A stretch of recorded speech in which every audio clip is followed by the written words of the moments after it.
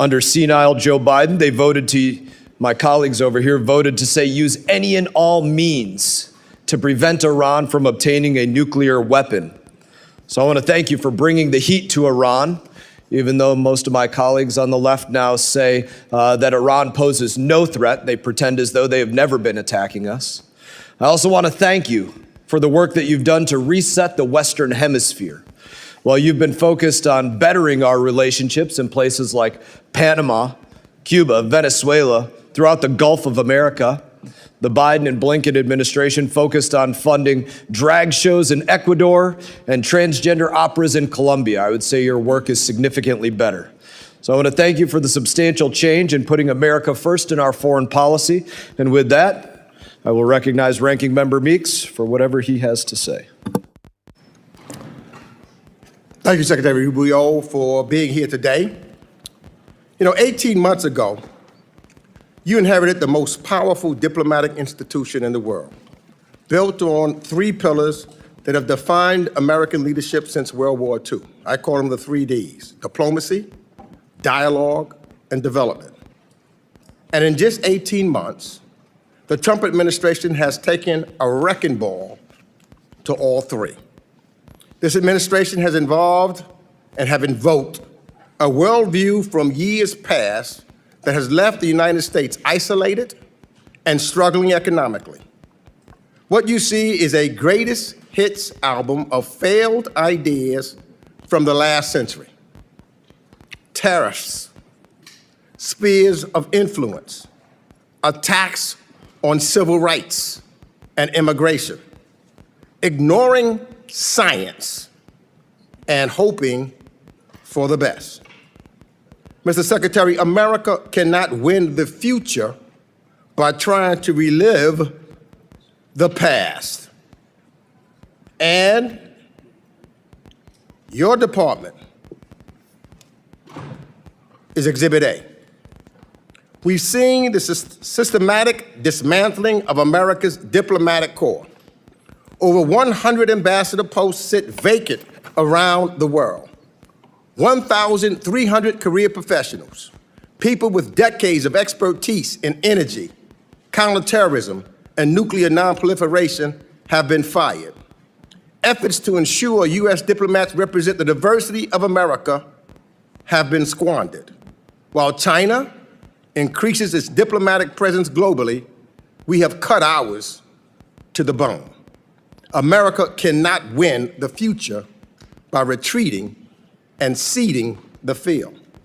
On trade, this administration revived Smoot-Hawley, and we all know how that ended. Trump's tariffs raised costs for American people, harmed small businesses, and alienated our allies. We cannot build a 21st century economy on 20th century failures. Mr. Secretary, after decades of forever war in the Middle East, President Trump promised the American people no new wars, only to send a new generation of troops back to the Middle East. We've traded dialogue for bombs yet again. And where does that leave us today? The Iranian regime still has its missiles, its drones, its proxies, and its nuclear material. There is an Ayatollah still in power, only he's younger. With the IRGC more entrenched and more hardline. The Strait of Hormuz is closed. It wasn't before you started this war. It wasn't before we lost 14 American troops, before American bombs killed 168 Iranian schoolgirls, before Americans were forced to spend over $100 billion on this war. You helped spin the perfect pretext for this war and then failed to prepare American embassies and citizens when the bombs started falling. Those who have defended and enabled this war share direct responsibility for the economic pain American families are bearing as a result. Our allies knew this war was ill-advised, and that's why they are sitting on the sidelines while Gulf energy infrastructure and American bases take incoming. Trump said America first. Now America's alone. In our hemisphere, talk of reasserting dominance has meant illegally abducting foreign leaders, installing one autocrat in place of another, bombing boats without due process, and blockading civilian populations. That is not American leadership. Those are not American values. That is behavior we built the rules-based order to prevent. The Trump administration's attack on foreign aid and development efforts remain equally destructive and regressive. This administration's policies have directly contributed to famine in South Sudan and have undermined our ability to respond to the latest Ebola outbreak in real time. HIV rates are rising. Mr. Secretary, these cuts have resulted in the avoidable death of hundreds of thousands of children around the world. And we cannot protect Americans by ignoring science or forgetting what ignoring it cost us before. So, Mr. Secretary, on climate and energy, the story is the same. Ranking member's time has expired. Other members of the committee are reminding that opening statements may be submitted for the record. We're pleased to have Secretary of State Marco Rubio before us today. Your full statements will be made a part of the record. I'll ask you to keep your spoken remarks to 5 minutes in order to allow time for member questions. I now recognize Secretary Rubio for your opening statement. Thank you, Mr. Chairman. Thank you, Mr. Ranking Member, and all the members of the committee for having me. I have a written opening statement. I'll submit it. I'll try to cut the 5 minutes in half if I can. Let's just get right to the point. I think that I would characterize the last 16, 17 months at the State Department as two things: a history of tremendous successes combined with ongoing and difficult challenges. And we will always have ongoing and difficult challenges in the world. Let me walk through them one by one. India and Pakistan were on the verge of an all-out war. The State Department and I personally were involved in de-escalating that conflict and bringing it to an end, a war between two nuclear powers. Thailand and Cambodia were involved in a war. Cambodia, a country we haven't normally had close relations with in a very long time. The U.S., the President personally played a pivotal role, not once, but twice, restoring ceasefires and ending that conflict. Obviously, the war in Gaza was brought to an end. Not only that, but all the hostages that remained were released, both the bodies and those who were alive. Armenia and Azerbaijan, that conflict ended. Not only did it end, but it ended with an agreement that I signed the MOU on yesterday, creating a new prosperity route, the TRIP route, which will provide extraordinary opportunities for both countries, especially for Armenia, while respecting their sovereignty, to really benefit from that. The Shield of the Americas was stood up. That means over 14 countries in the hemisphere, 14 countries in the hemisphere have signed up to partner with us on counterterrorism, counter-narcotics, and security matters. And we believe that that number will grow over the next few months as elections change leaderships in various countries. We held a rare earths ministerial that was attended by over 30-some-odd countries from around the world, all who were signing up for an American-led effort to ensure that critical supplies of rare earth minerals around the world are available for our emerging economies and we don't remain overly dependent on China. We also announced the Pax Silica proposal, which is growing, but it's at 14 members now. These are 14 countries that are cooperating with one another to protect the supply chains critical to AI and AI development in the future. In Venezuela, we now have a functioning and open embassy. We have people traveling there for the first time. It's not where it needs to be, but it is a long ways from where it was 5 months ago and poses not nearly the threat it once posed to America's national security. We're not satisfied with where it is, but we've come a long way. We're certainly better off than we were 5 months ago. On Nigeria, where many were very concerned about violence against Christians. We are now actively in counterterrorism cooperation with the Nigerian government and Nigerian security forces, including a joint operation a couple weeks ago that took out the #2 leader of global ISIS operating from inside of the country, and that continues. The Pacific Islands, small Pacific Islands under constant pressure and threat from China, have received more attention from this administration than they've received in the last 10 years combined, and deliverables are coming along the way. The Quad, an important alliance in the Indo-Pacific between India, Japan, Australia. We've had multiple meetings of that group, including a meeting just last week in India, and a follow-up that's going to occur later this year, including a leaders meeting before the end of the year. As I speak to you now for the second consecutive day, and for the first time in many, many years, The leaders of the legitimate government of Lebanon and leaders from the government of Israel are seated at the State Department for the second day in a row, and hopefully today we'll produce a joint statement and an action plan on a track for security in that country, independent from Hezbollah, independent from nefarious influence. They had similar meetings last week at the Pentagon at the military level.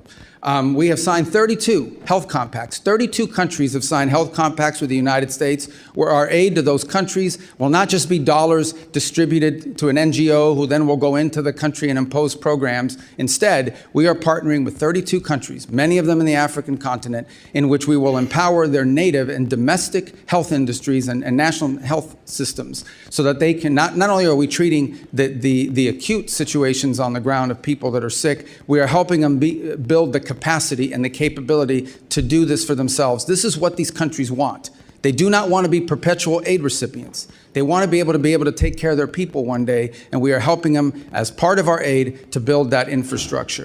I could go on, but let me just say another point. We are better today than we have ever been at disaster relief. Today, the United States can respond to disasters around the world on a humanitarian basis faster and more effectively than they ever have because of our reorganization. And the proof is our response in Jamaica, our response to 2 typhoons in the Pacific, our ability to quickly deploy within 24 hours and bring aid directly, coordinating with the governments to people, is better than it has ever been because we cut out bureaucracy, we cut out the middleman, and we went right to the point. We still have challenges. On Sudan, it remains a very frustrating situation. We remain deeply engaged with the Quad in these negotiations. As many of you are aware, unfortunately, Sudan has turned into a proxy war between multiple countries, and the divisions between the UAE and Saudi Arabia have truly complicated our ability to bring that to an end. What we're focused on there now is identifying 2 cities, or 4 cities, 2 on each side, that will serve as points of distribution for humanitarian aid. But the inability, the real frustrating thing about Sudan is that one side or the other will agree to something, but then they will not comply. But we remain focused on that, and we have people that work on that full time. We even had a donor conference just about a month and a half ago where hundreds of millions of dollars in pledges for not just humanitarian aid, but reconstruction. We're focused on that. It's an ongoing challenge. On DRC and Rwanda, they signed a peace agreement. Unfortunately, compliance has not been good. We've had to impose a few sanctions on the Rwandan side. We are starting to see some compliance. It's moving, not moving fast enough, but we're hoping to see compliance at some point in the middle part of next month in withdrawing the Rwandan troops from there. Of course, we still have the M23 problem that has to be addressed. So this is a host of issues we could go on. Obviously, the ongoing challenges of Iran remain, as I'm sure we'll speak about extensively in your questions today. So I apologize, that took 4 minutes and 55 seconds, but I tried to talk as fast as I could. Thank you. Thank you, Secretary Rubio. I now recognize Ranking Member Meeks for 5 minutes of questions. I'm going to ask you to ask my questions quickly because clearly the chairman wants to protect you. That's why he's cutting me off my opening statement. But Secretary, You had 5 minutes. yeah. Secretary, you have the honor of serving both the acting National Security Advisor and Secretary of State. In these roles, you've played a central role in advising the President as Commander-in-Chief to launch a war against Iran, and the impacts of this choice have been significant on our allies and partners who immediately have targeted by retaliatory strikes, as well as for Americans here at home. 3 months into this war, gas and food prices are up, inflation is rising, American business owners and farmers are struggling from higher shipping and commodity costs, and yet the President said 2 weeks ago, and I quote, "I don't think about Americans' financial situation." That's a quote that should alarm every American. Americans are also rightfully concerned that while they struggle with affordability due to the war in Iran, the President of the United States is busy day trading on it.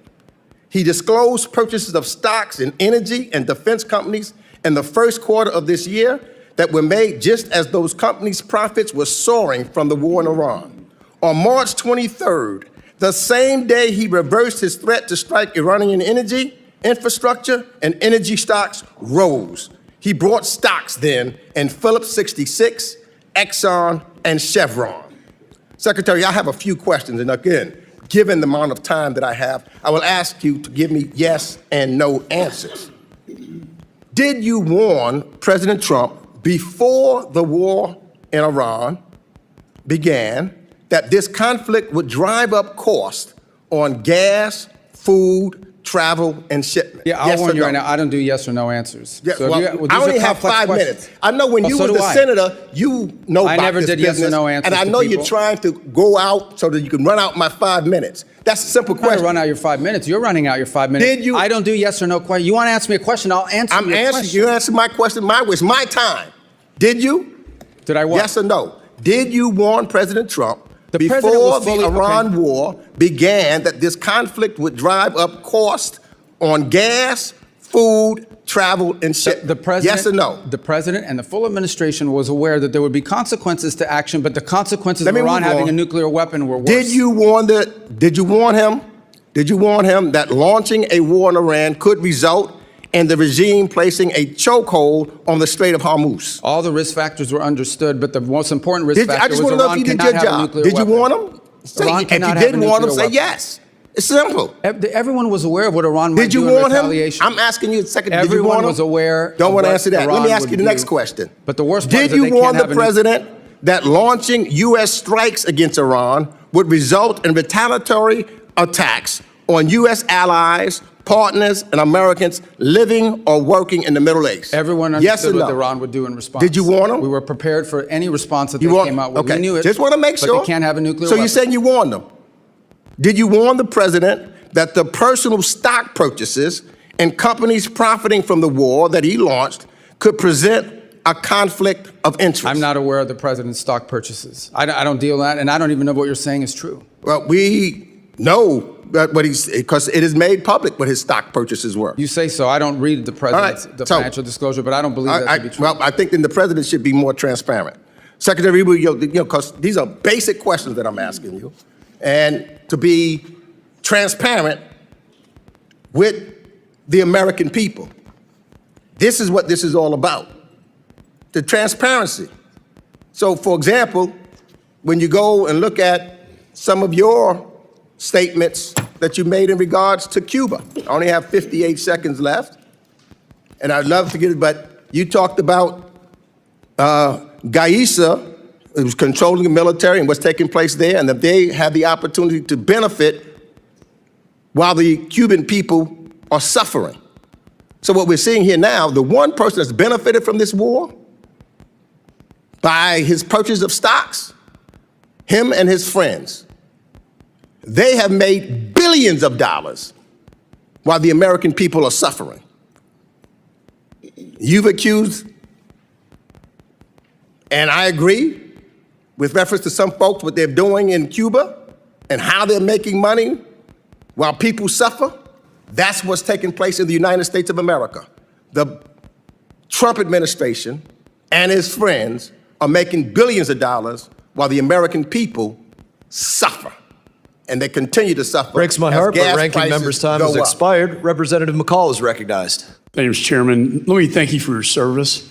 Secretary, I know you're wearing a lot of hats, a lot of responsibilities. I think you're doing an outstanding job.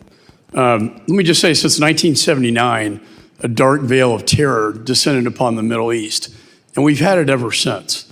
And every president since that time has said that a nuclear Iran is not acceptable.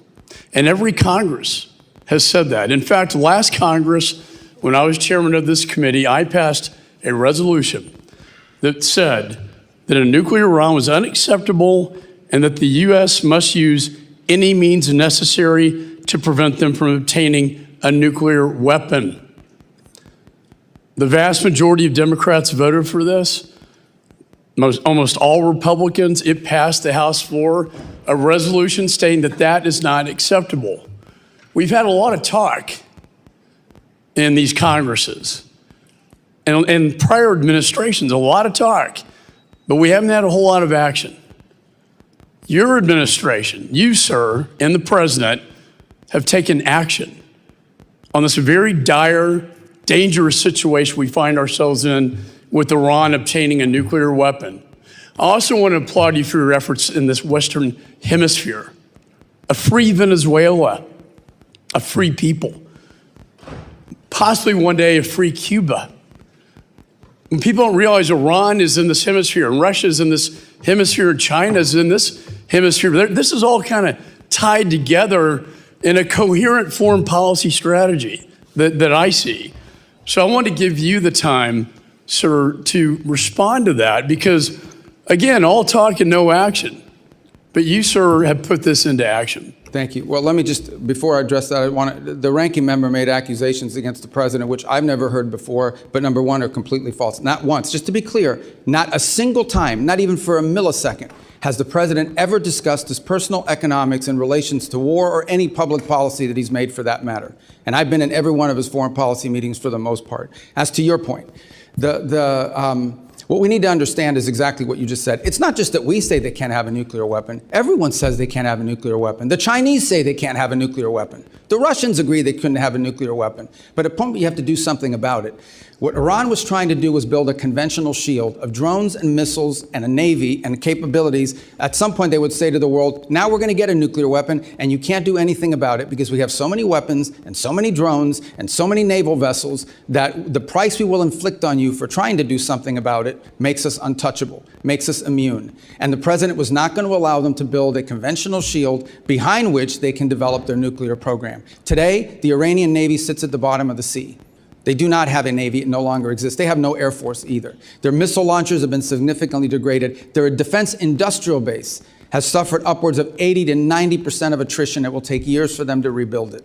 Those are facts. That is the reality. That was the purpose of Epic Fury. It achieved its purpose in degrading that conventional shield. And it has brought them to the negotiation table that hopefully will lead to the point where Iran will give up its enrichment ambitions, will turn over the highly enriched uranium, will stop sponsoring terrorism around the world. You know, and I think the goal should be the fulfillment of the Abraham Accords. We know why October 7th happened, because Israel and Saudi were getting very, very close, and in Iran's perspective, dangerously close to a normalization agreement. And what did Iran do? They lit up their proxies. They lit up their proxies to stop that from happening. I do foresee a free Iran. I do foresee a free Venezuela and a free Cuba, but you have to start somewhere. And I think we're taking the steps so that future generations will thank us for these actions. Look, and on the point of, we would love to see a change in Iran and that they be governed by people, but that was not the goal of our mission. The goal of our mission was to take away their ability to threaten the region with an overwhelming number of missiles and drones that would basically make them immune to any sort of external pressure. And then they could break out to a nuclear weapon. That was the goal. It achieved that from a military perspective. The reality of it remains that it's not just us. The entire world says they can't have a nuclear weapon, but no one wanted to do anything about it. And I can tell you this, they are not going to have a nuclear weapons program, at least as long as President Trump is in the White House. That's been made clear to everyone in the administration from the very top down. It was the motivation behind these actions, and it's the reason why we engaged the way we did. I want to thank you again in the last 10 seconds for your service. I would hope we could unify as a nation behind this. I would hope our allies would unify behind us on this, because they've all said it as we have said it in the past, and yet it was all talk and no action. Representative's time has expired. Representative Keating is recognized. Chairman, for the record, I ask unanimous consent to submit the President's financial disclosure form, which will detail those dealings that were referred to by the ranking member. Without objection. Secretary, thank you for being here. In conjunction with your job, you're also the National Security Advisor with access to the most sensitive intelligence secrets our countries and other countries have in the world. But before this, you had these two positions. You had a distinguished career as a member and a chair for 5 years of the Senate Intelligence Committee up to last year. And you and Senator Warner are some of the most respected and knowledgeable people at that time and voices in the entire intelligence community, earning the trust of Democrats and Republicans alike, Senator and House members, and other countries. So with all your Intelligence Committee experience, and now as Secretary of State and National Security Advisor, and all those years of experience, have you ever, specifically in the context of the intelligence community, heard the name Bill Pulte? In the context of intelligence? That's what I said. No. No, I have never heard his name. Okay, thank you for answering that. Well, never even heard his name. Given all your years of experience and your position now, never heard the name. For the record, Bill Pulte is a person Donald Trump has chosen for the acting director of national intelligence with no experience in the intelligence field, whose misuse, widely reported, of confidential information led to the prosecution of the president's political enemies, and is now the person in charge of the nation's most closely guarded intelligence when he couldn't even conduct himself appropriately as the federal housing finance director. Now, Secretary, have you ever heard of the name Ira Zahari? Who's that? You've never heard the name Ira Zahari? I mean, it doesn't ring a bell off the top. In the context of security? Well, let me tell you. Mr. Zahari pleaded guilty for breaking into the Capitol on January 6th through a broken window, wielding a metal rod as a weapon. And Donald Trump appointed him to a team at the Pentagon focused on irregular warfare and, of all things, counterterrorism. That's ironic, given that he participated in one of the most significant incidents of domestic terror in our country's history. I think it's shameful, the people that are being appointed, and I think it's also shameful, some of the people that have been fired. Now, I want to move to Iran, because given your nuclear and intelligence background, which is extensive and appreciated and respected, I'm sure you're aware that Ukraine, the country at the time with the third largest nuclear arsenal, peacefully turned over their nuclear weapons in conjunction with the Budapest Memorandum, and in exchange for the U.S. commitment to defend Ukraine if it ever came under threat. The U.S. gave their word to Ukraine they would defend them. And I found this amazing. In your opening remarks, as you took us all over the world, and you mentioned 15 different incidents where you have interceded. 15, the top 15. Not once did you mention Ukraine when you were prioritizing the achievement that's there. Now let me go on. Try to stay under Let 5 me go minutes. on. Oh, you tried to stay, yeah, please. Well, I It's can not answer funny. that. It's not funny, Secretary. Now, What's not funny in is Iran that- now, Well, you don't. in this is Iran when you now, can't even I answer reclaim questions my here. time. I reclaim my time, Mr. Chairman. You He's guys make interrupting these me. statements and no one He can is respond. interrupting me. Do something about it. I'm doing it. I'm asking you to reclaim those seconds back. No. Now in Iran, what goes around comes around, Mr. Chairman. Now in Iran, the Trump administration issues a general license to Russia, providing billions in oil profits every month, several billion every month, fueling Putin's war machine. You didn't mention that in your opening remarks. And then this is a war of aggression of Russia attacking Ukraine, which we gave in our agreement. And this is to a country that's assisting us in Iran, Ukraine, and helping a country with a war machine that are aiding Iran against us and putting our service members in jeopardy. Look, we have an opportunity as members just today to vote on the Ukraine Support Act. I hope we do it, and I am confident that we have bipartisan support.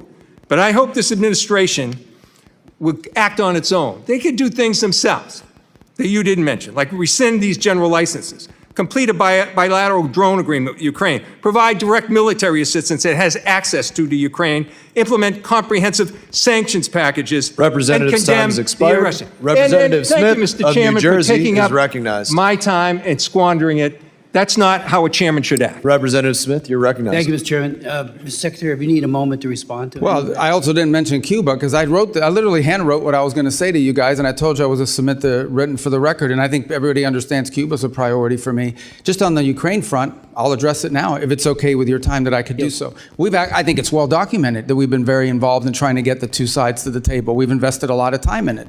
Unfortunately, so to this point, neither side has been willing to make concessions, particularly on the Russian side, necessary in order to bring peace about. We remain ready to play any role we can in that context of bringing a peace about, because we think the war in Ukraine, devastating war, has no military solution. It can only be solved through a diplomatic route, and it's been unfruitful. I would characterize it as the ongoing challenges. That said, let's be clear, we are not, to be fair and to be frank, we are not impartial mediators in that war, okay? We don't provide weapons to Russia. We only provide weapons to Ukraine. We don't impose sanctions on Ukraine. We only impose sanctions on Russia. So we have clearly taken a side. We continue to sell weapons to Ukraine, by the way, through the Pearl program, unimpeded by what's happened in the Middle East or anywhere else.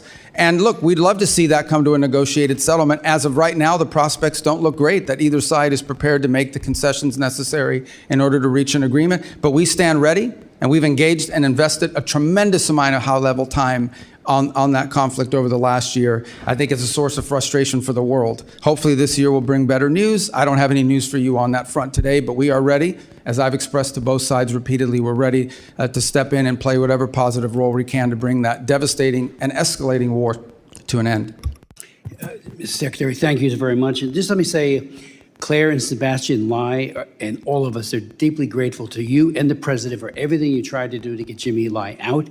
Obviously, it's an ongoing concern, and I know you will continue to push for that.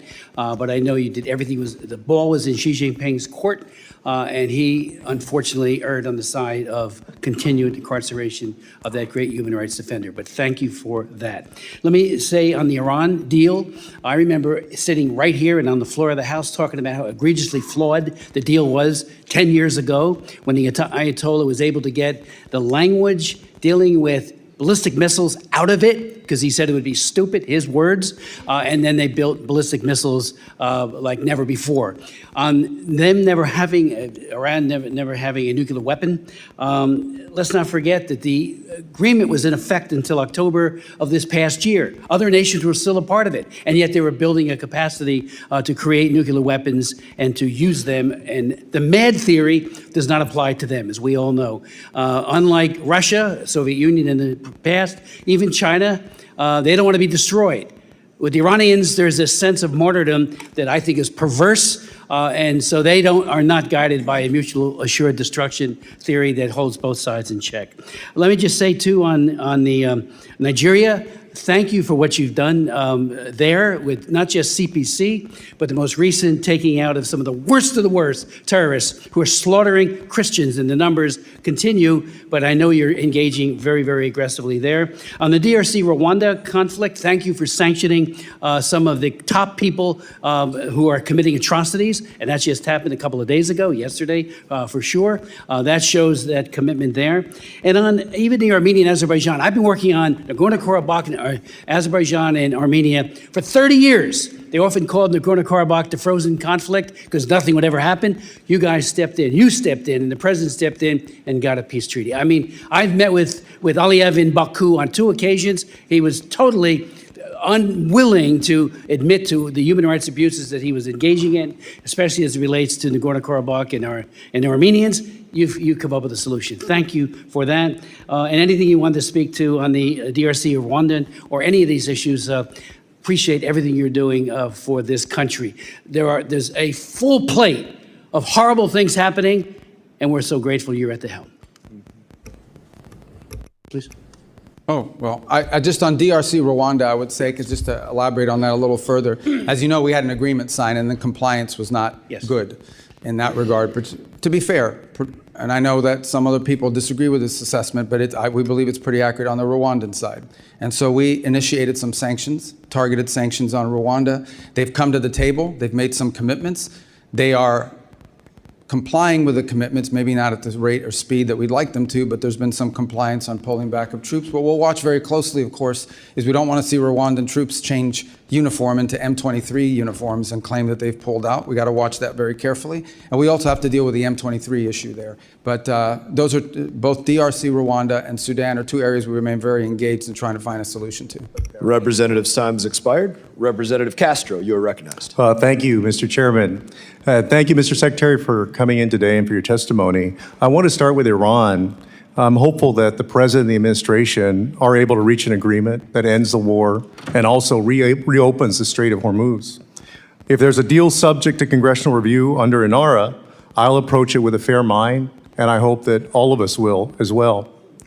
I just ask that you keep the committee briefed on the details of that agreement, and I believe that it's in America's interest that this war end, and I sincerely mean that. We are at war alongside Israel against Iran. Iran has struck Israeli nuclear facilities at Dimona, and American service members are deployed throughout the region, as you know. Congress needs to understand the full risks of the conflict, including the nuclear risks. On May 4th, I wrote to you with 29 colleagues asking for details about these risks and Israeli nuclear weapons. On June 1st, your Bureau of Legislative Affairs responded and said, quote, "We refer you to the government of Israel for your questions about Israel's capabilities." I have to say, Mr. Secretary, that's a very bizarre response. 30 of us wrote to you and to the State Department asking our government for an answer, an assessment about a foreign nation's nuclear capabilities. In your opening statement, you referred to India and Pakistan as nuclear nations. We've also spoken in different sessions, both in closed and open sessions, you know, as a U.S. Senator, former U.S. Senator, about the nuclear capabilities of other nations, Iran, China, Russia, France, the UK, both adversaries and allies. And so I wanted to ask you the question today, will you tell us, the Congress and the American people, whether Israel in fact possesses nuclear weapons? You know that that's a question that they've never acknowledged to have a nuclear program. People can have, as you know, an open source and other reporting suspicions about what they possess. If we're speaking frankly, I think most of the world assesses that they do, but they've never acknowledged that publicly, and as a feature of our foreign policy for a variety of reasons, we don't discuss it in that way either. Well, I guess a few things. This is the first time, especially for an extended period, that we are at war with an ally, Israel, against Iran, and we have service members deployed. And we don't, if they in fact possess nuclear weapons, and you're right, in open source reporting that has come across, we don't know what their red lines are for using those nuclear weapons. And so I guess I'm shocked that our government wouldn't make an effort to know, to understand, and then to give our oversight body the information that we need to make decisions about the war as well. That's a fair observation, and I would answer that if perhaps you make that request and you're open to it being answered in a different setting other than a public Classified letter. setting? A classified setting? Yes, and both classified and sensitive. And if we could, I think you would get a better response to your question if the context in which it was answered were framed differently than a public letter for a variety of reasons. If we're being mature and grown up here, I mean, foreign policy, and I know that you are, and from the tone of your question, it's clear that it's a serious question. These things require delicate balancing acts between different equities, but I think you can get probably a more fulsome answer if we were to be able to respond to that inquiry in a different context, if that makes sense. Mr. Secretary, I'll certainly take you up on that, and I appreciate your answer. Thank you for that. I have another question on Lebanon. The president and you are working to end this war with Iran, and according to reporting at least, one of the main sticking points is Israel's continuing military campaign in Lebanon against Hezbollah, which the president has called on Israel to stop. The president confirmed last night, in fact, that he in fact told Israeli Prime Minister Netanyahu to stop the war in Lebanon. My worry is that Israel's insistence on continuing this war against Hezbollah will jeopardize the president's efforts and the American government's efforts to reach an agreement with Iran. And so my question is, do you agree that Israel should stop its military campaign in Lebanon and support the president's negotiations for a peace agreement with Iran? I'd love to answer that question. It's going to take more than the 42 seconds, and I know I've seen already that people get pretty pissed off here when their time gets eaten up. But if I can answer that question, maybe the next person will let me continue, because that's a really important question. So let me just start by saying this. Let me walk you through this. We had an agreement. Hezbollah reached out 2 weeks ago and basically said, about 10 days ago, and basically said, we will not launch missiles into Israeli territory if they stop attacking into Beirut. That was the agreement, I think 5 p.m. 2 Saturdays ago. At 6 p.m., they launched missiles. And then they came back and said, well, we made a mistake. We thought it started tomorrow, not Saturday. Then they went again and violated it again on Sunday. But also Israel has been bombing and launching throughout. Is that correct? Well, there's two separate things. Actually, Israel has not conducted massive operations in Beirut for some time. What you see them operating is in the south. And what they are, what we've always said, and it's part of the joint statement, we've always said is Israel has a right to act in its defense. So as an example. Well, but so then why did the president have to tell Israel to stop Time has anything? expired. Representative Wilson is recognized. Thank you, Mr. Chairman. Indeed, Mr. Secretary, I want to thank you and recognize that we appreciate the U.S.-Israel alliance, and we appreciate very much the response that's being done against 1,100 missile attacks that have come out of Lebanon, as you've just identified correctly, and they need to know that, and how they don't know that, I don't know. But any attacks that are done by Israel are in response, not initiated. With that in mind, you are serving at a historic time with successive dictators on the run. Dictator Assad of Syria has fled to Moscow. Dictator Maduro of Venezuela is incarcerated in Manhattan. Dictator Khomeini of Iran has been eliminated, joining the 40,000 Iranians he murdered this year. As chairman myself of the Helsinki Commission, Commission for Security and Cooperation in Europe, you have achieved unprecedented unity in Latin America, supporting the liberation of Venezuela and soon Cuba. You have achieved historic unity across the Middle East of all countries, supporting American efforts, except for the Republic of Georgia, to oppose Iran and its nuclear capabilities. And in Europe, NATO and the EU are united as never before, promoting defense increases for peace through strength to indeed promote Ukraine victory over war criminal Putin.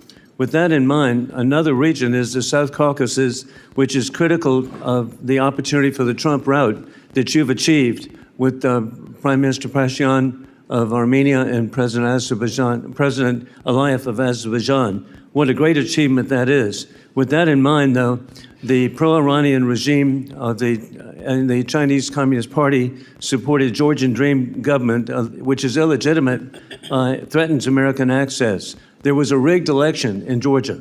With that in mind, they're facilitating the Islamic Revolutionary Guard and evading sanctions to Tehran. What do you believe should be done to address the rapidly expanding radicalization promoted by the Georgian Dream government in the Republic of Georgia?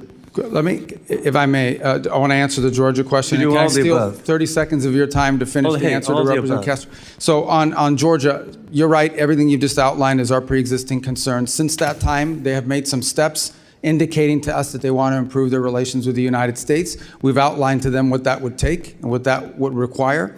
We've received some positive responses. And so our hope is that we can see a change of trajectory in the case of Georgia from where it is today. We obviously understand all the things you've just laid out as being pre-existing problems for us.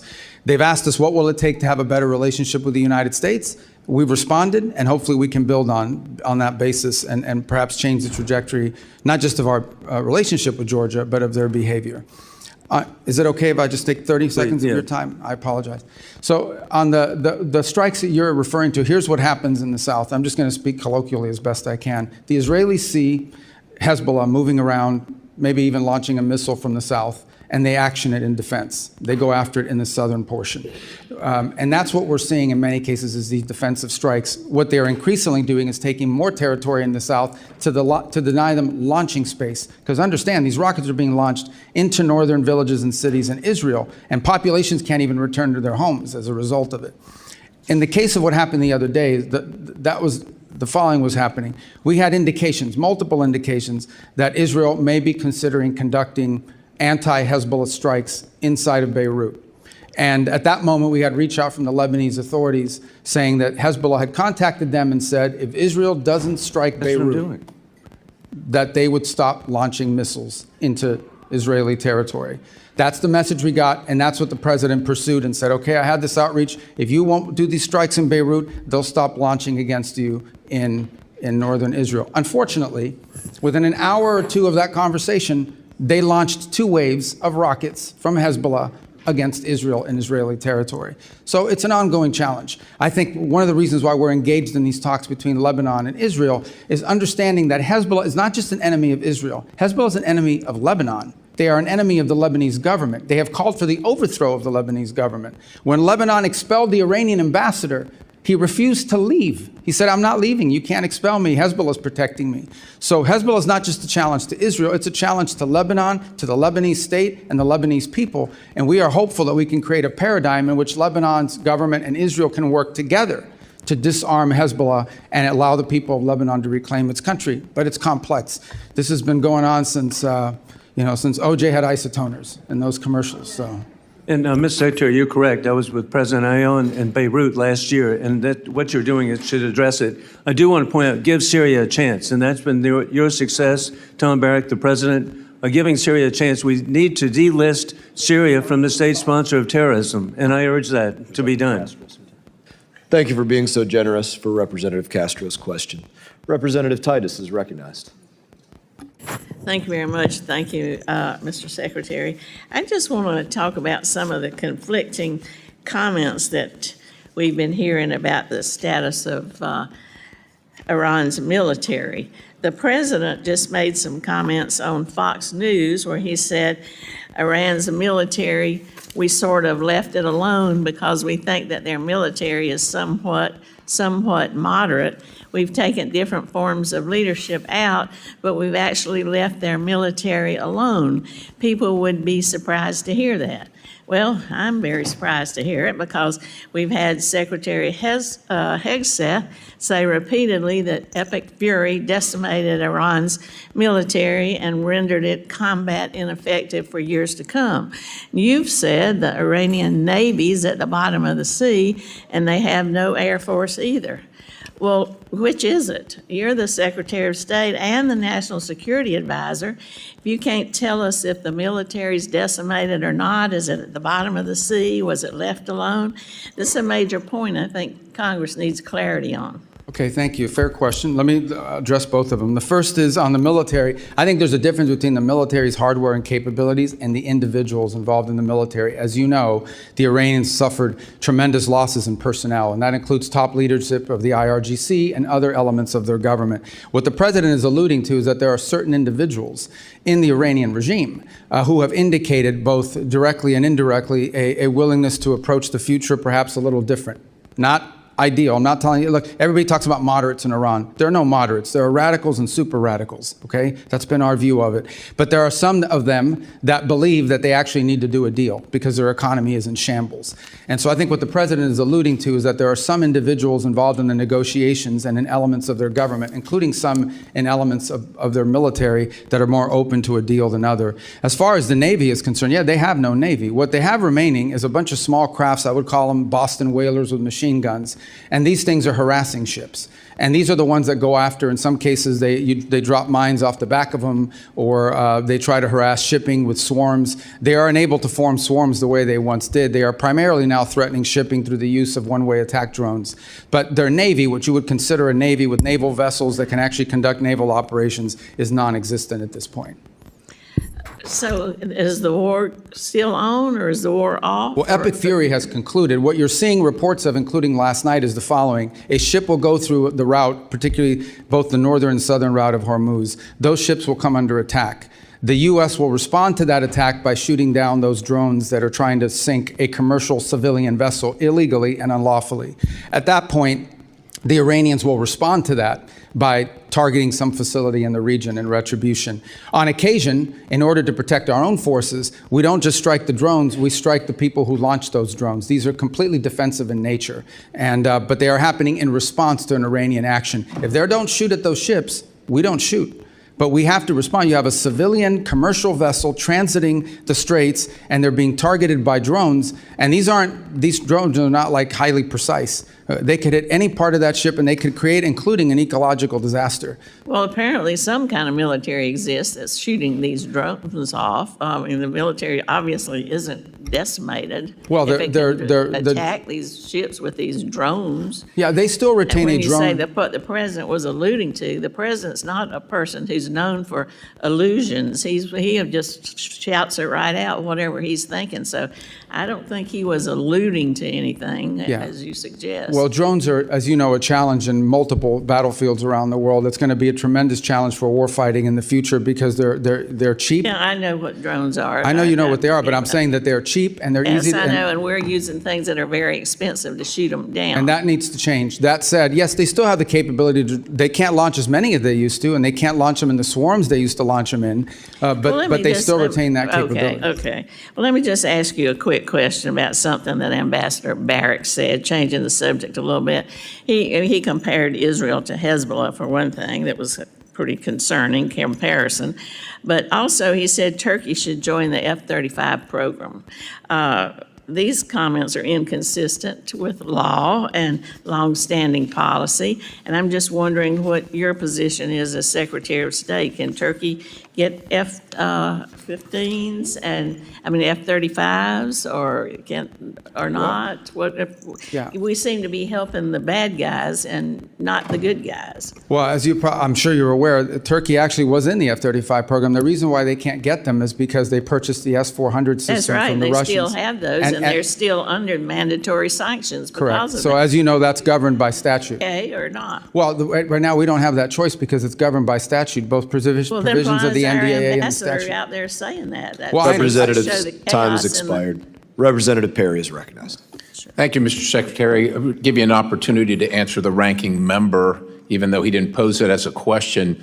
But I, as a individual like many on the dais who have served in uniform, thank you for your actions regarding Iran and this administration's action.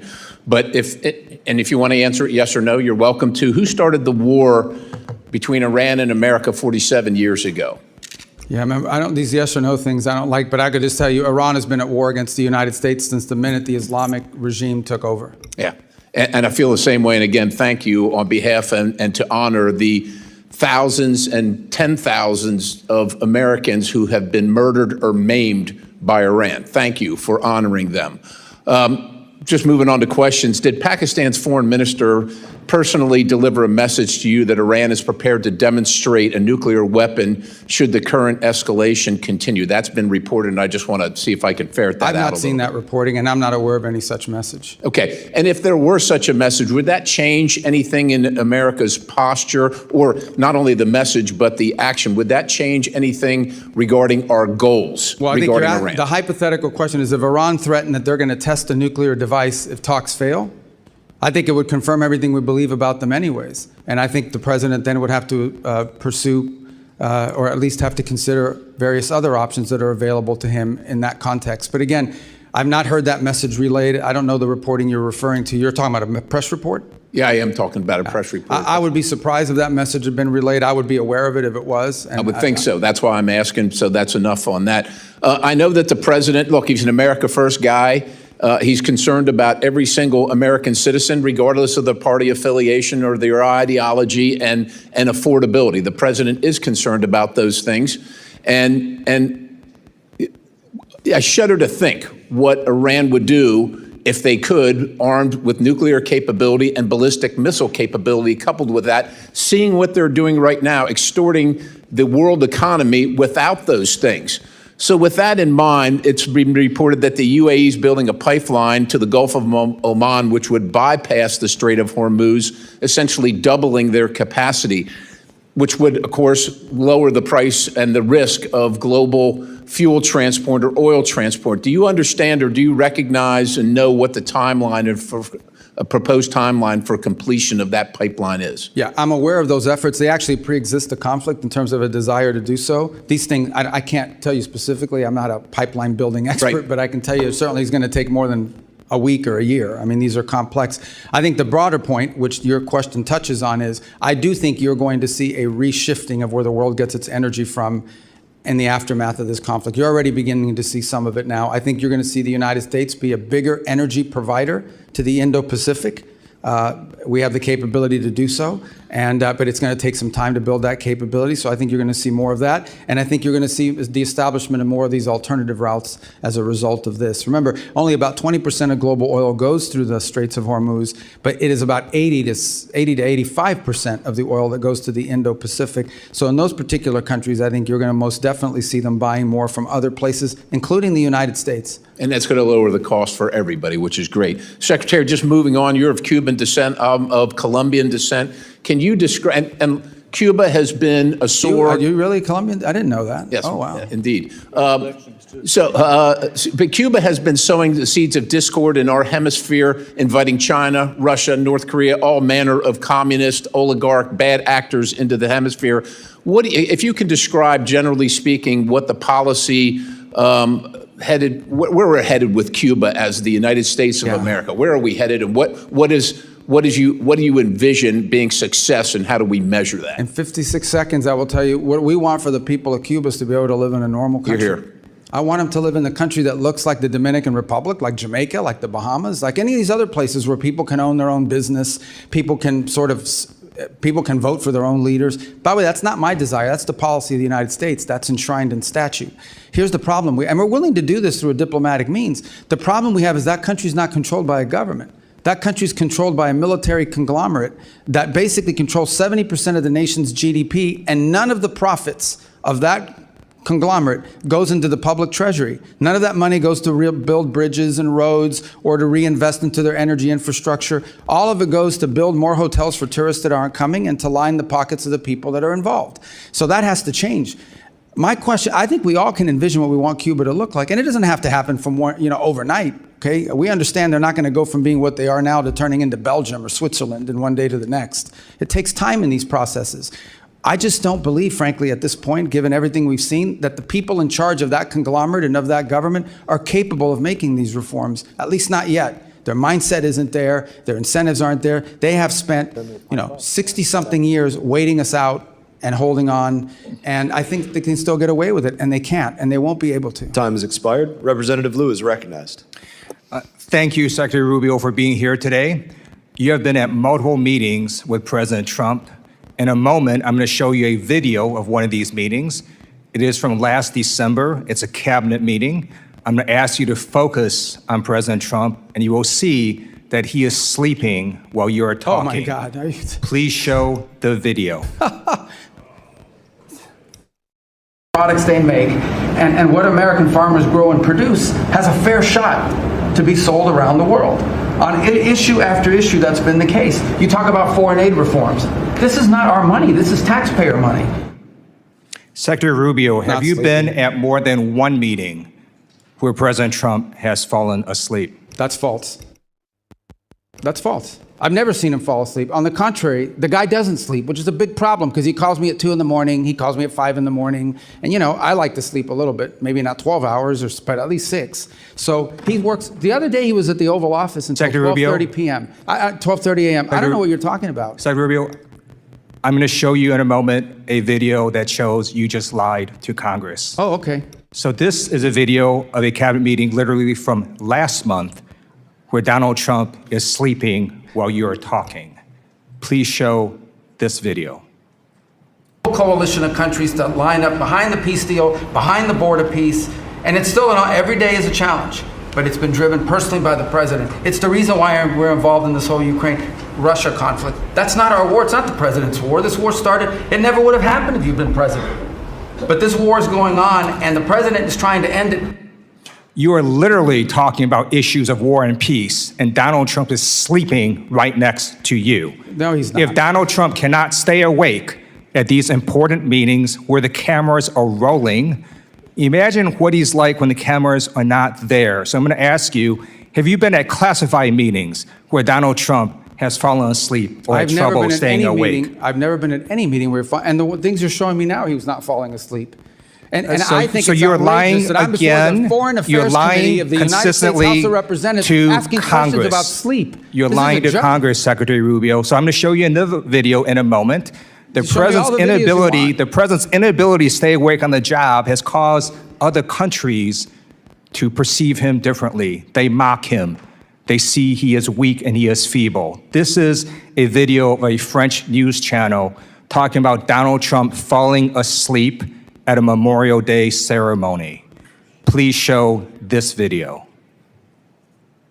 Well, Mark, a video that appears to show Donald Trump falling asleep at a Memorial Day ceremony this Monday has been circulating heavily online. And internet users have a lot to say about it. It's also reignited rumors about the state of the US president's health. Now, in the video, social media users say that Trump is fighting sleep whilst he listens to the speech given by Defense Secretary Pete Hegseth, and that his eyes appear to be closed for a large portion of the ceremony. Now, we need to remember here that this is a ceremony to honor and remember those US military personnel who have died while serving in the armed forces. And the idea that Trump was asleep at a somber ceremony like this, well, that has triggered outrage online.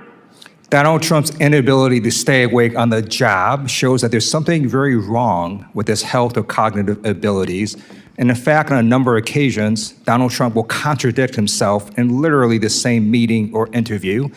In this video I'm about to show, it shows that Donald Trump says the Iranian military is both destroyed and not destroyed at the same time, something that Dina Titus alluded to. Please show this video. Of leadership, we've actually left their military alone. People would be surprised to hear that, because mistakes have been made in wars where you wipe out everybody and then you have a country that's, for 40 years can never rebuild. You look at what happened with Iraq. We did so. Iran is in a very bad position. They have no military. All they have is good talk, and they have a fake press. So, Secretary Rubio, instead of holding North Korean-style cabinet meetings where everyone goes around the room kissing Donald Trump's ass, I'm going to ask you to come clean with the American people and the White House as well. There's something wrong with Donald Trump's health or cognitive abilities. There's a reason he keeps going to the hospital and they keep giving him cognitive tests. We have not seen the president in 8 days. The American people deserve the truth. I yield back. I don't even know how to respond to that, other than to tell you that it's absurd and ridiculous. And I can't believe we're in a Foreign Affairs Committee meeting in front of the House, an important time in American foreign policy. Just keep lying, Secretary Rubio. Just keep lying. Supposedly someone who thinks he's a medical expert when he's not. The truth of the matter is we had a cognitively impaired president in office a few years ago. That's a cognitively impaired president, but I don't like to talk about that because it weakens America. This president we have, this is a guy that literally doesn't sleep. He works day and night, long hours, every single day. I don't know if you haven't seen him in 8 days. I saw him yesterday. I didn't see him yesterday because I was in Congress the day before. I talked to him at all hours of the day and night. He works inhumane hours. Okay, I've been on foreign trips with the president that he doesn't sleep in the whole flight. And everyone else is sleeping on the plane, and he's, wandering the hallways looking for someone to wake up and talk to that people are. So I don't know what you're referring to, but he has an incredible amount of energy. I'm just telling you, you may not like his policies. You may not like his policies, you may not like the decisions he's made, but I assure you, this is not a president that sleeps or is cognitively impaired in any way, shape, or form, and in fact is incredibly active, much more so in many cases than much younger people that are around him. Those are facts. I see it every day. You're not going to agree because you have another narrative that you want to push, but those are the facts. I just showed you 3 videos of him sleeping. Representative Issa is recognized. Thanks for waking me up, Mr. Chairman. Mr. Secretary, if you'd gone to sleep during those videos, I would not have blamed you. I, too, have received those calls at all hours of the day and night. I'm, like you, aware that the president works harder than any other person here in Washington. But moving along, a number of things have been said that I find just incredible. First of all, the whole question on whether or not we support Lebanon and whether or not we support Israel. Is there any real contradiction between what Israel is trying to accomplish and what your aid to the Lebanese armed forces over decades is trying to accomplish? Contradiction? Is there any light between those two efforts? They're aligned. What we would like to see is a Lebanese armed forces with the strength and the capability to disarm Hezbollah and reclaim the entirety of the country on behalf. The country should only have one armed forces. It shouldn't have an armed political party, which is what Hezbollah is, and then the LAF, the Lebanese Armed Forces. So and the Lebanese want that too. And that's what we work very closely with them on, and that's what our engagement with the Lebanese is about. And Mr. Secretary, just for the record, in one of the last times I was in Israel, I asked Prime Minister Netanyahu if we should cut off aid, as some have said, to Lebanon. He said, to Lebanese armed forces, he said, no, give them more. Give them what they need to take back their country. So I do believe that we couldn't be more aligned with the efforts of Israel and the present government of Lebanon. Moving along, you did a great job of going around the world and outlining the mess that was left to you as you pick each of them up. One that you didn't touch on that I'm concerned about is actually a democratic one, which is the democracy of South Korea has taken a strong bent to the left, opening up more avenues toward China and, in fact, beginning to oppress many of our companies, including Meta, Coupon, and others. Can you tell us what can be done and what this committee should do with countries who, through democratic means, are beginning to become anti-U.S.? Right. So there are a couple points I would make. The first is that, and this is the unique aspect of dealing with democracies, and we see it in our hemisphere quite often. Sometimes in a democratic country, they will elect leaders that are friendlier to U.S. national interests, such as what we have now in Japan. And sometimes they will elect leaders that have a different perspective. We respect the sovereign choice of the people of that country. That's a legitimate election. That's who they chose. In those instances in which a democracy and their elected leaders are taking positions that run contrary to the national interests of the United States, It doesn't mean we want to overthrow the government or get rid of the government because it's a democratic government. It simply means we have to engage them in the fact that they are doing things that are irritants to our national interests. You point to some of our companies. Our companies aren't just facing challenges and, I would say targeting in South Korea. They're facing it throughout Europe. And the European Union, as an example, is targeting our technology companies and conducting what we believe is unfair. So I think this becomes a feature of our engagement with South Korea, even as we have things that we're strategically aligned on. These are areas we've expressed and I think have, frankly, impacted our ability to conclude a trade agreement with them because of some of their behavior towards American companies. Iran obviously was going to dominate a part of today, and I'd like to close my questioning with a question for you. In 1979, if my math is correct, you were 8 years old when they took our embassy and then lied about it, claimed it was students doing it. That's 47 years ago, has been said many times. Is it fair to say that President Trump, no matter what the people on the other side of the aisle want to say, is not in the 60th or 70th day of action, but in fact in the 47th year of an ongoing war with Iran that has spread to Yemen, to Lebanon, and even to South and Central America? I think I would start, well, absolutely, first of all, with Hezbollah. Hezbollah is an agent of the Iranians, and they've carried out terrorist operations around the world, including the recent anniversary of what they did in Argentina, the Jewish Center. But let's not forget those IEDs that were used to maim and kill our troops in Iraq were all innovated by Soleimani and the IRGC, which strongly supported that. Let's not forget that we have these Iranian proxy militias operating inside of Iraq that as recently as 2 months ago kidnapped an American journalist. And let's not forget that there are people that are both charged and convicted in the United States for participating in Iranian assassination plots against the president and against other former and current government leaders. So we've been facing this from Iran for 47 years in a variety of ways, some more open than others. Thank you. And Mr. Chairman, I ask unanimous consent that the Wall Street Journal article entitled "South Korea Takes a Hard Left Turn Against America" be placed in the record. So ordered. Thank you. I yield back. Without objection. Representative Jacobs is recognized. Thank you, Mr. Chairman. Mr. Secretary, good to see you. I'd like to talk about the war in Iran. Yesterday, in your Senate testimony, you told Senator Booker that the war in Iran is over. This is news to me. It's also news to my 2,500 constituents, Marines, San Diego Marines in the Middle East off the coast of Iran, the other of my constituents who are deployed there, and the thousands more of my constituents who have 48-hour deployment notices whose families are still very concerned. But okay, I will take you at your word. If the war is over, I have a simple question. Who won? First of all, Epic Fury is over, which is what you would consider the war. That operation is So you concluded. agree it's a war, then? No, those are hostilities. They called it a war. Okay. I'm just responding to the Senator Booker's Mr. Secretary, question. you can change the name of the operation. It doesn't change the fact that the strait is still closed and my service members and all of our service members are still in harm's way. The war is not over. But I'm agreeing with you. Okay, fine. We're taking you at your word. The war is over. Who won? Well, first of all, you're not taking me at my word. It's a fact. We're no longer conducting sustained strikes inside of Iran to degrade their military because Epic Fury is over. The second point is on the question of who won, I can tell you this.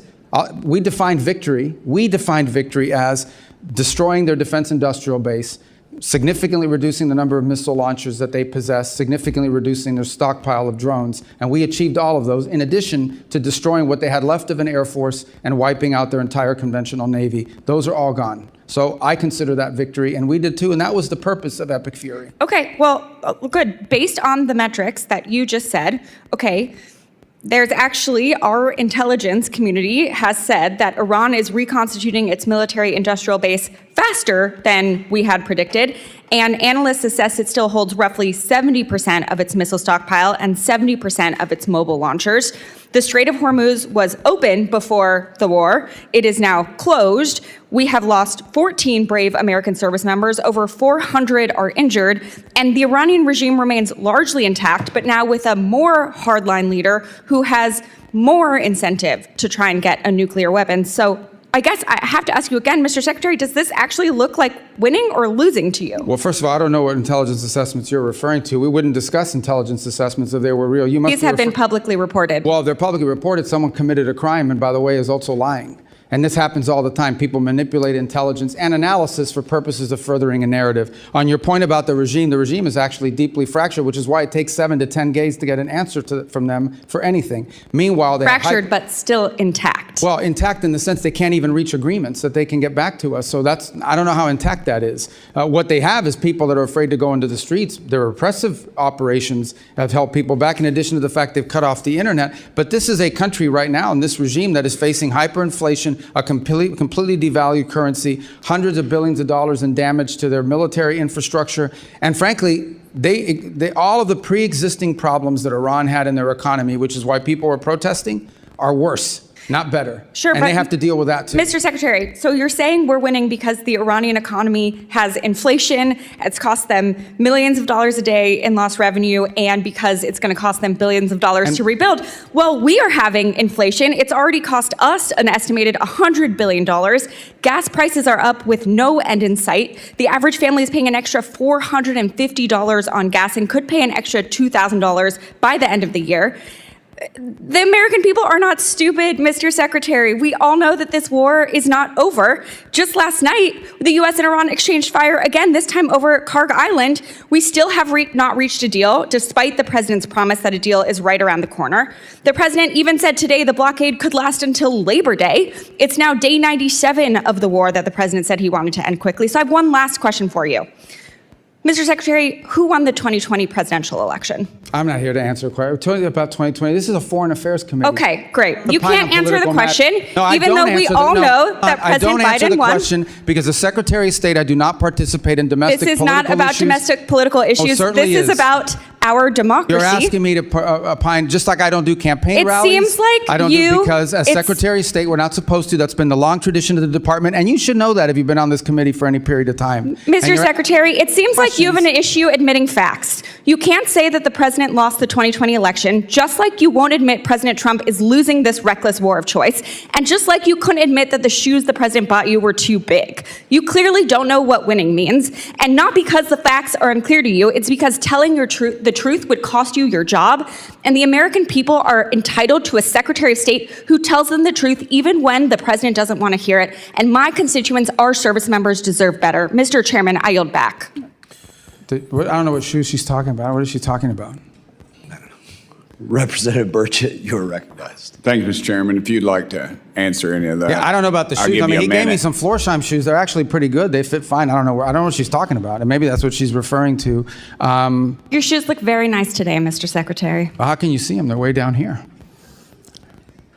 We're talking about shoes. Are you guys kidding me? I mean, is this the Foreign Affairs Committee or is this like a circus? What is this? I think it's a circus, but I appreciate you being here, Mr. Secretary. The United States is NATO's largest financial contributor. Why does NATO consistently ignore our call to share more of the defense burden in Europe?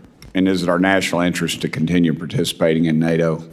Well, I can give you the why, okay? And the why is and is the following.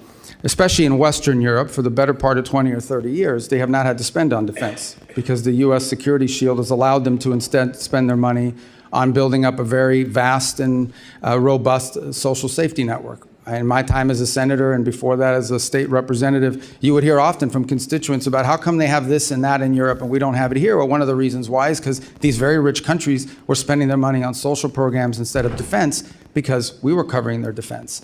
That paradigm has to shift. It has to shift for two reasons. The first is these are very wealthy countries that should have the ability to spend more to build up their defenses and need to. And this is not unique to President Trump. Multiple American presidents in both parties have complained about NATO burden sharing.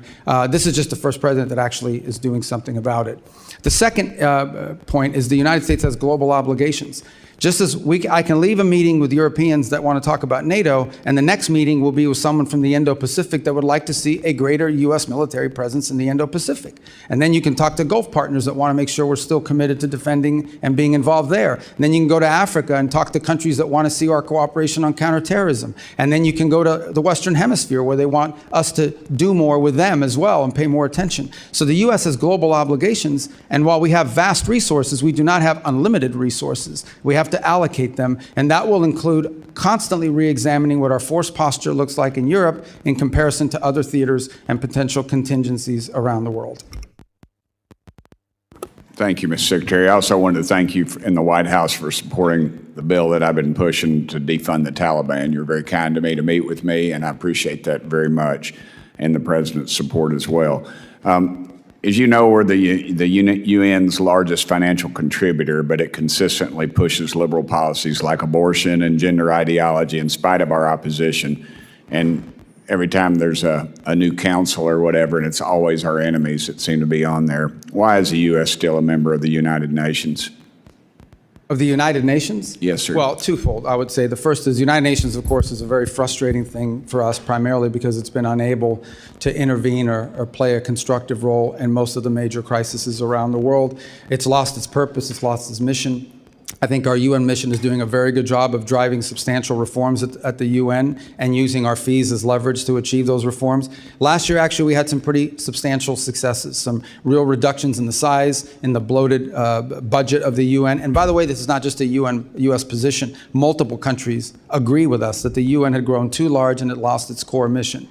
On the other hand, there have been instances, and we try to use the UN where possible as a viable forum in which to solve problems. It was helpful as a forum in the Security Council, for example, in standing up the new mission in Haiti, in which the U.S. contribution is dramatically reduced, and partner nations around the world, because of the UN approval, are now able to step forward and provide not just money, but actual troops for the gang suppression force. Likewise, we have 130 some odd co-sponsors of a resolution, the largest number of co-sponsors ever for a resolution in the Security Council condemning what's happening in the Straits of Hormuz and authorizing countries to potentially do something about it. Unfortunately, it's facing a veto threat from China and Russia, so no vote has been scheduled on that yet. So there are organizations in the UN that we've partnered with. We've been able to partner with them on making contributions to humanitarian relief around the world. And we actually struck a pretty good deal with them in which we can ensure that that money is going to be spent in a way that furthers our national interest, not go to fund the NGO industrial complex, but also provide aid, critical aid to areas that badly need it. So there's been some utility with some of it, but the UN is in need of continued dramatic reform, and we intend to continue to use our fees that that they claim we owe as leverage for that. Thank you, Mr. Chairman. One last thing. Is there any mutual, anything UN and NATO could do that would be mutually beneficial? Any reforms? But I'm sorry? Any reforms that the UN and NATO could do that would be mutually beneficial? Well, with NATO, it's a much deeper conversation that involves basing rights that have been denied to us by a handful of countries. And I think this is just it's going to feature prominently in the meeting in Turkey, as it did last week in the meeting with the foreign ministers. On the UN, I can provide you the list of the reforms we are asking for. They've imposed last year more reforms than ever before, but there are a few more that need to happen. And I can share that list with you and with the whole committee. Representative Stanton is recognized. Thank you, Mr. Chairman. Thank you very much, Mr. Chairman. Mr. Secretary, I do want to talk to you about the blurring of lines between public service and private enrichment at the highest levels of this administration's foreign policy leadership. President Trump has placed Steve Witkoff and Jared Kushner in charge of addressing some of the world's most intractable conflicts, including the war between Russia and Ukraine, and cleaning up the president's self-made mess of war of choice in Iran. Let me start with Mr. Witkoff, Trump's special envoy to the Middle East. He co-founded the cryptocurrency venture firm World Liberty Financial alongside President Trump and President Trump's children. Days before President Trump's inauguration, a firm controlled by a member of the royal family of the United Arab Emirates, Sheikh Taqnoon, bought a 49% stake in the company. That was a $500 million investment. 31 million of that went straight to the Witkoff family. Witkoff was still a financial stakeholder in World Liberty as he was simultaneously leading high-level U.S. government negotiations in his role as special envoy. One of those negotiations was over the export of America's most advanced AI chips to the UAE, negotiations personally attended by Sheikh Taqnoon. In the spring, another company chaired by Sheikh Taqnoon, MGX, deposited $2 billion in World Liberty Financial's stablecoin, the single largest investment in the crypto company ever. Weeks later, the chip deal was announced despite national security concerns. Secretary Rubio, Do you believe that Mr. Witkoff has an unacceptable conflict of interest? I have never seen any evidence that he's made any decisions or advocated for any position that's to his personal benefit. On the contrary, and again, I can't speak to all the things you're saying now because that's not, Mr. Witkoff is an employee of the White House and he undergoes the ethics vetting and the procedures for disclosure that are appropriate to them, not to the State Department. But I would just add, I want to be fair, okay? I've never seen the guy ever say anything to me that makes me think this is personal rather than, the only thing he's ever done is spend his own money. Yeah. I know he has spent his own money at great personal expense to fly around the world on his own airplane, not on the government bill. He has, done it, but everything out of his own pocket. Are you concerned about the appearance of a conflict of interest in Mr. Witkoff? I've never seen anything that leads me to have that concern. Again, you've cited a bunch of things. I'm just not aware of those but I'm just telling you my personal interactions with Mr. Witkoff are of a person who just thinks he's serving the country and is happy to do so, not out of any personal gain, but because he wants to serve the country. As Secretary of State, who's in charge of the foreign affairs of the United States, have you spoken to President Trump about any concerns about conflict of interest with Mr. Witkoff? I haven't had to. I've not seen any. Let's talk about Jared Kushner. His private equity firm, Affinity Partners, has raised more than $6 billion since it was founded in 2021, including $1.2 billion just over the last year. Mr. Secretary, are you aware of how much of that $6 billion has been raised from foreign nationals? I don't know anything about it. And the answer is 99%. These include sovereign wealth funds operated by Saudi Arabia, UAE, and Qatar. The Saudi Sovereign Wealth Fund is the largest investor in Affinity Partners. In fact, Crown Prince Mohammed bin Salman personally recommended that Saudi Arabia invest in Affinity Partners. The Crown Prince has also personally urged President Trump in multiple phone calls to continue the ongoing war of choice in Iran. Let's put it another way. The man who bankrolled Kushner's business venture is the same man who is lobbying for the war Kushner is tasked with ending. Mr. Secretary, same question. Are you concerned about any conflict of interest by Jared Kushner, the president's son-in-law? Again, in Jared's case, Jared is a private citizen who's been advising and participating in this voluntarily. He's not compensated for it or in any way. But I've never seen from either Steve or Jared on the contrary, all I've ever seen them do is put tremendous amount of time and energy into trying to solve problems, like the amount of time they put into Gaza and the Board of Peace and all of that process. I think, I believe they've done it out of the kindness and goodness of their heart. They think they're serving the country. The goodness of their heart. Mr. Secretary, what Jared Kushner said on 60 Minutes on this very issue, when asked about it, he says, what people call conflict of interest, Steve and I call experience and trusted relationships that they have throughout the world. Reclaiming my time, let's recap. The two men tasked with resolving this country's most sensitive national security issues, including meeting with Iranian negotiators, are profiting off the same countries that they are engaging with. One thing we know for sure, while the Ukraine peace talks are going nowhere and the war of Iran has no end in sight, Witkoff and Kushner are making out like bandits. Meanwhile, a gallon of gas is still hovering about $4.67 in Phoenix, Arizona, that I represent, up nearly 40% from just 18 months ago. The American people are paying more for gas, for groceries, for everything. They're footing the bill while representatives of our government are cashing in. I yield back. Representative Jackson is recognized. Thank you, Mr. Chairman. And thank you, Secretary Rubio, for being here today. Thank you for your work to execute an America First foreign policy that is making America safer, stronger, and more prosperous. From confronting the corruption of the Maduro regime to negotiations with Iran to stabilize the Middle East, you have played a crucial part in spearheading the administration's Peace Through Strength initiative. Secretary Rubio, I want to reiterate what you wrote in your opening statement, that American leadership should always be on behalf of American interest. Thanks to President Trump's historic foreign policy initiatives, the USA has no longer sit idly by as other nations take advantage of American funds and military support. My question, global commerce and diplomacy rely on coordinated strategies with allies to combat illicit trade and support U.S. exporters. To support the Trump administration's efforts to enhance U.S. national security while advancing strategic American investments, I recently introduced the Strategic Export Controls and Border Security Enhancement Act. This bill would codify the State Department's Office of Export Controls and Border Security to strengthen the operational capabilities of allied countries to better protect U.S. critical technologies from diversion and misuse by our foreign adversaries.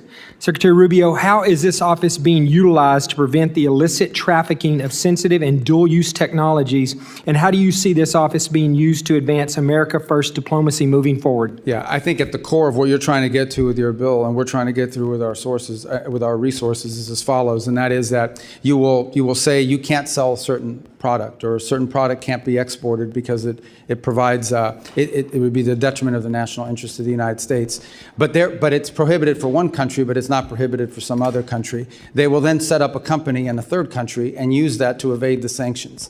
In essence, you will find a company, let's say it was a sanction against a transfer of technology to a Chinese company that's linked to their military. But they will then figure out a way to set up a company in a third country, in a country that's not barred for export. And they will use that vehicle and that route in order to be able to export a valuable technology.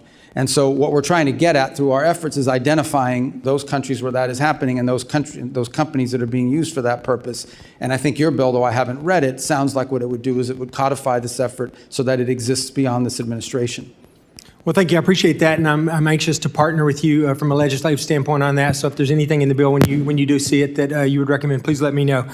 Under this administration, the Foreign Service has refocused its diplomatic corps on merit and performance. The State Department has eliminated internal DEIA programs, slashed woke investments, and neutered NGOs that were working against U.S. national interest. We finally have got away from trying to force other governments to adopt the crazy woke social agenda of the failed Biden administration, the same agenda still being promoted by many of the progressive Democrats on this committee, unfortunately. And we are now ushering in a new era of American efficiency and strategic diplomacy. Mr. Secretary, how can this committee continue to provide the State Department with the tools in the upcoming Foreign Service Act reauthorization to advance President Trump's American First agenda and continue this progress? I mean, I think codifying these policies are important so that they exist for the long term. And I want to just say one thing when it comes to the issues that people use the term diversity. The Foreign Service will always be diverse in comparison to maybe some other agencies, simply because foreign service and international diplomacy often attract people that are first generation or maybe even immigrants themselves. They have language skills, they have cultural skills or what have you that sort of attract them to diplomacy to begin with. I think you see it reflected in ambassadorial posts around the world as well, the ones the president has nominated and so forth. I would also add something that's very unique to the State Department, which other agencies don't have. The majority of our employees, over 47,000 of our total employees, about 70,000, 47,000, are locally employed. These are nationals of other countries that work for us, and they're a key part of our missions. We couldn't carry out our mission function in many of these countries without these locally employed individuals that are not even American citizens, but they're valuable resources. They've been there for 15 or 20 years, so in and of itself, I would say the State Department, but ultimately, we want to hire the best people for the job. And that's what we should always want. We want to hire the best people for the job, the ones who are most capable of doing the job. And I think we can do that and still have a very diverse workforce, but not because of the diversity, but because of their skill, their merit, and their abilities. Thank you. I appreciate that. Mr. Chairman, I yield back. Representative Jackson is recognized. Thank you very much. Thank you, Secretary Rubio. Great to see you again. Thank you for your forceful words in support of diversity, although there are some conflicting claims to what it means. Secretary Rubio, I stand before you not simply as a legislator, but as a witness to a moment in our nation's history when we are threatening to sever the sacred connection between our national interest and our moral obligation. This is a budget hearing, of course, but more than numbers on a page, we have to wrestle with the meaning of what those numbers mean to the lives of real people in real places, whose very existence is bound in no small way to the decisions that we make in this room.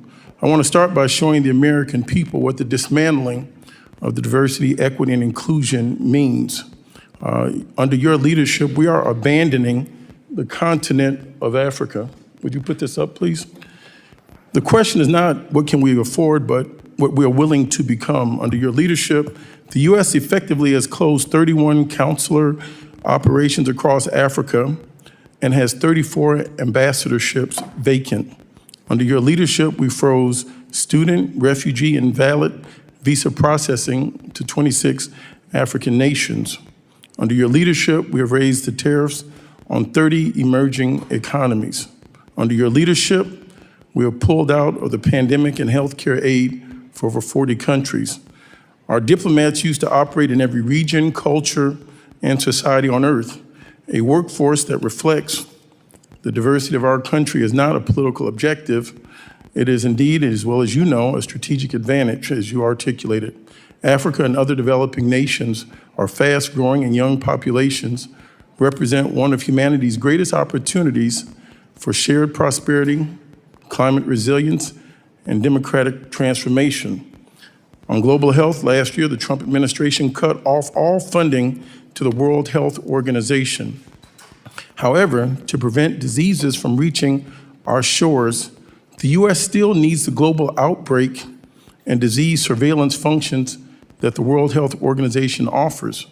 Diseases, as you know, do not need passports or visas. In March, the Washington Post reported that the administration is proposing to spend more than $2 billion a year to recreate a system that you dismantled, such as laboratories, data sharing networks, and rapid response systems that you abandoned when you withdrew from these programs. This is more than 3 times what we had contributed to the World Health Organization.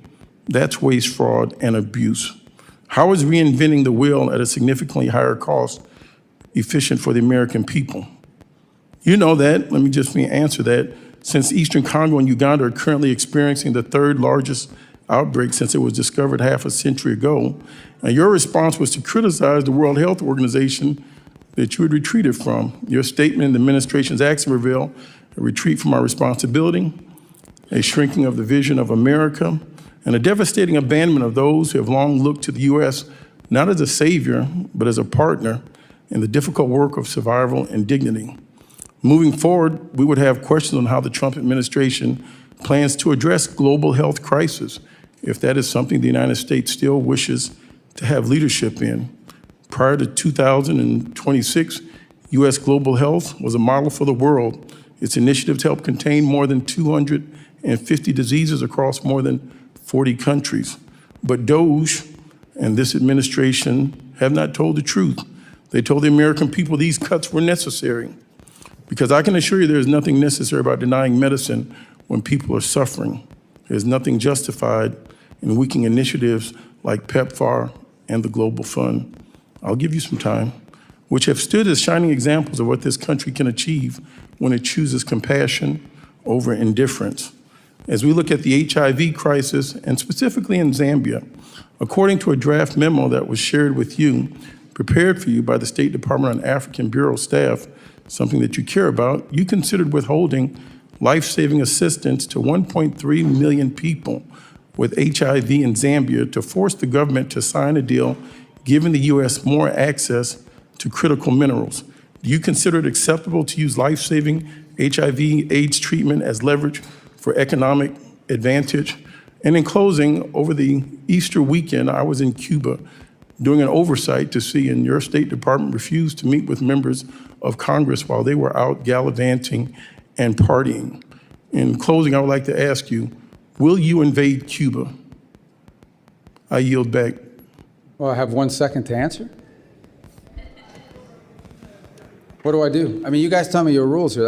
I tried to write down all the stuff Will you invade said, Cuba? Well, that's not the only thing you said. Mr. Secretary, I'm going to take my time to ask questions at this time, and I'll give you some time to answer. Okay, because I do want to answer a lot of the points he raised. So my questions are going to bear on this. I think there is a significant difference in the State Department today, and since you've taken the reins, versus the State Department under Secretary Blinken and under President Joe Biden. I'd like you to expand upon the changes that have been conducted.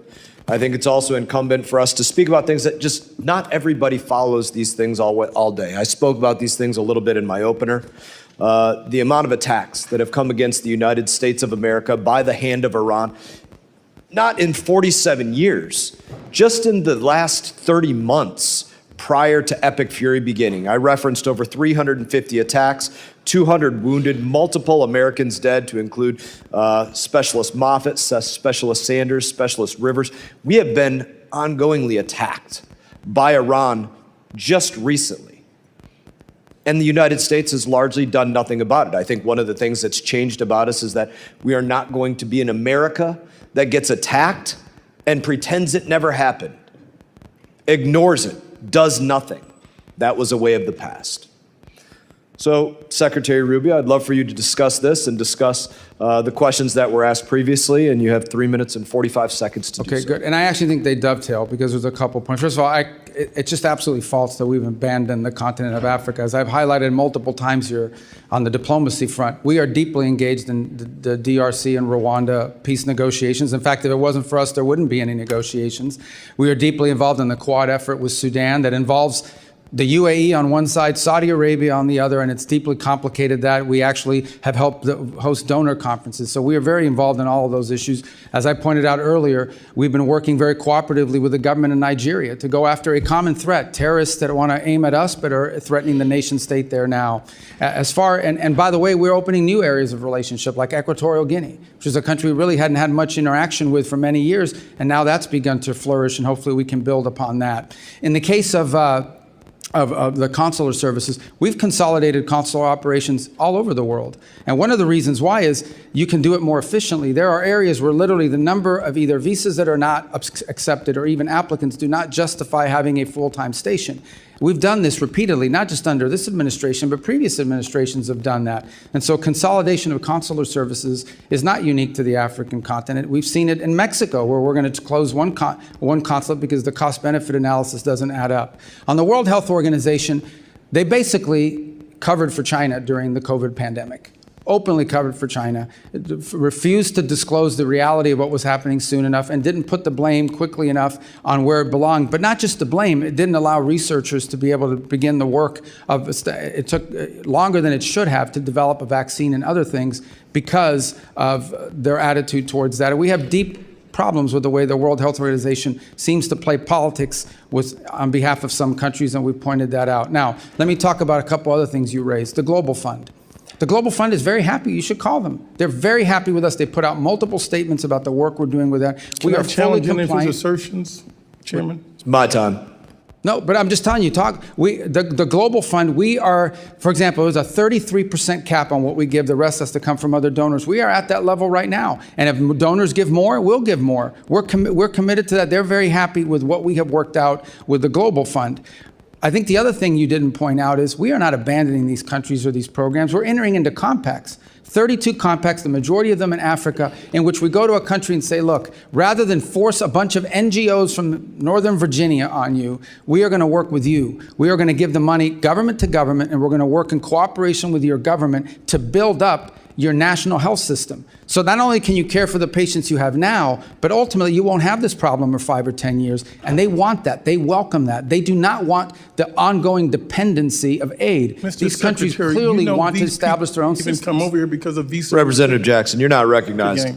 I know, but on Zambia, look, we're not threatening them with anything. They just don't want to sign a compact. But you do raise an interesting point, not specific to Zambia, but broadly. Okay, there are a lot of countries we give a bunch of money to. You sit there and you say, okay, we donate $50, $80 million a year to this country. We do all the aid for that country. But all of the contracts, all of the rare earth minerals, all of the financial benefits, all of the commercial deals are with China. So explain to me, how is that good for the American people that we are in a country that we take care of all of their problems, but then all the economic benefits flow to China or some other country? That has to be talked about. How can I justify to the American people that we flood a country with American aid, but all of the commercial benefits in that country go to China or someone else over us? That is a legitimate thing to discuss with every country in the world that we give a lot of aid to. That is the reason why aid should not be separated from policy, because it has to reflect our national interest. Thank you, Secretary Rubio. Representative Kamlager-Dove. So, Mr. Secretary, 5 months ago, you essentially became the new overlord of Venezuela, taking control of the country's oil revenues and giving foreign companies access to its oil and minerals. But you have provided no real transparency about where the money is going and who is benefiting from this arrangement. I want to now talk a little bit about Mauricio Claver-Carrón. So, Mr. Secretary, you've known Mr. Claver-Carrón for many years, correct? I don't know how many years, but sure. Okay. We know that he was special envoy to Latin America. He's also a former lobbyist who supported your presidential campaign, I think in 2016. And now he runs a private equity firm that is seeking $1 billion in investments in Latin America. Apparently, he is seen as your right-hand man on Venezuela, but he's not a federal employee, and he's not bound by rules about financial disclosures or conflict of interest. According to the Washington Post, he acts like a kingmaker in Venezuela, helping to determine which private companies get contracts and access. And that's concerning because in January, you gave confidential licenses for Venezuelan oil to a company that had been charged with bribery by the Department of Justice and employs a trader who gave $6 million to Trump's campaign. Some have said that Mauricio is the Jared Kushner of Latin America, but Mauricio has said that Jared Kushner is the Mauricio of the Middle East. So who is Mauricio, and why is he riding on private jets to Caracas with executives from firms trying to get contracts? And why is he texting Delcy Rodriguez on the regular? Who is he working for? Okay. I'm going to allow you to respond. I'm setting this up because it looks unseemly that essentially you are taking Venezuelan oil money and sending it through a network of campaign donors, corrupt politicians, and lobbyists, and we can't get any documentation on that. We don't have any receipts. So the question is anyone from the administration, directly or indirectly, benefiting from the contracts being doled out in Venezuela? Is this where I get to answer? Yes. Okay, perfect. Number one is the number of people. Mauricio is one of many people that are involved in what's happening in Venezuela. There's not a day that goes by that we don't have someone who's interested in what's happening in Venezuela for a variety of reasons. Nor is he the only person in the United States that directly contacts Delcy Rodriguez and others. There is a stampede of people that want to be involved in Venezuela. Mauricio is one of many, but by the way, not involved in Venezuela. I am not knowledgeable or know of any financial links he has to anybody in Venezuela. So I'm going to reclaim my time, Mr. Secretary, but I'm glad that you said that. Because you have said these things, you have shared these talking points before. They're not talking points, they're the truth. But it is hard to take your word for it when this is the most corrupt administration in American history. Well, we're talking opinion. pardons for sale, we're talking about no-bid contracts to those on Trump's family and friends plan, we're talking about a $1.8 billion slush fund. And I think that's corruption. The American people think that's corruption. They want to know if you think that's corruption. Okay. Number two, this goes right to the point of transparency. You're absolutely wrong about the way the money flows. It's pretty straightforward, and I'll share. So I'm going to have to reclaim my time again because the what kind of question about process is this? They get to ask questions and you don't get to answer? It's my time. The question I don't know about about you. When corruption is it my really time? important. So why am I here if I don't get to answer your questions or your defamatory statements? I'm reclaiming my time, Mr. Chair. But I want to reclaim. Well, do I get time? Because you make these defamatory statements and no one can talk here. If you can't call out corruption in this country, then how can you call it out in another Well, I can't say country? anything because you won't let me speak. That is the question. It is about credibility and your credibility meter is on empty right now. This oil. These guys just get to talk and I don't get to answer? Who determines the barrels of oil that get sold? How but you many won't let of them? me answer your question. I have an Does it answer get for your sold? question. Where is it going? Oh, I get will it. They let have to you. use their time for me to answer your question. The onus is on you to prove joke. that there is no corruption happening. Well, how do I That is prove it if your you don't let me talk? responsibility as the Secretary of State. And you know what? Normally we would have access to that data.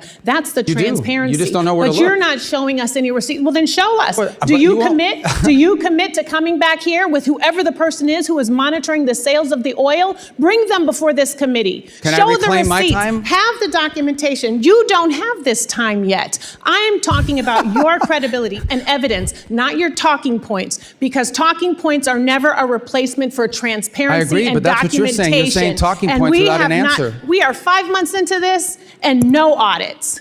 Zero visibility into the 100% contracts that are false. awarded. 100% Zero false. Unfortunately, transparency about where the Representative's time money has is expired. going. Representative Salazar is recognized. Yes. And giving contracts with no transparency Can I is borrow your exactly time the to reason answer? why you shut down USAID. So practice what you preach. I yield my Oh, time. she gets to scream now too? Chairman, Scream can and we shout. take down her words? I'll give you some time. I'll give Yeah. you some of my time. Let me just Okay. just But God, change what the kind of thing energy. is this? What is this? You get asked questions for 5 minutes and you don't get time to answer. It's not a hearing. I think you said clown Like show a dunk before. tank. I What don't, is I this? don't have to tell you. I don't. I've even used their time. How can I answer the question? They don't even give me time. I've had to use their time to answer your questions. Yes. All right, whatever. All right, so I don't need to tell you that in my community, the city that I represent, the city of Miami, you're one of the most illustrious representatives, and that we're very proud of you, not only the Cuban Americans, but the Hispanic Americans in my community. Why is she leaving? I'm going to answer her questions. I will. Oh, she's go. Okay, I got it. Well, thank you for coming. All right, so we're going to talk about, I just want to give you time to answer and then talk about Venezuela and talk about Cuba. So let's go back to Venezuela. Let's start with that. You said that stabilization, recovery, and transition. Those are the three steps that the State Department was going to implement in Venezuela. I believe that transition is the free and fair elections.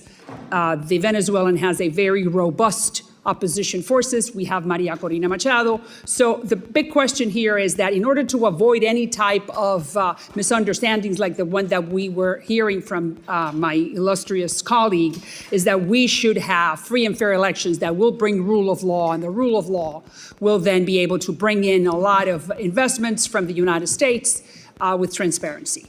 Why can we not start right now the process of sending the message that we are going to establish, let's say next year, at the end of next year, a free and fair election sponsored with the United States, or by the United States? Yeah, thank you. Well, it all ties together, so I'm going to try to use the... It all ties together, okay. Correct. So let me first say about the oil stuff, which is a bunch... I don't even remember half the stuff that was being screamed at me, because most of it not entirely is false. Here's what happens.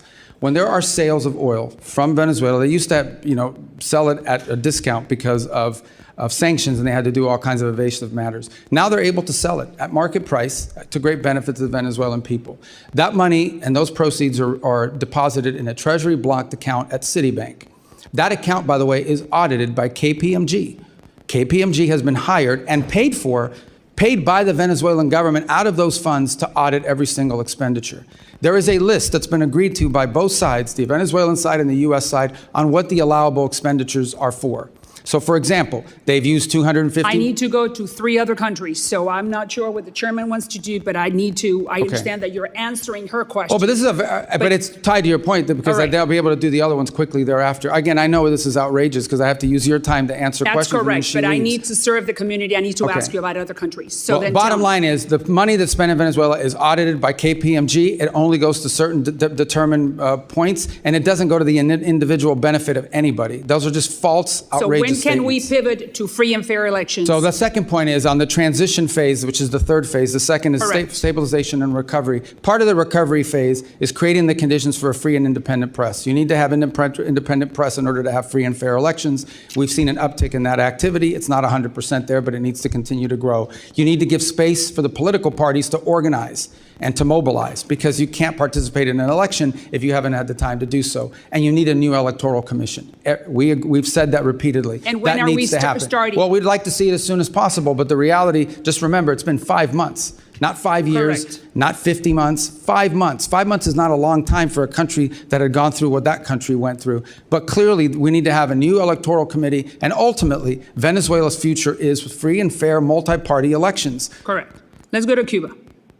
We know that your office is talking to the Castro family, and you're sending the message that the game is over, that they need to open up the democratic game. We know that, all right? So the question is, what's delaying that process? Well, it's not that it's delaying the process. We've had conversations. We're having diplomatic engagements with the Cubans consistently over time, over multiple reasons, and for many reasons over the years. In fact, the CENTCOM was just down at the fence line in Guantanamo, not CENTCOM, SOUTHCOM, over the weekend as well.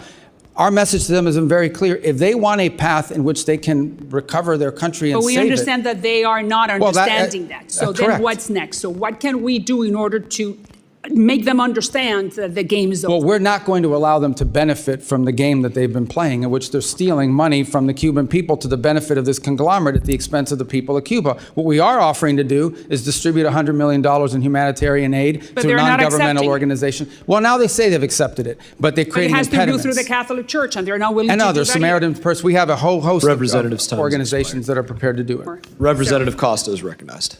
Thank you very much, Mr. Chairman and Mr. Secretary of State. Appreciate your presence. A lot of area to cover, but I'm concerned about America's presence and the international arena that we live in today. Ronald Reagan once described America as being the shining city upon the hill, one that other countries sought to emulate. You're familiar with that quote. I'm worried that our smart power that underpins our global standing, gives us credibility, clout, and coherence, is today in a democratic recession. That's my view. And I think American leadership is more important than ever before, and I think it's lacking. Do you agree that our smart power remains an important tool of our U.S. statecraft? Well, absolutely. But we're vacating the field. 2/3 of our ambassadorships or posts are empty. Our alliances, we hit our friends with tariffs, berate our partners for not supporting a war that they were not ever brought into in Iran, and only later walk back the plans to withdraw troops from our European allies. On foreign aid, we've scrapped USAID and dismantled our global humanitarian networks. And in the vacuum, as you know, China has come into that breach. I want to talk, we have a deal, this is, I think, a good example. You've not granted final approval on $14 billion arms deal for Taiwan, which I want to emphasize was a sale, not a gift. Do you think that protecting Taiwan is still important? It is. We gave them we had an $11 billion sale, the single largest in history, just in December. But it's not a gift, it's a sale, and why are we withholding? Why are we withholding the $14 billion? We're not withholding. It's just under review still. But we just executed one in December, which was more than Biden did in 4 years. Let's move on to NATO. You know, the president's described as a paper tiger, and he's made no hidden about his disparaging comments about our allies, which I think are dangerous. And undermines the longest, the strongest alliance that we've had post-World War II. Do you think that NATO is a paper tiger? The big what, I'm sorry? Do you think NATO is a paper? I think NATO's in need of deep reform, and part of the reason. But I mean, that reform's taking place. I mean, we can talk about it, and you ought to be able to take some credit for this. Look at Poland's up to 5.0, their GDP for defense. Poland's not the problem. Well, a lot of Eastern, but we're working on this and we're making progress. Would you not agree? I don't agree. I think we're making progress. You don't agree that we're making progress? Well, I agree we're making progress with some countries, but others are saying their 5% or even their 3.5% includes, for example, pensions to veterans. That's not defense spending. Well, of course not. But I mean, I don't think that the confidence and the support that used to be a part of that transatlantic partnership is still there today. And you go to Europe and I go to Europe and we sense that in the people that we talk to. Let's move over to Ukraine. I've spent a lot of time and engagement there. I know you have. You talked about it earlier today. 4 years ago, it was seen about good versus evil, right? Russia's invasion of a country that was unprovoked. And there was strong bipartisan perception that that was the case. A year ago, the president indicated that Ukraine had no cards to play anymore. I think that President Putin, today, modern Russia is a syndicate masquerading as a country with a mob boss called Putin. He bombs hospitals, schools, churches, kidnaps over 20,000 Ukrainian children. And yes, we have leverage, but we're backing out of our economic commitment there, our military commitment. And, but yet, we see these brave Ukrainian people standing up for their sovereignty and actually taking a whole new page out of warfare in terms of something that we could learn from. When is the president and the administration going to use the leverage that we have over Russia? We have, and unfortunately, the talks have not yet borne fruit. But I want to disagree on something. So we continue to sell weapons through the Pearl program, which has been a great success. That's an ongoing program with Ukraine, and we continue to have massive number of sanctions on Russia as we speak. The problem has been we've put the sanctions on and off again. No, most of the sanctions are still on. The only one that's been waived for a limited period of time in order to provide more oil to the global market and stabilize prices is oil, and those are time determined. These are 60-day waivers. These are not permanent. Is it the intention to re-engage in the efforts to form a ceasefire and a peace agreement? Oh, we're prepared to do so. Unfortunately, those efforts proved less than fruitful. We spent a year on it last year, but we're prepared to do it as soon as they're prepared to do it. That offer, we've made it repeatedly. We're ready to go. We're I prepared think to more play to be that role. continued, but thank you very much for your time. Representative Huizenga is recognized.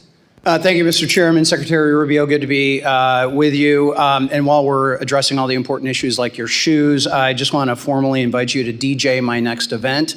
I would recommend maybe DJ Overlord be your new nickname. I apologize for many of my colleagues here because you're right, they are not giving you the opportunity to answer extremely important questions. I'm going to hit a number of issues very quickly.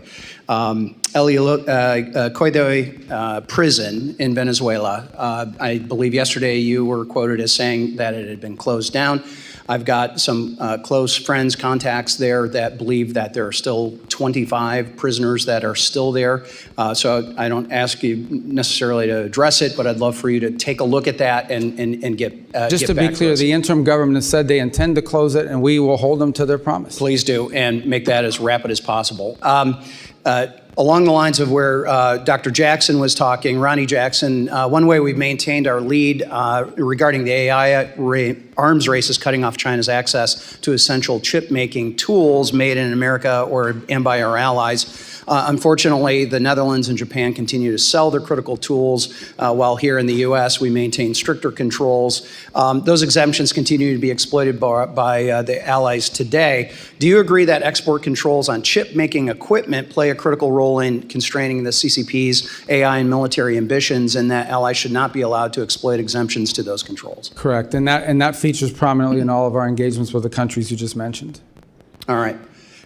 Shifting gears, last November, President Trump hosted all 5 Central Asian presidents. I happen to chair the South and Central Asia Subcommittee for the C5+1 summit. That was a historic movement. And what I would like to know is, do you recommend that Congress send a strong signal to the of the U.S.'s commitment to Central Asia by repealing the Cold War-era Jackson-Vanik Amendment, which only serves to chill U.S. investment in the region? Absolutely. We want that repeal. We think it would be helpful. And what would be the positive steps? What are those I think next it would steps? signal that these impediments that have existed in the past and being able to deal with these countries commercially are being removed. So this came up in my confirmation hearing, and I don't know what the holdup has been, because every committee I go to, they ask me why. Everybody seems to agree they want to get rid of it, but no one gets rid of it. So you should. And by the way, we intend to have a C5+1 meeting that I'll be attending at some point this year in the region. Wonderful, and they will be thrilled to have that. And then you recently, you recently returned from visiting India. India is a critical economic and security partner for the U.S. across the Indo-Pacific. Could you please share with the committee the outcomes of your recent visit and how the Trump administration is strengthening the partnership while simultaneously addressing longstanding market access issues? Well, sir, India is an important strategic ally of the United States. We do a lot of things together, and there's tremendous opportunities to do more. The 2 points we focused on are, one, is the hopes that we can wrap up the negotiations on our trade agreement, which we think we're a few weeks away from being able to conclude. Obviously, I don't negotiate those. That's a USTR function. So I refer you to them as to the timing of it, but we think we're pretty close in getting that done, and both sides want to see it done. The other reason I was there was, in addition to the bilateral meetings, we were able to host a meeting once again of the foreign ministers of the Quad, which is the cooperation between the United States, Australia, Japan, and India. And there are a number of things we're working on, and now we have actionable items that we're beginning to focus on. There'll be a new port facility in the region that we're going to work together on for one of the small Pacific islands. I think that is an important show. Can you name which one? Well, I think we're talking to Fiji right now about the ability to be involved with them. And then the second is, I hope I didn't misspeak on that, but I believe that's the case. And on the second one that we are working together on, Trust me, somebody in the media will hold you accountable. well, we'll get but the second one that I would tell you is that one of the things we've agreed to work on is domain awareness, working together and pooling our resources so we can have domain awareness about what's happening out in the sea. Is there someone out there trying to impede traffic? Is there someone messing with undersea cables? Is there, sanctioned ships that are moving through? This domain awareness is critically important. If we can pool the resources of these 4 countries, it would be a benefit to the region writ large. Thank you. And I'll just leave one last comment. It's been my observation, going back to whether it's Russia, Iran, other places that have been bad actors, sanctions are only as good as your willingness to enforce them. And we are finally seeing this administration, with your advocacy and others, and Treasury to enforce those sanctions. Anthony Blinken sat there where you are not that long ago, and I had to remind him he had a problem on his hands because I'm vice chair of the Financial Services Committee. There's a number of Financial Services Committee members who are on this committee. We actually write the sanctions, and he basically would come in and say, don't worry your pretty little head about all these confusing sanction-y things. We got a handle on it. You finally do. Thank you. Representative Almo. Secretary Rubio, welcome back. I want to start where we left off last year. You told me, quote, we're going to do more food aid than any country on the planet times 10. That was your promise. But the facts tell a different story. America might still be the world's largest food aid donor, but we certainly don't provide 10 times more food aid than our peers. In fact, under your watch, America's food aid contributions have been cut by more than half to roughly $2 billion. It should be very clear that America's strength has never come solely from our might. It comes from our alliances, our credibility, and our values. You didn't just eliminate programs, created vacuums. Vacuums where violence and instability are rising, that extremist groups are filling, that competitors like China are exploiting, and vacuums that are making Americans less safe and less prosperous. And you heard Americans here at home with your policy decisions. Shuttering USAID wiped out more than 23,000 American jobs while Donald Trump and his billionaire buddies got rich off of corrupt deals. Peanut farmers in Texas and sugar farmers in your home state of Florida lost market access because of your cuts. So Secretary Rubio, before slashing food aid programs, did you conduct any analysis whatsoever on how many American jobs would be lost, how many farms would be hurt, and how much damage would be done to local economies and small businesses? Well, because we know all of those will still be part of the new programs we've created and are creating. But the second point I would make, American foreign aid programs are not a jobs program. Although they employ Americans and we want it to be helpful to Americans, and that's why you're okay hurting the farmers in your home state? The World Food for Peace program, for example, now we've transferred it to U.S. The Agriculture Department. They're in a better position. Well, you're talking about a execute hypothetical future where you fix past mistakes, but farmers have been struggling over the last year. That's where it belonged in the first place because it's helpful. The farmers have more direct input there than they would at the State Department. As to your point about us cutting aid, not only are we we donate more than the next 4 countries combined. We do more than anybody else. But we went down, and there are consequences. Look, from where I sit. But why are we in charge of feeding everybody? This is not about charity. This is about our economy and values. I didn't say that you got to do it all, but you can't cut when you know without analysis that bad things are going to happen. We replaced. We have new programs that are actually working better. Well, Mr. Secretary, if I may, from where I sit, you, Donald Trump, Elon Musk, you got together, you made these cuts blindly because you did not say that you conducted any analysis. You just said we cut because we have a hypothetical future that we are trying to create, which is not a serious plan. And that's not regard for the economic damage to our farmers, to our small businesses here at home who are feeling that pain. And moreover, you've had lives lost. And I want to get to that point. I want to introduce you to Mary Sunday. She is behind me, and after your food aid cuts decimated the World Food Program's ability to feed the Kenyan refugee camp she lived in, Mary's 7-month-old daughter, Santina, died of malnutrition. This is the only photo Santina's parents have of their daughter. Before Santina died, you looked me in the eye in this room, and you said, no children are dying on my watch. She was a child. She had a name, a family, a future ahead. Now she's gone. She is one of over 500,000 children who died last year after your administration pulled the plug. Yesterday, I heard your testimony. You said you're seeking outcomes with foreign aid programs, but the outcome that I see is dead kids. So, Mr. Secretary, I want to ask you again, and with a real direct answer, please, were you lying to Congress when you claimed no children were dying on your watch, or did you simply never bother to calculate the human cost of your decisions? That number you're throwing around is a false number. It's a false number. And not only that, you're equivocating that the death of an individual is responsibility of the United States. There are 500,000 others. No, that's a false. Mr. Secretary, the numbers are there. No, the numbers are not there. The numbers are opinion of experts you have who got a narrative their to share. Mr. Chairman, I want to enter into the record these articles that show last year alone, over 155,000 children died from malnutrition. Over 126,000 children died from diarrheal diseases. Over 165,000 children died from pneumonia as a result of these cuts. So here's the deal. You promised more food aid and said there were cuts. You promised America First and said American workers, who you said aren't a priority for you. You said it's not a jobs program. They lost their jobs. You promised strength. Instead, we have lost influence, credibility, and trust. And you promised children weren't going to die. You said that to me right here. You promised peace as well. Instead, your illegal war of choice with Iran is driving up fuel prices and grocery costs while putting millions more at risk of hunger worldwide. This is not about charity. This is about values. So whether it's negligence or ideology, the result under your watch is the same. Weaker alliances, higher costs, dead children, and a less secure America. result is so we spend more money than- my time is expiring. So I'm going to take these seconds to say, what are you going to do to clean up the mess that you Representative's created? time has expired. Representative Davidson is recognized. Thank you, Chairman. Mr. Secretary, thank you so much for your faithful service to our country. Your leadership as Secretary of State provides confidence at home and abroad. And I would like to highlight that your personal testimony at Charlie Kirk's memorial service and your remarks at this year's Munich Security Conference resonate with me and with many of my constituents, so thank you. I only have time for a few quick topics. So first, thank you for leading one of the most thoughtful national security strategies I've seen in the post-Cold War era. I thought last year's national security strategy was well done, and the national security strategy opposes, quote, the cynical manipulation of our immigration system to build up voting blocs loyal to foreign interests within our country. The State Department has also made it clear that we object to the UN's efforts to advocate and facilitate replacement migration across the United States and broader across Western countries. Immigration was a driving issue behind President Trump and Republican electoral victories, and I commend your department for making this a priority.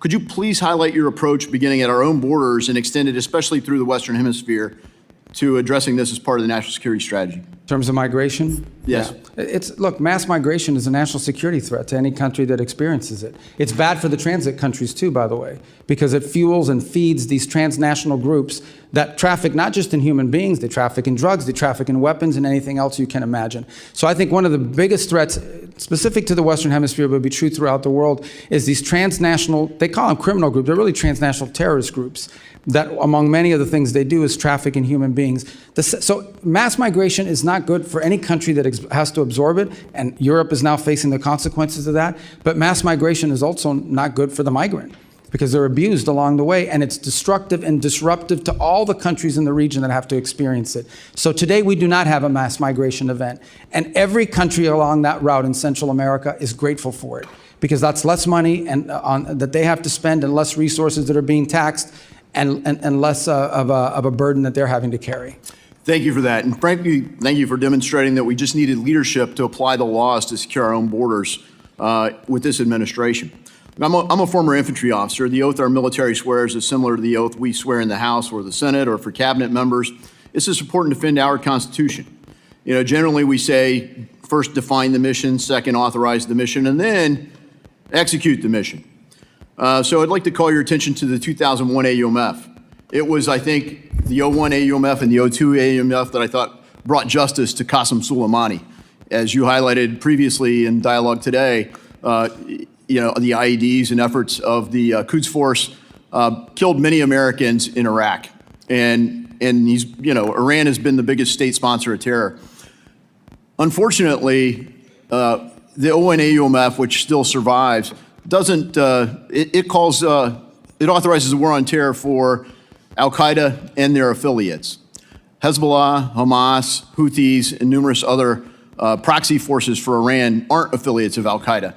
Would your administration support a modernization of an authorization of military force so that we could have a full authorization to provide full authority for our military to carry out these operations? Yeah, twofold. The first is we haven't asked for one. Obviously, anything that allows or provides congressional support for the president's efforts to take on Hezbollah, Hamas, the threats they pose to the United States and ultimately Iran, it would be a positive, but we haven't asked for it because we believe every operation that's been conducted is well within the law as it exists. Well, Article 1 gives Congress a duty to do something about authorizing force. And I've tried the whole 10 years I've been here to modernize it, so maybe next year will be the magic year. But I think it'd be due that we actually authorize these things because our military needs it. They need to know that the American people have their backs, and particularly when you look at people like the seditious six making threats to our military, I don't want them to have a second thought ever about their cover for the authority for the things we ask them to engage in. Because frankly, the problem in the post 9/11 era hasn't been whether there's a just cause, it's been whether we've given our military everything they need to achieve it. They've been tactically brilliant and operationally brilliant, and I'd say that's true even in Iran. But they haven't strategically been able to succeed, and part of that's because the United States hasn't been united behind it. And I guess towards that end, you've stated missions here, we're clearly not united as a country in Iran. So briefly, what authorization do you need to carry out further operations in Iran? Well, that's contemplated now. They're all within the president's powers, in our view, under the Constitution, to address imminent and emerging threats against the interests of the United States. If those circumstances were to change, we would obviously engage Congress in that conversation. We would always welcome congressional support. We'd like congressional support, but that's not going to stand in the way of the president addressing an immediate threat to the United States or an emerging threat to the United States that requires him as commander-in-chief to protect our people and our country. Well, the cause is just. Representative Mfume is recognized. Thank you, Mr. Chairman. Mr. Secretary, good afternoon. I was going to say good morning, but it's starting to run past us. We all obviously sit here in America in what has been known as the greatest deliberative body in this democracy, and in a nation that is the strongest, the wealthiest, the most powerful, the most influential nation that the world has ever seen. America's military might has no rival. However, America's moral obligation continues to be called into question. And I want to talk a little differently about something that doesn't get the attention that it should get, and I want to associate myself with the remarks from my colleague from Rhode Island. Globally, over 122 million people are forcibly displaced all over the globe due to conflict, due to persecution, due to human rights violations. They are in the Sudan, they're in Syria, they're in the Ukraine, they're in Myanmar, they're in the Congo, and they are in Gaza. And so I want to take the time that I have to talk about Gaza, since no one seems to want to talk about it anymore, now that there is a tentative ceasefire. But there's also a number of children, teenagers, seniors, and others that are living in Walla. They have no real medical care that is sufficient for their needs. They are displaced because of this humanitarian crisis that we see. And for months, the issue was that Hamas was not allowing people in. Well, that's not the case right now. And we see what was supposed to have been tens of trucks going in each day down to a trickle, not carrying food, but carrying a lot of commercial supplies. More than 6 months into the ceasefire, about 1.7 million Gazans, Palestinians, are still living in tent camps. They're facing a surge, as you probably know, in rodent-borne disease, with reports of more than 70,000 cases of parasite infections, related illnesses, since the beginning of this year alone. Many, if not most of them, are children, young children, who are trying to find a way to survive, who are also growing up with memories of what happened to their parents, with a great deal of hatred in their heart towards America, towards Israel, toward anybody that they thought may have been a part of that. I just want to point out two things. When the 20-point peace plan was enacted and talked about by President Trump, it included point number 7, which doesn't get a lot of attention, and that is that the mandate that a full amount of aid would be sent into Gaza and into the Gaza Strip at a quantity of 600 trucks a day. It also included another point, point 8, that entry and distribution of this aid would proceed without any interference from any outside or internal force. So if we are, in fact, the strongest, the powerful, the most wealthy, the most influential nation on the face of the earth, it would seem to me that while we are doing all these other things around the globe, Mr. Secretary, that we ought to have a humane reaction and response to what we helped to create there. I mean, it is not just war-torn, it's ravaged, and people are dying every day, even as this hearing takes place, because they can't get medical attention. And so Gaza is not over with. That chapter and page is not turned. Those persons, the Palestinians that live there, really need help. And I would strongly urge the State Department, in addition to what you may be doing, to have someone and to have a process to come up with ways through UNRWA and other organizations to meet the need. Many of the international organizations are facing a monetary crisis, and so they don't have the ability to do what they are empowered to do. But this is still the United States of America, and we still have an obligation. And we cannot let children die en masse because we think that a ceasefire has created a new reality. The reality is still the same on the ground there. So I would urgently ask that when you come back before the committee, that you try to address that, or even before then, or if you want to share some information, please do, because time is of the essence. I yield back. Representative Lawler. Mr. Secretary, as chairman of this committee's Middle East and North Africa subcommittee, I've been monitoring closely the administration's operations in Iran and appreciate the many conversations that we have had.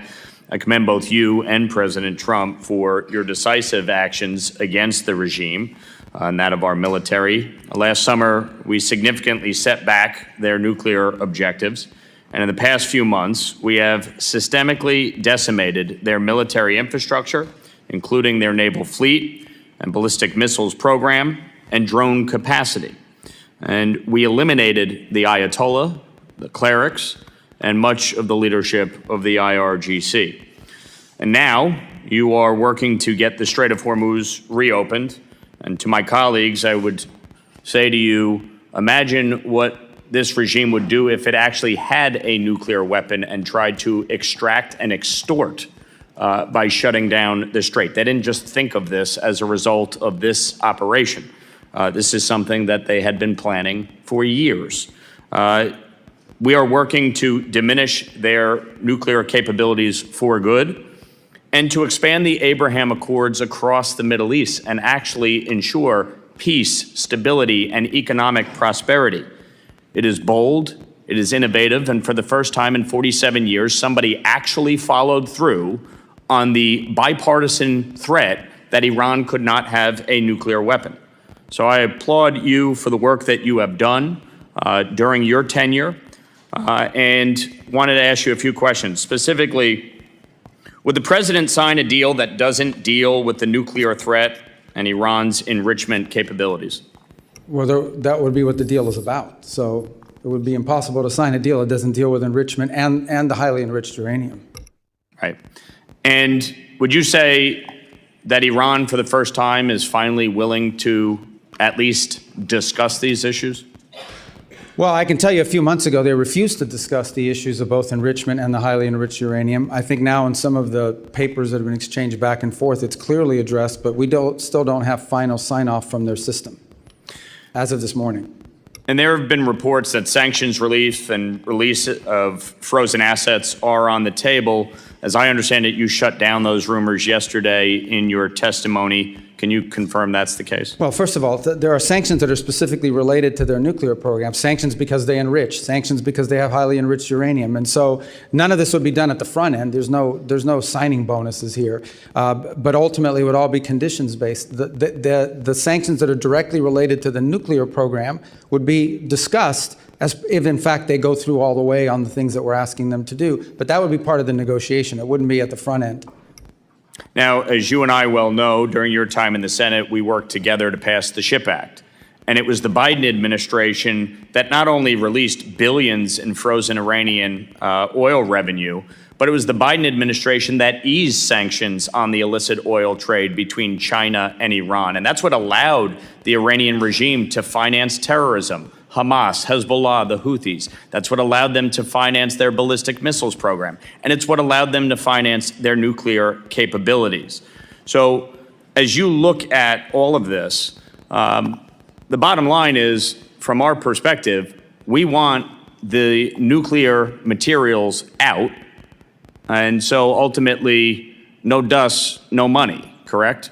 That's right. And to be clear about we're talking about 60% highly enriched uranium that has no peaceful purposes. The only reason to have 60% highly enriched uranium is to be one step away from turning it into 90% highly enriched uranium, which you would weaponize.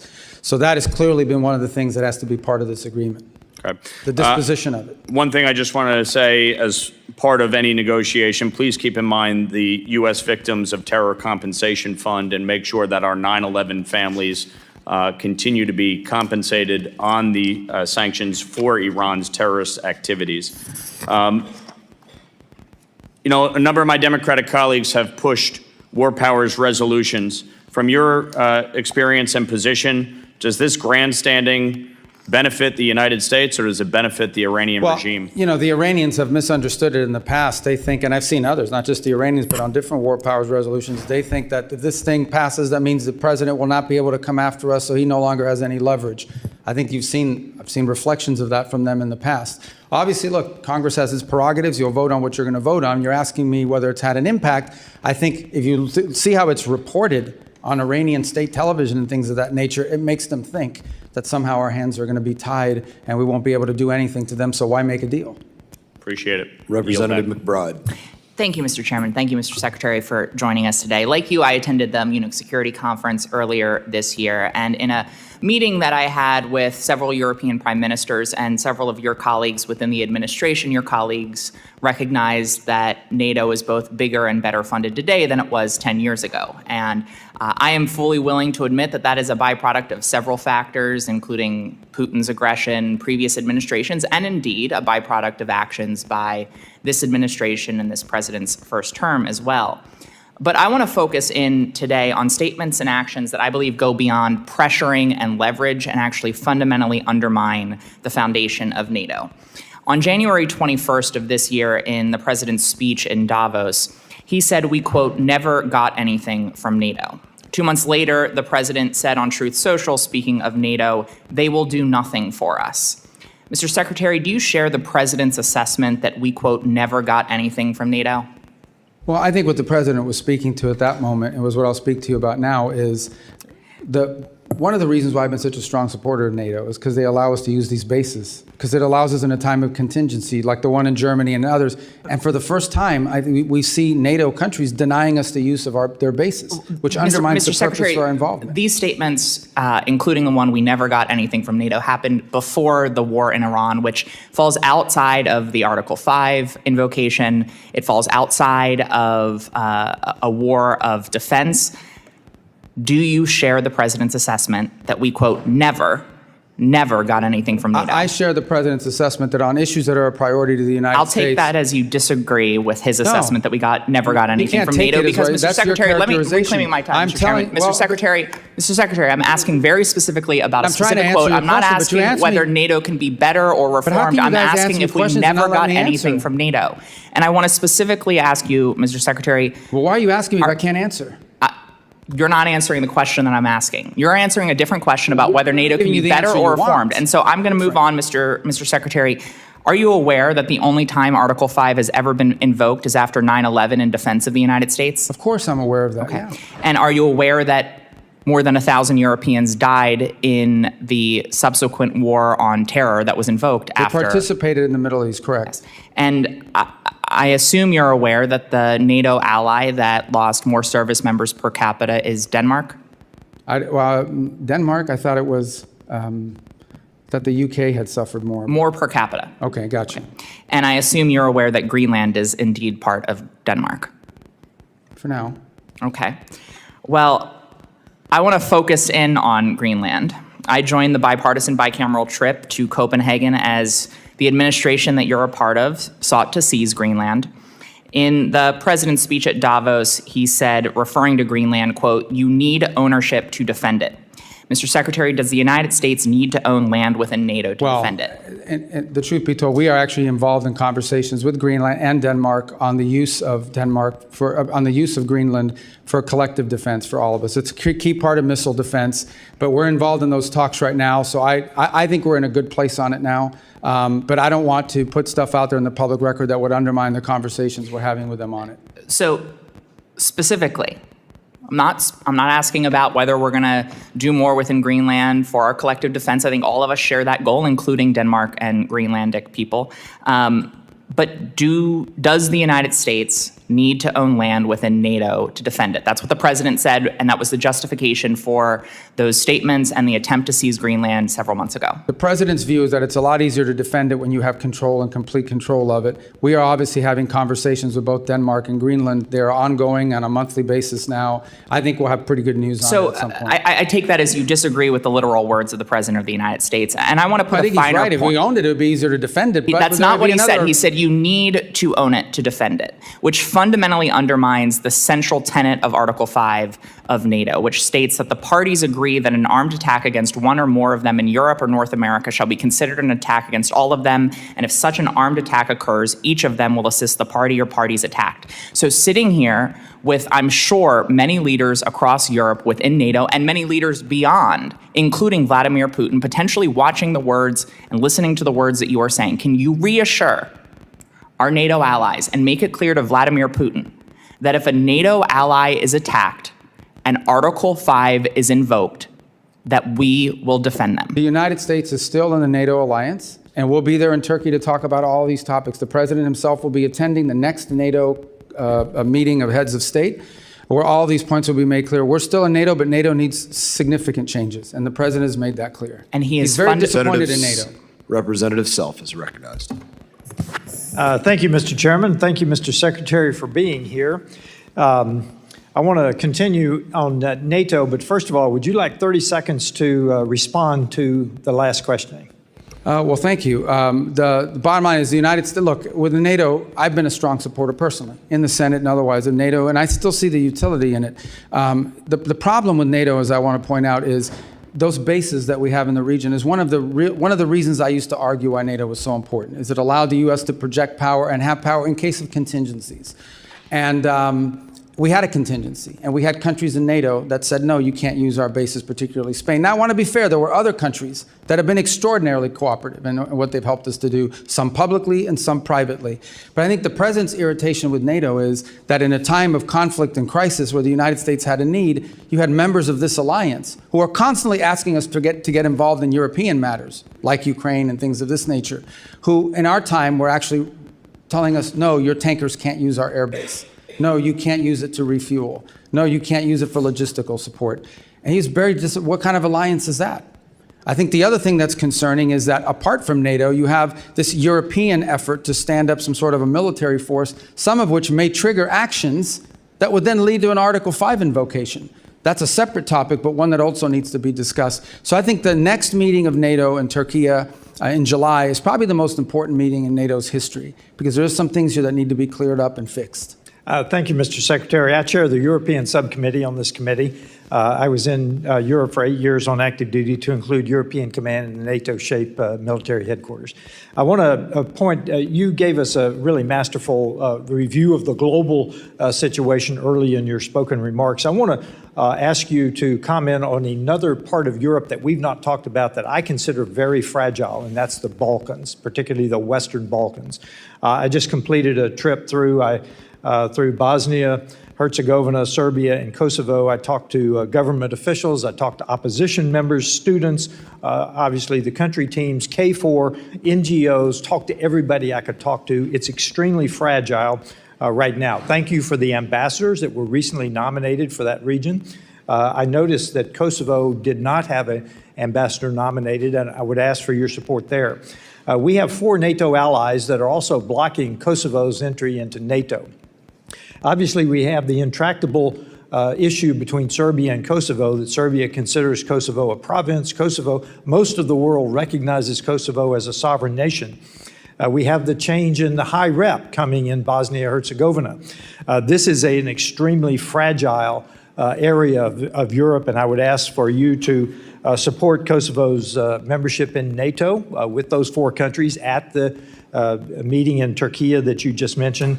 I'm looking for stability and balance in the Western Balkans. Our troop presence is very, very important in that region of the world in terms of the KFOR particularly.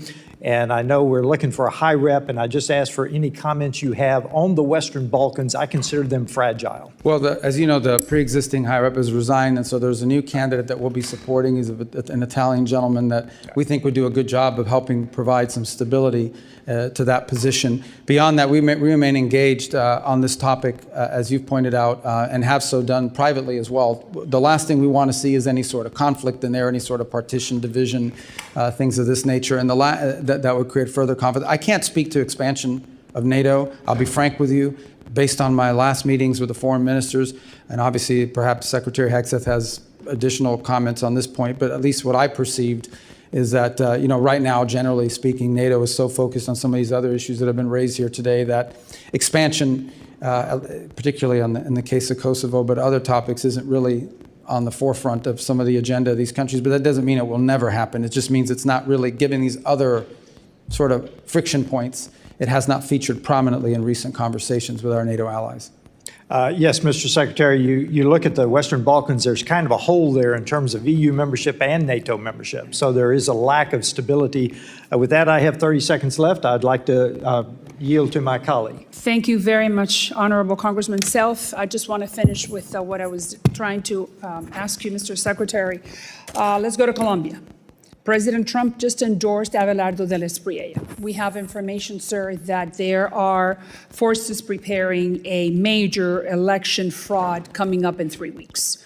My question to you is very clear. We need to send a message to the Colombians that they need to have free and fair elections. So are we prepared to say that whomever participates in that type of fraud process during the presidential election, can we sanction them with OFAC sanctions, canceling United States visas for them or for their family members? Look, I can't make that. I would say to you that we are going to be very forceful in ensuring that there is a free and fair election in Colombia and do everything within our power to ensure that that happens. Specifically, time has expired. Representative Dean is recognized. OFAC. Thank you, Chairman, and Ranking Member Meeks. Welcome, Secretary Rubio. I want to take a moment to echo the sentiment about this administration. Under your leadership, we are going backwards. We're losing our moral standing. We're alienating our allies. Our status as the indispensable nation is in question. I had hoped that President Trump would have used you more. I had hoped he would have used diplomatic tools more instead of family deal makers. A prime example of where we have lost ground is the destruction of USAID and the U.S. foreign assistance apparatus. Secretary Rubio, I agree with your stated intention to spend foreign aid effectively, efficiently, and aligned with American values. Your written testimony certainly paints a rosy picture of the State Department's progress in achieving those goals. I quote you when you say, every dollar we spend today is 100 times more effective, efficient, and aligned with the American interest than it was when President Trump took office. We know such huckstering is not the reality. Last year, a new and untested organization called Gaza Humanitarian Foundation was set up by Israel and the United States within a few short months to take over distribution of emergency food assistance amid catastrophic food insecurity and famine in Gaza. GHF had no track record of providing humanitarian assistance, and it relied on private subcontractors to transport the food, to provide food distribution sites, and then you saw the reporting. Hundreds of Palestinians, including women and children, were killed just trying to get to those sites. Secretary Rubio, can you tell us, can you tell the world how many people were killed simply trying to access those sites? Well, since Hamas killed them, you should ask what Hamas's role was. IDF soldiers shot some of them. No. Yes. Let me tell you the reason why food wasn't going in there is because the convoys were being hijacked by Hamas. I reclaim my time because propaganda ain't going to work with me. Well, it isn't going to work with me either, and what you're saying is propaganda. Nearly 1,400 people were killed, and that was as of last March. Secretary Rubio, why did the State Department approve the $30 million to GHF at a time when other well-tested agencies were there and able to provide distribution? Well, because one of those were in cahoots with Hamas. And we saw an incredible amount of the aid flow into Hamas's hands. Reclaiming my time, the aid was Here we held go with the up at reclaiming the our border time by thing. Israel, and You guys you got to know fix it. your rules here. You can't even answer a question. You're not following the rules. You're very familiar with how this works. No, I don't. I never served in the House. This is a weird rule where you ask a question and I can't answer. Would you please add time to the clock? Nope. He's a comedy show over there. I'd say on the This left. is serious stuff. I agree. That's why Mr. I shouldn't have to answer a question Mr. about Rubio, shoes. according to public reporting, 9 counterterrorism and anti-fraud safeguards were waived to approve this. I wonder who specifically made the decision. I wonder, were you aware of this decision? I'm not asking you a question. And was there any written justification? I don't want an answer. You know why? Because now GHF is closed. It was abysmal. It was a legacy of disaster. Nothing about our investment, our taxpayers' investment seems to have been effective or efficient or in the interest of the American people. I would call that waste, fraud, and abuse. Moving on. I'm a member of the Appropriations Committee. I'm concerned that you're flouting Congress's constitutional power of the purse when it comes to foreign aid. For FY25, Congress appropriated and the President signed into law more than $690 million for international basic education. I don't need to tell you that investing in basic education is critical for empowering children, creating economic opportunity. It's also had a long-time bipartisan support. You personally, as a senator, supported authorizing legislation, the READ Act. How much of this funding has been spent so far? I don't have that figure in front of me, but I can tell you we're not going to fund puppet shows. Can you get it for us? Yeah, I'll get it for you, but I'm going to tell you the number of puppet shows and all these other stupid things they were spending money on is going to be zero. Well, you supported the legislation. I didn't support the legislation to have puppet shows. Mr. Rubio, Mr. Secretary, the Trump administration will be remembered for rubble and rot. I had hoped you would have been able to distinguish yourself above that rot. I bet you hoped it too. Sadly, you have not. I yield back. Well, Representative Baird is recognized. Thank you, Mr. Chairman, and thank you, Mr. Secretary, for being here and giving us an update on the Department of State. We really appreciate that. You know, in your testimony, you stated that the foreign assistance is a key instrument in America's ability to build partnerships and trust with developing countries. And President Trump has put forth a clear plan about America first in all aspects of our policy and his policy.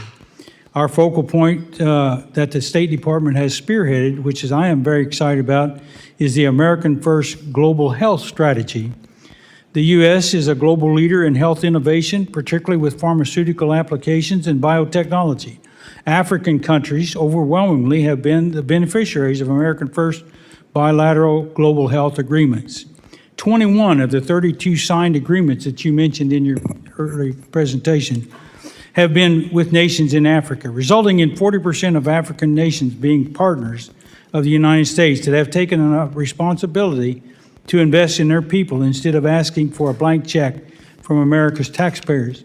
So I'm proud as a representative of Indiana to see that the drastic increase in domestic investments is innovative for global health problems and biotechnology.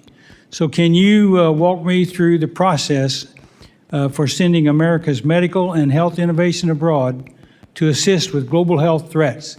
And additionally, what plans does the State Department have to expand those global? Yeah, and let me just say, this goes right to the criticisms that I keep hearing from that side over there about us not spending the money because we got rid of a USAID program. USAID basically was a program, was a system that was completely devoid of our public policy. It operated almost as an independent State Department, and oftentimes USAID was operating in contravention and contradiction of what the embassy was trying to accomplish in the host country.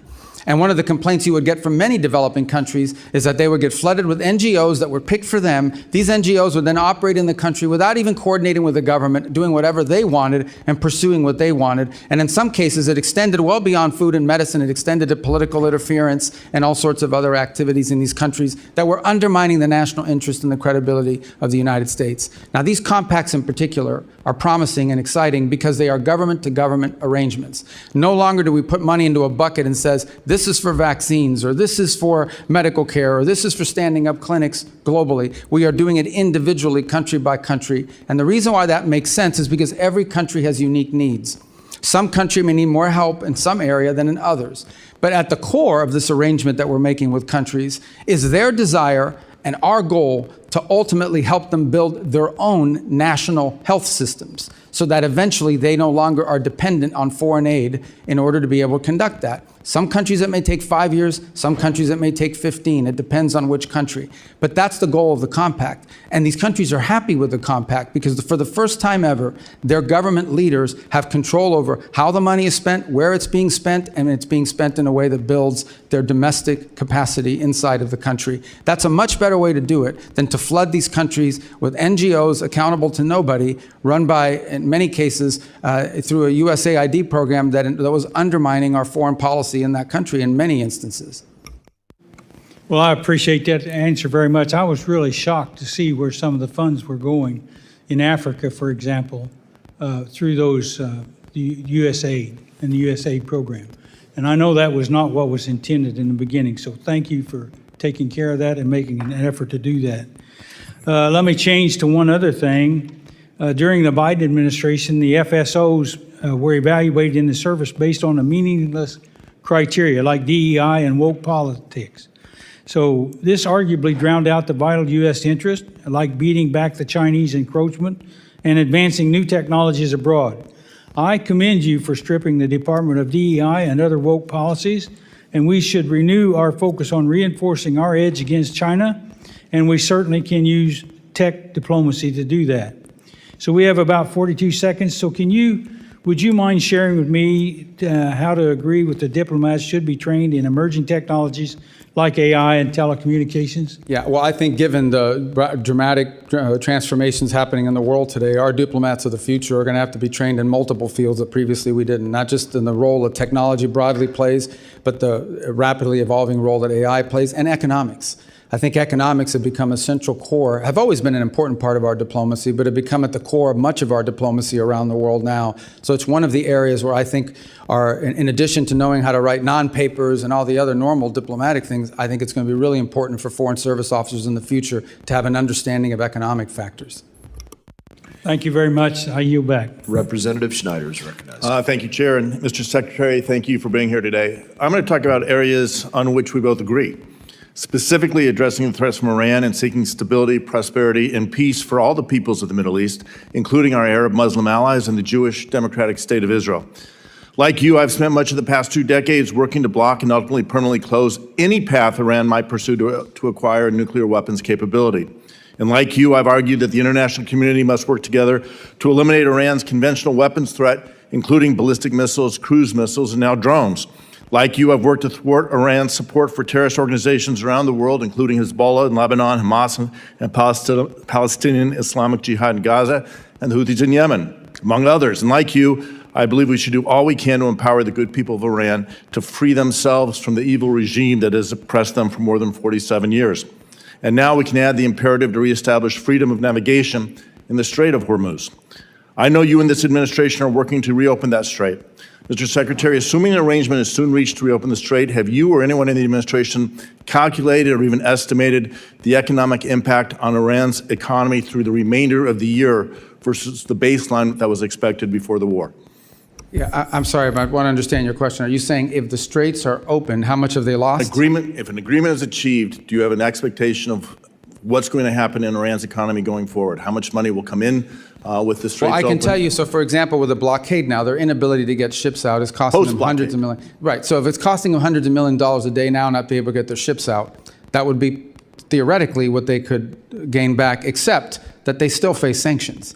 Now, the sanctions haven't been enforced necessarily, but in many cases in previous administrations, but they still face sanctions. What you've seen happen now that has never happened before. Let me just, I just, for the sake of time, Yeah, I appreciate understand. that. The administration is looking at give and take to get the straits open. Have you estimated how much of the cash that will flow into that economy? As you said, $100 million a day will make its way ultimately to Iran proxies like Hezbollah, Hamas, or Palestinian. Well, obviously, we assume a lot of it, but they also have significant reconstruction costs. But let me be clear, I don't think that's what you're asking me. No, the straits are not in exchange for sanctions relief. The straits are in exchange for the blockade. That's not what I'm asking. I just wanted to be clear on that point. But there will be economic inflows to the regime. Yeah, unfortunately, that's the case, and that continues to be the case. That will have to change as well as part of this negotiation. So, and just because time is so tight, my request is, can you commit to giving this committee a classified briefing to share what the administration is doing to thwart the efforts to get money to Hezbollah, Islamic Jihad, and Hamas? Yes, and I think you'd also benefit from hearing from Treasury on that topic as well. We will ask that I asked the chairman to do that.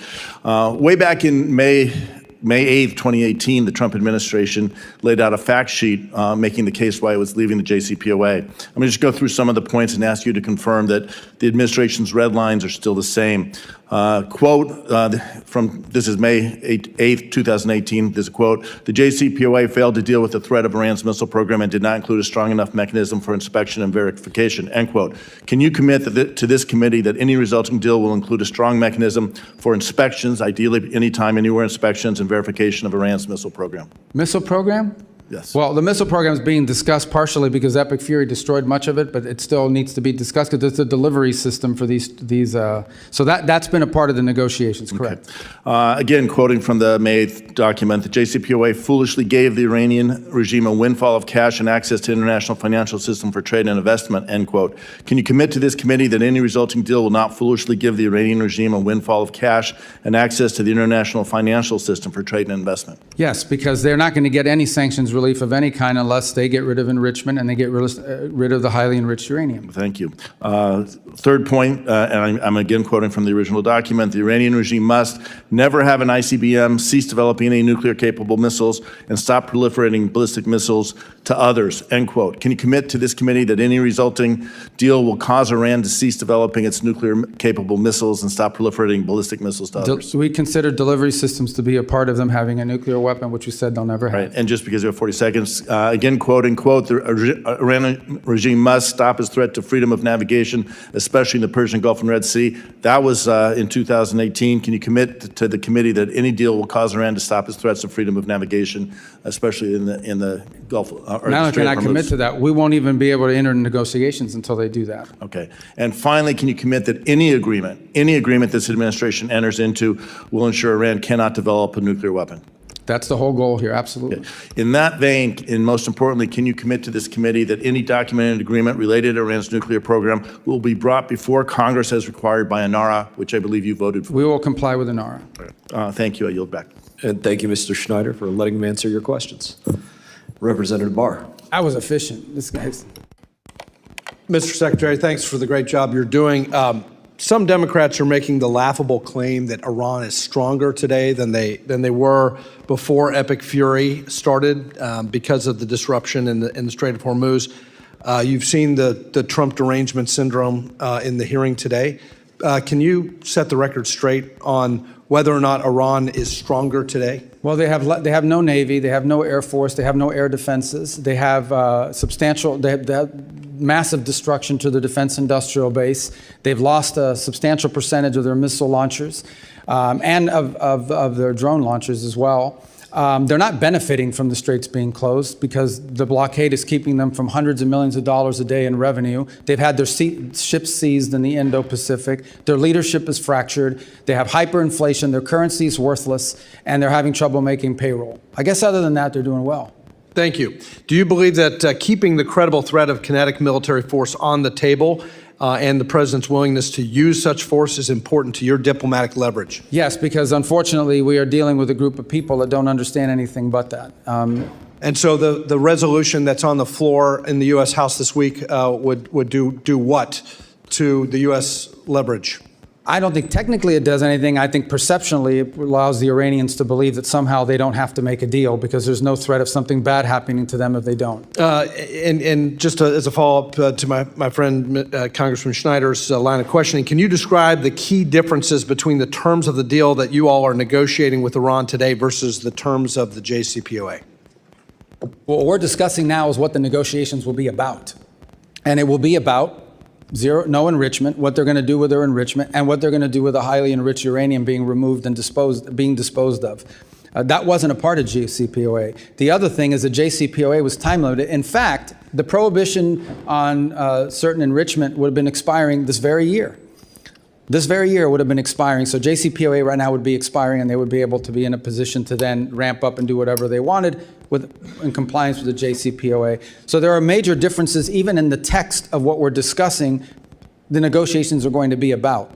But ultimately, any deal we do will be a good deal or it won't be a deal. And it'll be better than JCPOA. Absolutely, and I think that's a key point is that this idea that you could draw any analogy between what's happening now, where the administration has totally obliterated the nuclear capabilities of Iran, plus their conventional capabilities. You're negotiating from a position of strength that the Obama and Biden administration was not negotiating from a position of strength at all, and provided upfront sanctions. We know what the result was. I want to shift to the Indo-Pacific real quick. As you know, the Taiwan Relations Act states that it is the policy of the United States to provide Taiwan with arms of a defensive character. Consistent with that policy, the Trump administration announced in December of 25 an $11 billion arms package for Taiwan, the largest ever, including HIMARS, howitzers, drones, Javelin anti-tank missiles. As a result, the Taiwan legislature passed a $25 billion special defense budget that included funding for an even bigger arms deal for air and missile defense totaling $14 billion, a deal that is not final and a deal that is under review. As you know, one of the 6 assurances states that the U.S. will not consult with the PRC on arms sales to Taiwan. Now, you've heard this. Critics of the administration have alleged, the media has alleged as a result of the Beijing summit, that President Trump's recent meetings with Chinese leader Xi in Beijing not only paused Taiwan arms sales, that's their term, paused arms sales, but also violated the assurance that the U.S. will not consult with the PRC directly. Can you clear the air on this? First of all, the $11 million in December was the single largest arms sales ever to Taiwan. It was more than happened cumulatively under 4 years of President Biden. And in fact, I recall that for 6 years, President Obama offered zero to Taiwan during his presidency. So it was such a big deal, by the way, that the Chinese reacted to it with really hyper activity in terms of military exercises around Taiwan. We don't consult with the Chinese on these arms sales. We're aware of their position. They talk about it all the time, and I don't need to tell you, it wouldn't be breaking news that they're not in favor of these arms sales. They raise it, but they are not negotiated, and they're not consulted. That second deal, the $14 million one that's currently under review, and that would not be unusual for something. So that's not a pause. That's not a pause. That's under review, and we've already done an $11 billion deal. Just did one in December. Right. So I think the mischaracterization of this as a pause doesn't reflect the administration's commitment that they've already made on the $11 billion deal. I yield back. Yeah, correct. Representative Barra is recognized. Thank you, Mr. Chairman. Thank you, Secretary, for being here. I'll admit that I was hesitant and skeptical and did not support the actions that took place in Venezuela. I also will admit that thus far it's working out better than I would have expected. And long-term stability, if we can create a better life for the Venezuelan people, is a good thing. If we can reduce that threat in our hemisphere, that's a good thing as well. To the line of questioning that Ms. Kamlager asked, I think it would go a long way. You mentioned that there's a KPMG audit of the Venezuelan funds, how the revenue is being used, how it's being reinvested in Venezuela. Would you publicly commit to providing that audit to this committee? And again, I think it would go a long way to... It's an ongoing audit, so it's not a once-a-year audit. It's on every expenditure. Every single disbursement is audited by KPMG. I would also add one more point. There's a second layer control here, and that is Citibank itself, because they hold the account. They also do the Know Your Customer regulations on it, which, by the way, has slowed down the disbursement in ways that have been problematic. Could you but commit nonetheless to necessary. providing all that information to the committee? No, so we absolutely. can take a And look that's at why it? we're doing the audit. We want people to see that it's not being stolen or pilfered. We think that's part of this recovery is so critical. Again, I think that would go a long way to assuaging some of the concerns. I'm going to follow. Mr. Barr is a co-chair with me on the Taiwan caucus, and some of his line of questioning. I was going to ask you yes or no questions, but I'll ask a series of questions I think that go along with his line of questioning. Some of the comments that the president's made recently have created a little bit of ambiguity. But again, what you just suggested, nothing's changed in our relationship. In the Taiwan Relations Act, it states that the United States will make available to Taiwan such defense articles and defense services as may be necessary. The 6 assurances states that the United States does not agree to consult with the People's Republic of China regarding arms sales to Taiwan. The Taiwan's Relations Act, the 3 joint communiques, the 6 assurances have guided our one China policy for decades. And again, I think in your previous statements, nothing has changed with our commitment to upholding the U.S. one China policy. Is that correct? Our policy on Taiwan has not changed. Oh, great, thank you. Switching over to something that the administration's put a lot of focus on is our critical minerals, rare earths, developing our own capacity. I was supportive of the Mineral Security Partnership, now the FORGE Act, working with our allies, super important. Work with Congresswoman Kim on the Dominance Act, which passed out of this committee, which I believe will be coming to the floor on suspension, hopefully on Monday. I think this is a strong bipartisan piece of legislation that supports a lot of the goals of the administration. It does, create redundancy and, not a reliance on China. It does help build refining capacity. It helps reinvigorate a workforce. There's a bipartisan companion bill in the Senate. I do think this would go a long way to achieving national security goals for the United States and is a good piece of legislation, and certainly would want you to take a look at that. I will, and to be more consistent on this topic, on the critical minerals, literally every engagement we have, every country in the world is now discovering they have critical minerals and rare earths, even though they're not that rare. That's the mining part of it. The second part of it, as you know, is the processing and refining. We need to have that capability built too, and we're trying to create these global alliances to do that so that we're not overly dependent on these one source, particularly China. Right, and third piece of questioning, I recently was in Korea meeting with the new Korean president. Lots of conversations taking place with the Koreans. One area we did talk about was, our commitment to being the nuclear deterrent for the peninsula and so forth. Has anything changed there? No, our posture there remains the same. And in fact, we have new partnerships that we're trying to, now we're not trying to trigger a crisis there. We're not trying to trigger a war or anything problematic. But, at the mill-to-mill level, we have very strong relations with Korea. Great. Also, have been talking to Australians, paying close attention to AUKUS. Again, our commitments to AUKUS, to that partnership, which is critical to our geopolitical security in the region, that commitment stays firm. Correct. And not only that, with Australia is also part of the Quad that we have with Japan and India. They were at our meeting last week. We have a lot we're working on together with them and seek to expand it. Great. And you mentioned that the Quad expects to have a leaders summit. I know that's been delayed a couple times. Do we expect the leaders to We are hoping to be able to do one this year, maybe on the sidelines of another global gathering in the region, but nonetheless a meeting. Not a standalone, but as part of, where they're all going to be at the same time, it would be easier. We're working on getting that scheduled. Great. Representative Fine. Well, thank you, Mr. Chairman. Mr. Secretary, I firmly believe God puts us where he wants us to be, and I'm grateful every day he's put you where you are. So thank you for all the hard work that you're doing. I want to read you a couple statements and see if you agree with them. I suspect that you will. The first statement is, heaven forbid Iran were to ever obtain a nuclear weapon. Do you agree with that, I presume? Yeah, I would use even stronger language. Yeah, okay. Second one would be, Iran must never be allowed to obtain a nuclear weapon. Would you agree with that? Baseline policy. Okay. And then the third is, the Iranian regime must not gain nuclear weapons. Would you agree with that? These are statements, these are actual quotes from 3 members on the other side of the aisle who today gave you a whole lot of grief about what you're doing and what the president is doing to make sure those statements don't come to pass. Representatives Meeks, Lieu, and Sherman.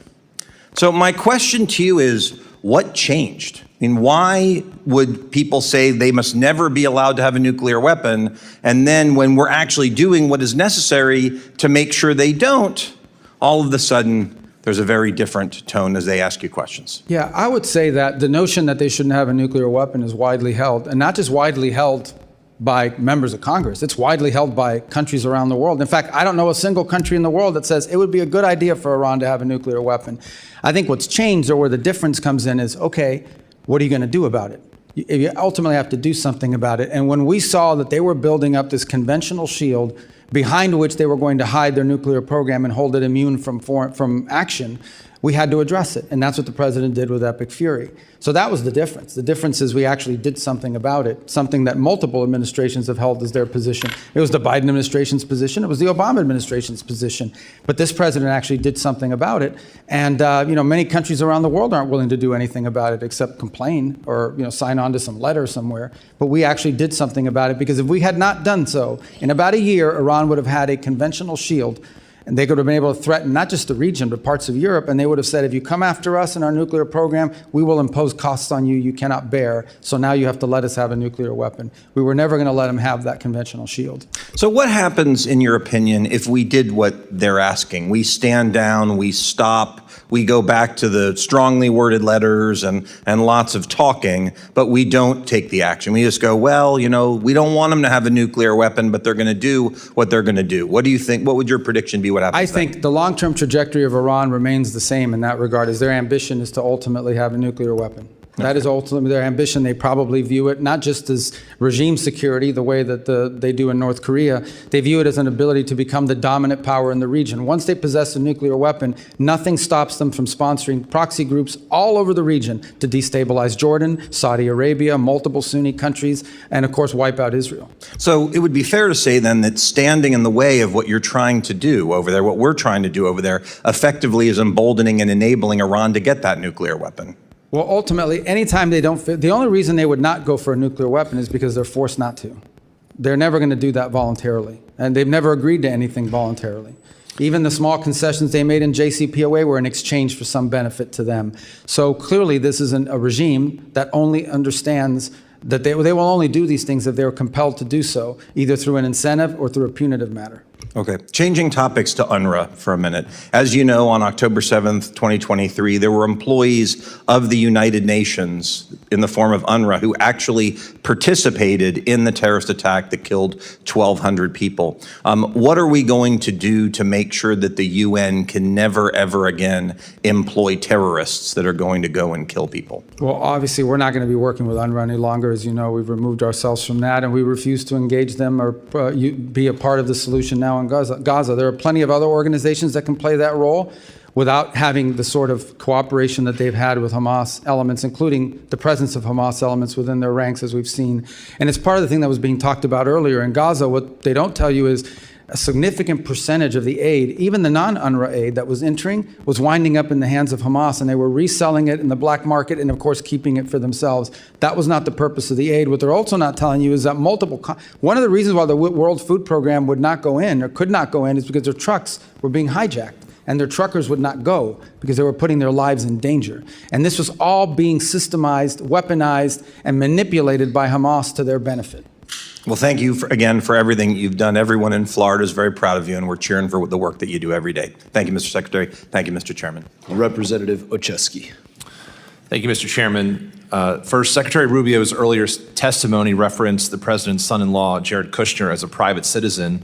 But in President Trump's own words, Kushner is an envoy of peace alongside Steve Witkoff. So I ask unanimous consent to submit for the record a political article from February 19th detailing the president's announcement, which makes clear Kushner is more than a private citizen. It's ordered. Thank you. Secretary Rubio, as a senator back in 2023, referencing Hunter Biden, you said, quote, if his last name wasn't Biden, there's no way in the world that he would have made the millions of dollars he made. You also said we can't abandon common sense. when someone profits from a family member in power. Is it fair to say that you agree that it's wrong for elected officials and their families to profit from positions of power? To use government service to make money, yeah, of course. Great. I appreciate that, and I share that sentiment with you, sir.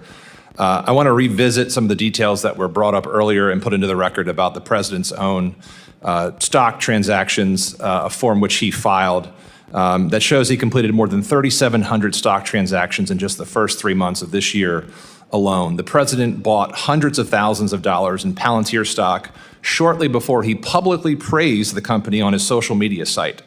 As if the name drop itself wasn't enough, he included the company's ticker symbol for good measure. Hardly subtle to me. On March 23rd, after nearly a month of war with Iran, the president said talks were, quote, very good and productive, and extended his deadline for a deal by 5 days. Oil prices dropped and energy stocks fell while Trump bought shares in companies like ExxonMobil, Chevron, and other firms positioned to benefit if the war continued, which it did at the president's direction. He bought a dip that he created. Then there's NVIDIA. The president bought as much as $1 million in stock just 1 week before the Commerce Department formally approved the sale of NVIDIA chips to China. 1 week.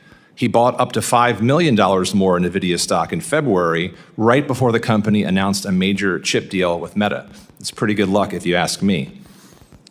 If that's not bad enough, the president's son struck a multi-billion-dollar crypto deal with a UAE state-backed firm. After the deal, the administration reversed AI chip restrictions, approving transfers of sensitive technology to another UAE-related entity, chaired by the very same royal family figure involved with the deal with his son. That seems like hardly a coincidence to me, and indeed, it is self-enrichment tied directly to the president's foreign policy agenda, and it's how the president's net worth has grown by over $4 billion since he started this term. As the president gets rich, his wars and tariffs are crushing hardworking American families. And I think the American people see through the BS. This is the most corrupt administration in American history. So, Secretary Rubio, earlier today you said you didn't know the facts about the president's financial dealings. I'm happy to share them if you want to see it specifically, but having run through that, now that you do know, would you agree? And do you have concerns about the fact this administration is in fact profiting from their position of power? Well, first of all, what I said is the information you guys were putting up, including on this board, first, that's not in my purview as in the Department of State, and these are things you're producing. I don't know if they're accurate or not, but let me just say this. I've been in every foreign policy and national security meeting for the most part this administration has had. Not once, not a single time have I ever seen even the hint or the indication that any of the decisions being made are for the financial gain of anyone in the administration. Those are my observations. That's what I can speak to.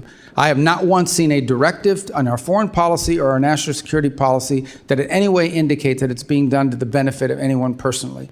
That's what I've seen as a firsthand witness, and that's what I can testify to today. With all due respect, Mr. Secretary, I may have to get you a new pair of glasses because the facts are right in front of you, and it seems like malpractice for the Secretary of State to not be able to see this president and his family enriching themselves by billions of dollars. So the only thing I can, from no my one has ever said in a meeting, let's go do this because it's going to help me make money. Of course he's not going to say that. But not even hint at it. Not even hint at it. Not even, on the contrary. Don't have to hint at it. The facts speak for themselves, sir. They're in the record. They're in the forms the president put forward himself. It's in the billions of dollars he has put in his pocket.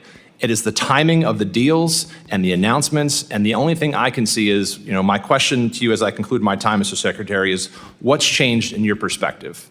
Is it the party affiliation of the president, or is it your own political ambitions? I already told you at the outset, people don't make, and I've seen the president say this, people should not be making money off of their government service. He said that repeatedly. I've heard him say that, but not once. I want to reiterate this. There has not been a single decision that's been made that I have witnessed or been a part of that in any way indicate to me or to any reasonable mind that this was linked to some financial agreement or arrangement. I think the facts clearly are differently, and I hope you take a look at them. And with that, I yield back, Mr. Chairman. Representative Kim. Thank you, Chairman Mast. Thank you, Secretary Rubio, for joining us right here at the corner. Thank you for being with us today. Secretary Rubio, diversifying critical mineral supply chains away from China is a priority of both of us. I want to thank you and the department for your collaboration with my subcommittee on related legislation, which was already mentioned, Dominance Act, that we recently passed unanimously through this committee.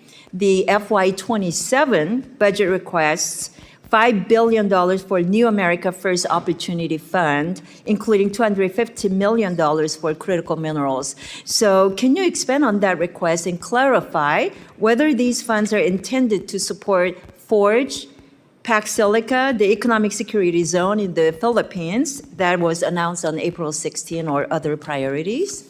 Yeah, all of the above. We want to have the flexibility to jump on these opportunities in a very nimble and effective way. We have a couple things going on at the same time. The first is, I would say, a feature of our bilateral engagement all over the world. In every one of our embassies you travel to, and many of you have traveled, you will see that critical minerals and supply chains feature prominently in all the diplomatic work that we're doing. And we're actually having countries approach us and say critical minerals should be a part of our agreement and our relationship because they want to see those resources used to the benefit of their people in a responsible way. The second thing is we hosted this ministerial we followed up on, in which we brought together dozens of countries from around the world who are all agreeing to this compact that we're going to cooperate with one another, not just for access to the minerals, but for access to the refining and processing capability that turns those minerals into useful parts of our supply chain. The third on Pac Silicas is very focused on the specific supply chain critical to the growth in AI and what you'll need in order to power AI in the 21st century. And when you point to the Philippines, that's a very creative opportunity in which there was this land that they control, that's in the government there has, actually used to have a military presence on it by the United States. And now that's going to be turned over as an innovation zone for this entire ecosystem. And we want to be nimble enough to be able to jump on these opportunities. Sometimes present themselves outside the regular, earmark process or the regular financing process, appropriations process of Congress. We don't want good opportunities to pass us by because our competitors around the world are much more nimble and able to move much quicker, and we've lost opportunities in the past because of that. Thank you very much. This is exactly why we appreciate working with the administration and the priorities in this breaking that critical mineral supply chain from China. So thank you. In February, the administration released its long-anticipated Maritime Action Plan that rightly focuses on reindustrializing American shipbuilding and reducing reliance on Chinese-built ships. The plan notes but does not focus on the need to work with our international partners to address the short-term gaps in our shipping industry. My international counterparts have noted that absent a Ministry of Industry, they are unsure whom to engage on the U.S. side for international shipbuilding matters. So, Mr. Secretary, do you agree that the State Department should be the primary point of entry for these discussions? And if so, which office within the State Department should lead that? Well, I'm not prepared to claim that as belonging to us, but I certainly know that our Economic Bureau will play a key role in it. Maybe it's better positioned in commerce. Potentially, the Department of War will have a role to play in this as well, because some of this involves shipbuilding for our Navy. I can say that in the case of Finland, we're entering into that agreement on the icebreakers, which will help. They'll help us, and they're very good at the construction of that. I know with South Korea, there's been part of our agreement with them is the ability to not just build ships here in the United States, but they may be able to build a few in South Korea as well that would be helpful to us. So we are looking to this. Unfortunately, what has happened in the world is that the capacity of other than China, very few countries have invested heavily in their shipbuilding for a long time. That's an industrial capacity that's been lost because they've been subsidizing their industry and producing it at such a high rate. So that's one more thing that we need to reindustrialize to the broader world and ultimately, hopefully, to the United States and our shipyards here as well. Thank you. Very quickly, on the Taiwan arms sales, it's already been addressed many times, but given the growing PRC threats against Taiwan, there is a strong bipartisan consensus here in Congress that Taiwan must receive the defensive system it has already purchased and paid for without undue delay. So can you provide an update on the current status of these deliveries and the administration's plan to expedite them? Well, the first tranche, which was the single largest sale to Taiwan ever, was the $11 billion in December. That was approved and is moving. The second is, I think, the $14 billion one that is still under review. And it's under review for a variety of reasons that don't necessarily just include Taiwan. It includes the availability of the stocks in the short term. We have to balance that with our own procurement process. So it's a normal to review it's a large sale. I mean, it's not small. It would be the biggest one ever. And I just remind everybody, the $11 billion we did in December, I believe, was more than was sold to Taiwan the entirety of the Biden presidency, and that just happened 5 months ago. Representative Moskowitz. Thank you. Thank you, Mr. Chairman. Thank you, Mr. Secretary, for being here today, and also thank you for staying until the end so all members can ask questions. A lot of secretaries don't do that, so thank you for doing that. Tell me that was an option. Take that up with the chairman. I want to talk, you went through a list of successes for the administration, one of which was the Shield of the Americas, and I thank the administration for creating the Shield of Americas and sending Kristi Noem out of the country. I want to focus on Iran for a second. I think when we talk about success, right, success is Iran is no longer pursuing nuclear weapons. Success is that the uranium they have is gone. And it's fulfilling 30 or 40 years of U.S. policy, right? That's success. Do you agree with that? I mean, ultimately, we did it for a reason. We don't want there to be a nuclear-armed Iran. So, look, Iran can make whatever pledges they want. It's not worth the paper it's written on. But making sure the nuclear dust is out, making sure the facilities that they have underground are gone, that is success. And I assume you would agree that any deal that you think the president should sign or not sign has to address those core issues.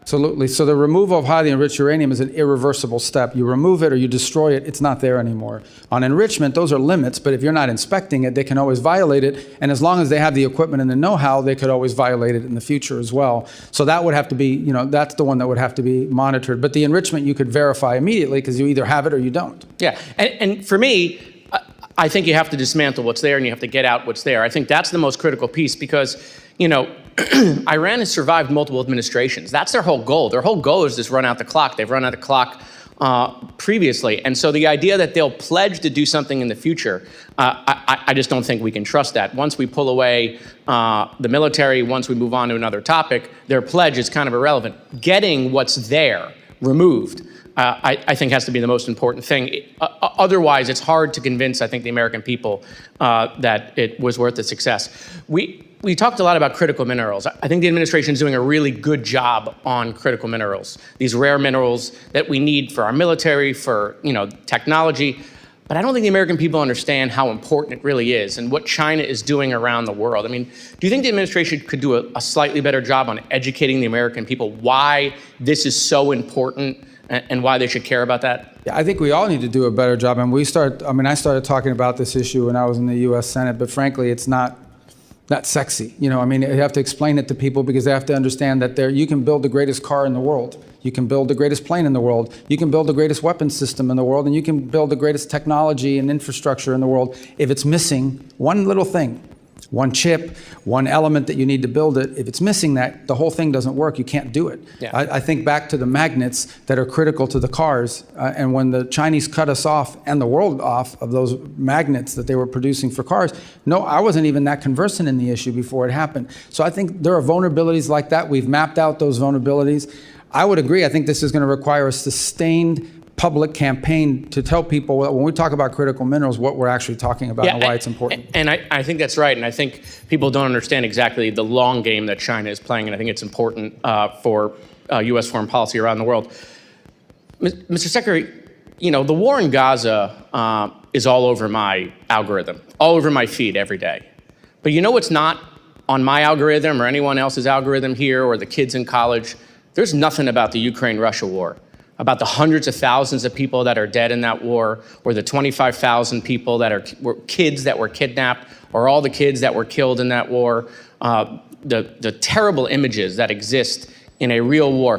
Why is it, do you think, and is it the Chinese again, that the algorithm is full of what's going on in the Middle East, but the Ukraine-Russia war, nothing. No images, no stories about the kids, no stories about the hundreds of thousands of people that are dead. Yeah, I can't speak to the algorithms and what those systems are doing with regard to that. I can tell you that in addition to what you've just mentioned, I do think that, this is my observation, this war has now lasted longer than the Second World War. I don't want to use the term stalemate, but clearly both sides are trading a kilometer for a kilometer. An incredible death rate. The Russians are losing 5,000 soldiers a week, which is a crazy number. And the Ukrainians are losing people too, but not nearly as many are at the rate. It's sort of a stalemated, stagnated fight that now I think threatens to escalate because we're seeing these deep strikes into Russia and deep strikes into Kyiv. And I don't want to cut you off, Mr. Chairman. Mr. Secretary, I have only 9 seconds left. Cuba, real quick. Thank you guys for indicting Raul Castro. I wish it would have happened years ago. The Cuban people deserve to be free. The time has come. I'd love just to give you a minute or to talk about what you see for that island in the coming years. And just to be clear, we didn't indict Raul Castro. A grand jury in South Florida indicted him, and then the Americans indicted. Yeah, no, but I know what you meant. I'm just saying I want to be clear. It was done through a grand jury. It wasn't. I've spoken to this a few moments ago as well. We'd like to see a better future in Cuba, one in which the Cuban people have something that looks like the way every other country in the Caribbean lives. The impediment there, unfortunately, is this military conglomerate that controls 70% of their GDP, and none of its revenue translates to the Treasury and therefore doesn't translate to the benefit of the Cuban people.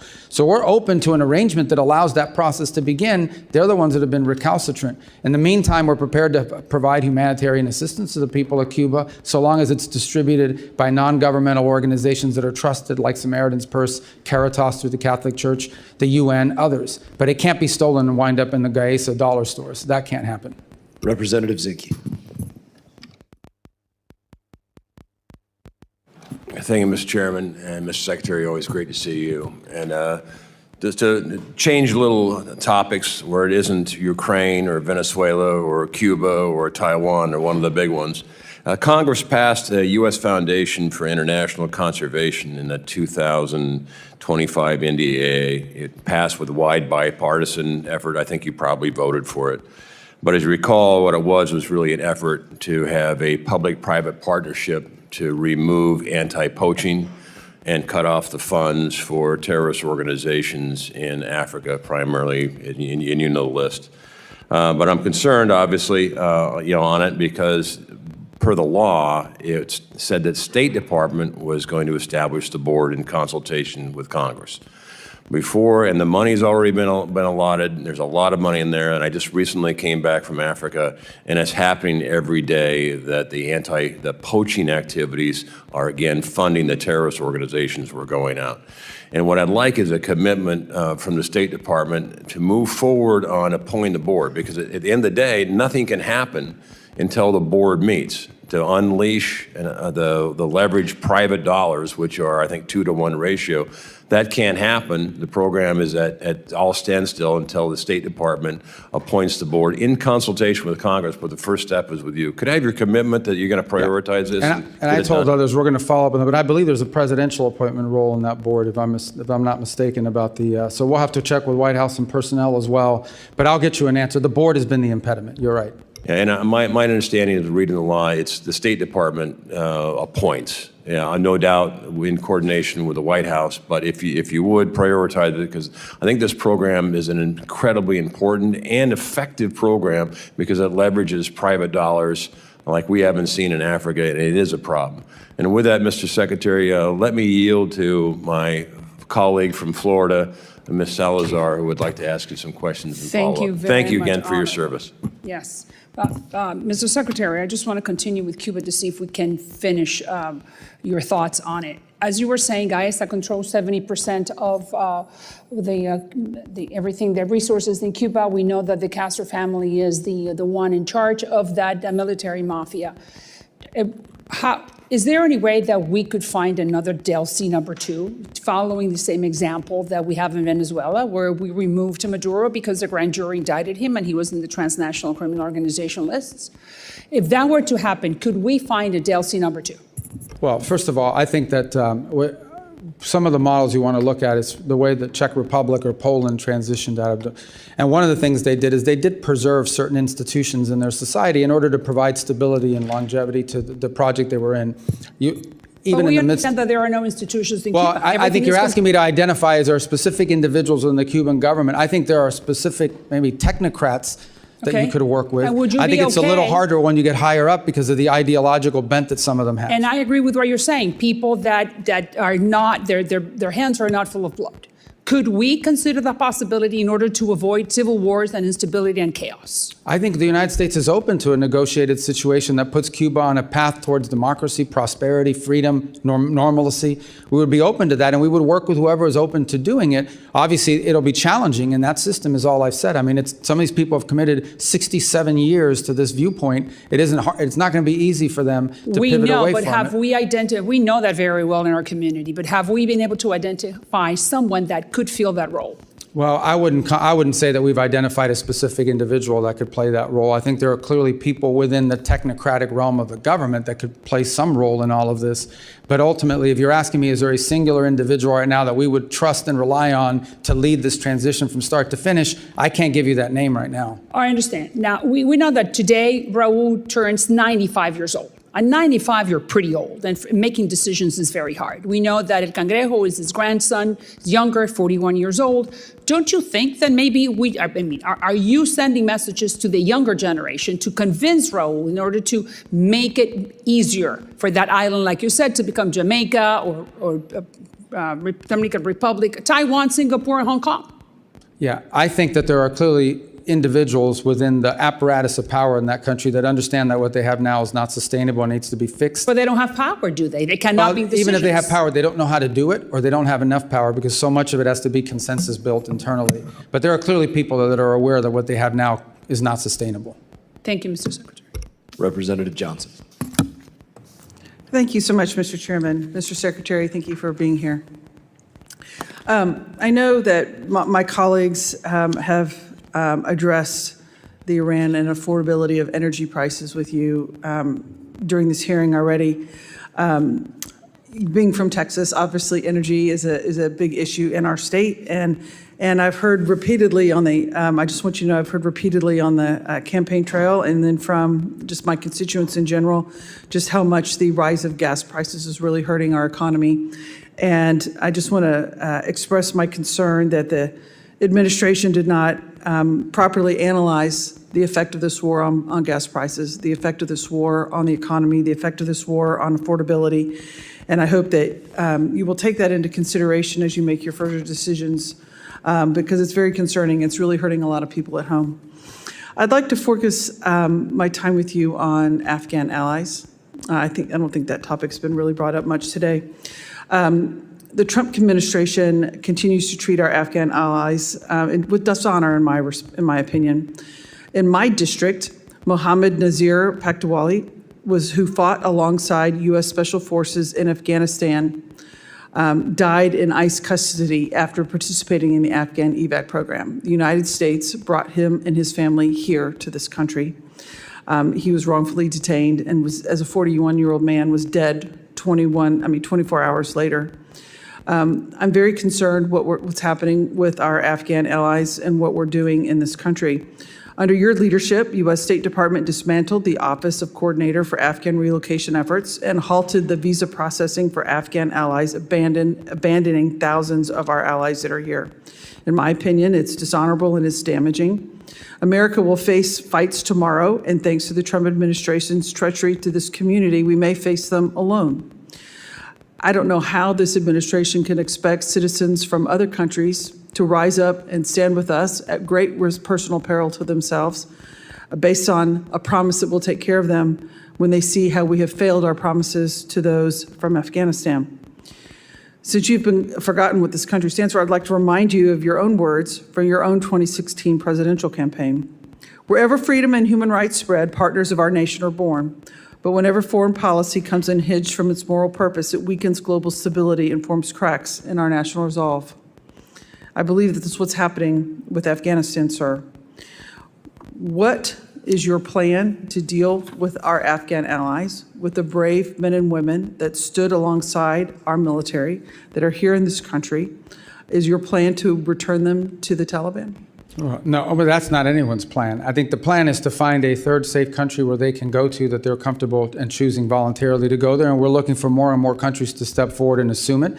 As you know, the issues you raise are also tied into the broader migratory decisions that have been made by this administration. We're operating under an executive order right now that does not allow any Afghans into the country after the aftermath of the National Guard attack against the National Guard here in Washington, D.C. a year ago.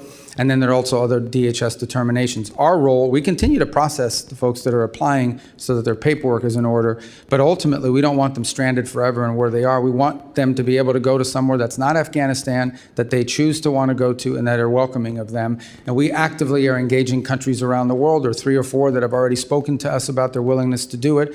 Obviously, they're not going to take 1,000, but we might be able to get 300 here, 400 here, places where they feel comfortable going to and that are assuming and welcoming to them. We're not returning them to the Taliban. We understand that would not be the outcome we want to see. Right. I do think that the position of the United States to now, by bringing these families to our country after they honorably served our country, alongside our men and women, and now to say, now get out, we don't want you anymore, based on one isolated incident is morally reprehensible. It does a disservice to them, and it's wrong, and it's bad policy.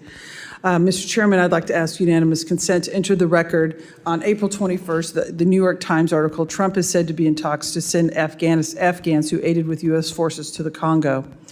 Mr. Secretary, is it the policy of this government to send these Afghan folks to the Congo? That's just one country. The policy of the United States is to find multiple countries, and they would be able to choose which one they want to go to of the options that they're presented.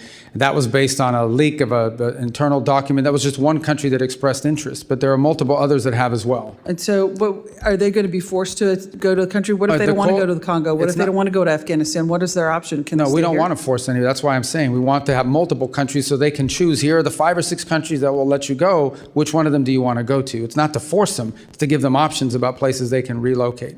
Representative Biggs. Thank you, Mr. Chairman. And Secretary Rubio, thank you for your service. This country finally has a Secretary of State who puts America first, and I'm very proud to stand with you. In February of 2025, the State Department eliminated nearly $60 billion from over 4,000 ongoing grants and another $54 billion in multi-year USAID awards. Money that was on autopilot, flying out the door every single year with zero accountability to the American people. Programs that spent $70,000 on a DEI musical in Ireland, $2.5 million on electric vehicles in Vietnam, and $6 million on tourism development in Egypt. That is waste, and that is fraud, and that is abuse of the American taxpayer dollars, plain and simple. I'm proud to stand with an administration that had the backbone to do what Washington has refused to do for decades. What has been eliminated is very significant.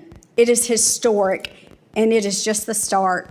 The savings from USAID cuts have already sparked serious proposals to redirect billions towards something that actually matters, like repairing veterans' homes. I'm talking about long-term veterans' homes like those in South Carolina and throughout this country. That is what America First looks like, not Sesame Street in Iraq, not transgender opera in Colombia. But Secretary Rubio, I would like to know what is still in that remaining portfolio that should not be there. What programs are still drawing a check that wouldn't survive 10 seconds of scrutiny in front of a working family in my district, like the 3rd District of South Carolina? And how do we complete the mission of putting America first in every single line item of this budget? Because I can tell you, the people in my district are not going to accept it. They are tired of hearing, well, we got most of it. What is your commitment, Mr. Secretary, to finishing the job? Yeah, well, it's happening already. So USAID no longer functions. There is a USAID, but it's largely now operating as a wrap-up and wind-down operation. So that's what's happening in USAID.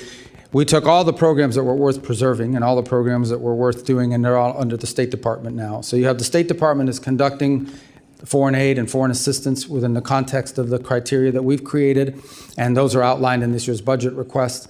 And then there are legacy programs that we did not bring over to state that are still at USAID, some of which may not be operating any longer, but are tied up in litigation. They claim that they're owed money. They got a judge trying to get us to pay them, or if not, there's wind down costs in unwrapping those programs. They're not active programs, but some of them are under active litigation because the NGO is suing the government, and a judge is saying, well, you may have to pay them, so make sure you preserve the money until I rule on it. So those may take years to clear out. They're not active programs, but they're involved in litigation. But those are under the USAID portfolio, not under state. And I no longer am the acting official at USAID, and that's being run through the Office of Management and Budget. Well, thank you so much. I appreciate the work and the efforts that you're doing, and I know our taxpayers in my district do. And with that, Mr. Chairman, I yield back. Secretary Rubio, they've called our votes, but we have this last row of individuals to your left. Do you think we have time to work through them? Yeah, we can't. I have to go to the Senate in a little while, but I'll talk fast. Thank you. Representative Moylan. Thank you, Mr. Chairman. Secretary, thank you very much. We've been talking regularly. I appreciate all your interest into the Indo-PACOM. And last time we were out here at the hearing, we spoke about the importance of establishing a passport issuance office in Guam. And as you know, residents in Guam must have their passports issued from Honolulu, which creates a huge barriers in emergency situations. So I want to thank you again, your staff, for working with us on this issue. And can you briefly say, touch on where we're at with this process of establishing the passport issuance office in Guam, please? We are on the status of it? Yes. I think we're working on trying to do it. We'd like to do it. I think there's, we may have news for you on that in a couple weeks as we're going through our review of our visa offices around the world. And it's part of our consolidation efforts is to free up resources for other places where it may be more useful. So I think we'll have news for you in a couple weeks if you just bear with us. It's quite exciting. Thank you, Secretary. And last year, I introduced a bipartisan Clean Pacific Act with Rep. Case, Radaragan, and King Hines to establish Pacific Islands Counter-Narcotics Initiative to assist partner nations with counter-drug interdiction efforts. This year's budget request contains strong support for INCLE and outlines the strategic priority disrupting U.S. inbound illicit drug flows, especially fentanyl, meth, and cocaine, and expanding U.S. advantage and access in regions critical to the national security like Indo-PACOM. Can you speak how the State Department is working with partner nations in the Pacific to combat narcotic trafficking in the region? Absolutely, and our Department of War partners and our DHS partners are also involved in that effort. And it involves two things. Number one is allowing us, in some cases, to cooperate with them, to work alongside them in this work. And the other is building their domestic capacity so they can have better awareness. Some of it is domain awareness, radar systems. In other cases, we're providing that to them, the intelligence that they need to action. The third is training and equipping, which obviously is a key part of being able to take on these groups. The challenge with these transnational groups is that in some cases, they have more money and better weapons than the actual host government. It's been a problem in place after place. But as you've seen more recently, Guatemala's now entered into an agreement with us. We're cooperating very closely with Ecuador. El Salvador has been there from the beginning. We're hopeful that we can increase our cooperation under the new administration in Honduras. So I think we've made good progress in that regard. Thank you, Mr. Secretary. And how do you believe Guam and the other territories can leverage their strategic location for promoting foreign policy interests in the Indo-Pacific?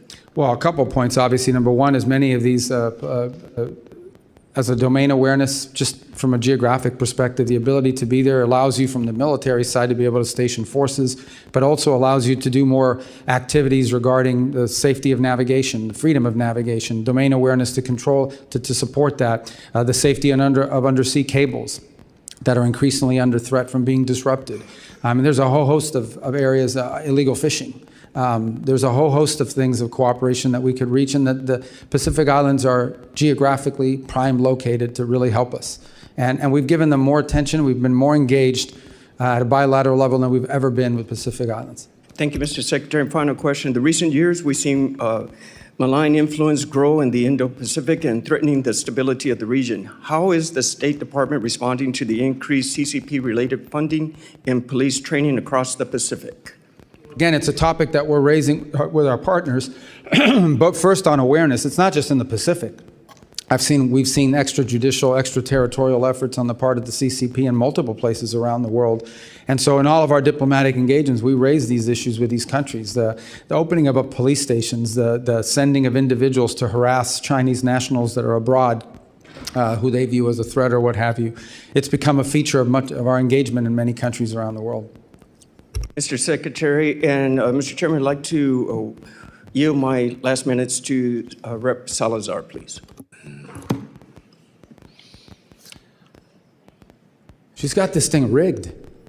Her time, that's great. It's 5 minutes. And, I know, I understand. So, okay, so let's continue then with the Cuba issue and with the Venezuela. I was asking you earlier today that Venezuelans have a desire to have free and fair elections. So we know that we are in the country, that we've liberated them. But the big question and you answered me partially. I just wanted to give you the opportunity to finish.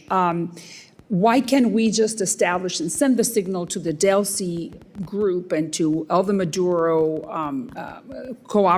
people that were cooperating with the Maduro regime that are still in power because of Delcy? Why can't we just send a clear message that elections will be coming, let's say, December of 27, beginning of 28? In that way, I think the rule of law will start. They will have the impression that the rule of law will be established. Yeah, I think that impression's been clear. I mean, the Venezuela that everyone wants for the future is not possible without free and fair elections. They have to understand that it's been a feature of all of our engagements with them, and it continues to be. I'm not sure it would serve that purpose to announce a date certain, in a public forum, because the conditions have to be in place. It's not just about saying I'm going to call elections in December or January. It's about, is there a free press? Are political parties able to organize and operate? That has to happen too. And we agree, Mr. Secretary. Your time's expired. All right, your time's expired. Mr. Chair. We do want to get through multiple members and get to Mr. Miller, so if you could go as quickly as you can before votes Thank you. causes leave. You spoke about the 60% enriched uranium. Iran also has significant amounts of 20% enriched uranium. The more difficult part is to go from 5% to 20%. What is your view in negotiations of the 20% uranium? Well, I've used the term highly 60% because that's the one that clearly has. I mean, even 20%, you could argue, not that I claim that they are, but you could argue they're being used for medical isotopes and things of this nature. But 60%, there's no reason for it. The only way you get to 60 is because you're on your way to 90. But the term we actually use in the talks and in everything is highly enriched uranium. So it would be correct. That would cover the 20, correct. Okay, very good. Thank you. Well, listen, I want to congratulate you for the impressive job you're doing for the American people. My only critique would be that we need to hear more from Marco Rubio. President Trump is obviously in a class by himself, but you're the best communicator in the administration on complex foreign policy issues. I was in the room with you in Munich, so I know you wear a lot of hats. There's a lot of memes about you, but please continue to be as vocal and upfront as you can. A question I have about is expeditionary diplomacy. I had the privilege of serving as a State Department officer in Iraq during the Iraq surge. I had twice passed A100 classes and had offers to be FSO, but I actually came in as a 3161 hire at the time because the State Department did not have a capability for expeditionary counterinsurgency. This is something I've been working on with former Ambassador Ryan Crocker to both develop this capability, look at something like a State Department Reserve Corps, and also as a legacy of Benghazi, there has been, because of the politics around it, there has been sort of this mindset set in that we can't take any casualties amongst State Department officers. We need to have people in the State Department that can push out and can serve. And I wish if you could speak to the American people and to State Department officers about what your view is about a more expeditionary function. It's a concept we're very interested in, and I know you're interested in it as well. And just I can put it in simple terms, it's basically the ability to deploy diplomats in a place where we may not have an embassy and we may not have all the trappings. Obviously, diplomatic security and others get concerned because in their mindset, the risk factor should be zero. They don't want anyone being harmed. But I think the point you're raising is there are some instances in which you will take some risks. People know they're signing up for a risky proposition, but it's a high reward for the country if, in fact, they're successful. So we're interested in the concept. We obviously have to work through our system to make sure we can align it and create something that's functional. And I'd love to work with you on it because I see the promise in the concept for sure. And it's a concept that's existed in the past. And thank you. And just finally, and being mindful of our time considerations, I think you guys have done an amazing job of needed reforms of bringing USAID under the province of the State Department and certainly de-wokifying some of the nonsense that was going on.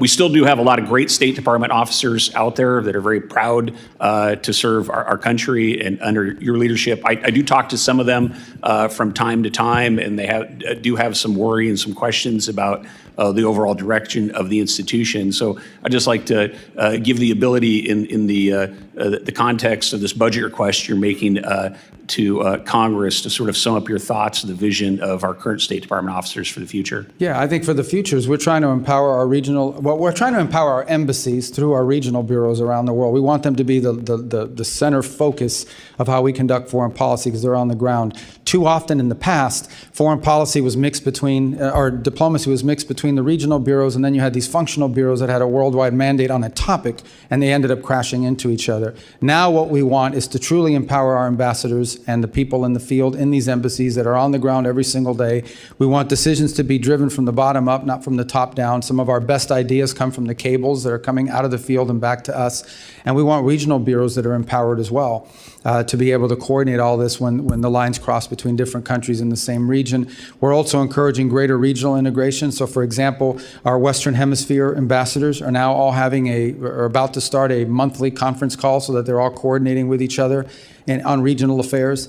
These are the kinds of things that we're trying to encourage. But ultimately, what we want is a State Department whose foreign policy is driven by the national interest and understands that first and foremost, you have to define what's in the national interest and you have to pursue it in a pragmatic and effective way. That's what we want our diplomacy to be about. And I think some of that mission had been lost. And that's why multiple secretaries of states before me had tried or wanted to reorganize the State Department and were unable to do it. I'm glad we did, and I think it's going to get stronger every year under this new organizational scheme. Thank you very much, Mr. Chair. Yield back. Representative Luna. Secretary Rubio, thank you for being here today. I was wondering if you could let me know if you are familiar with the name of Neville Roysingham.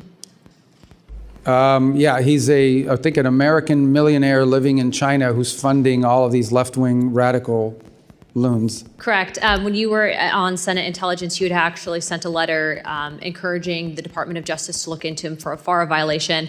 For those people who will see this clip later on the internet, can you just briefly explain what FARA is? It's the Foreign Agent Registration Act, and it means if you're operating on behalf of a foreign country, you have to register and declare yourself as such. To provide some context for those looking at this, Mr. Singham's in total given $1.3 million to an organization called Code Pink, as well as over $278 million to various nonprofits since 2017.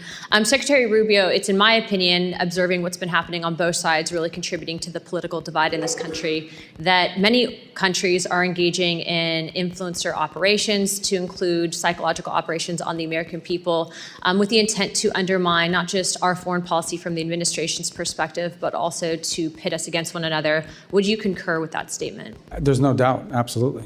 Are you aware of any countries in particular that are currently engaging in this? Well, I don't think there's any doubt that we see evidence of it from the CCP. We've historically seen some of it as well from Russia historically in the past in a different way.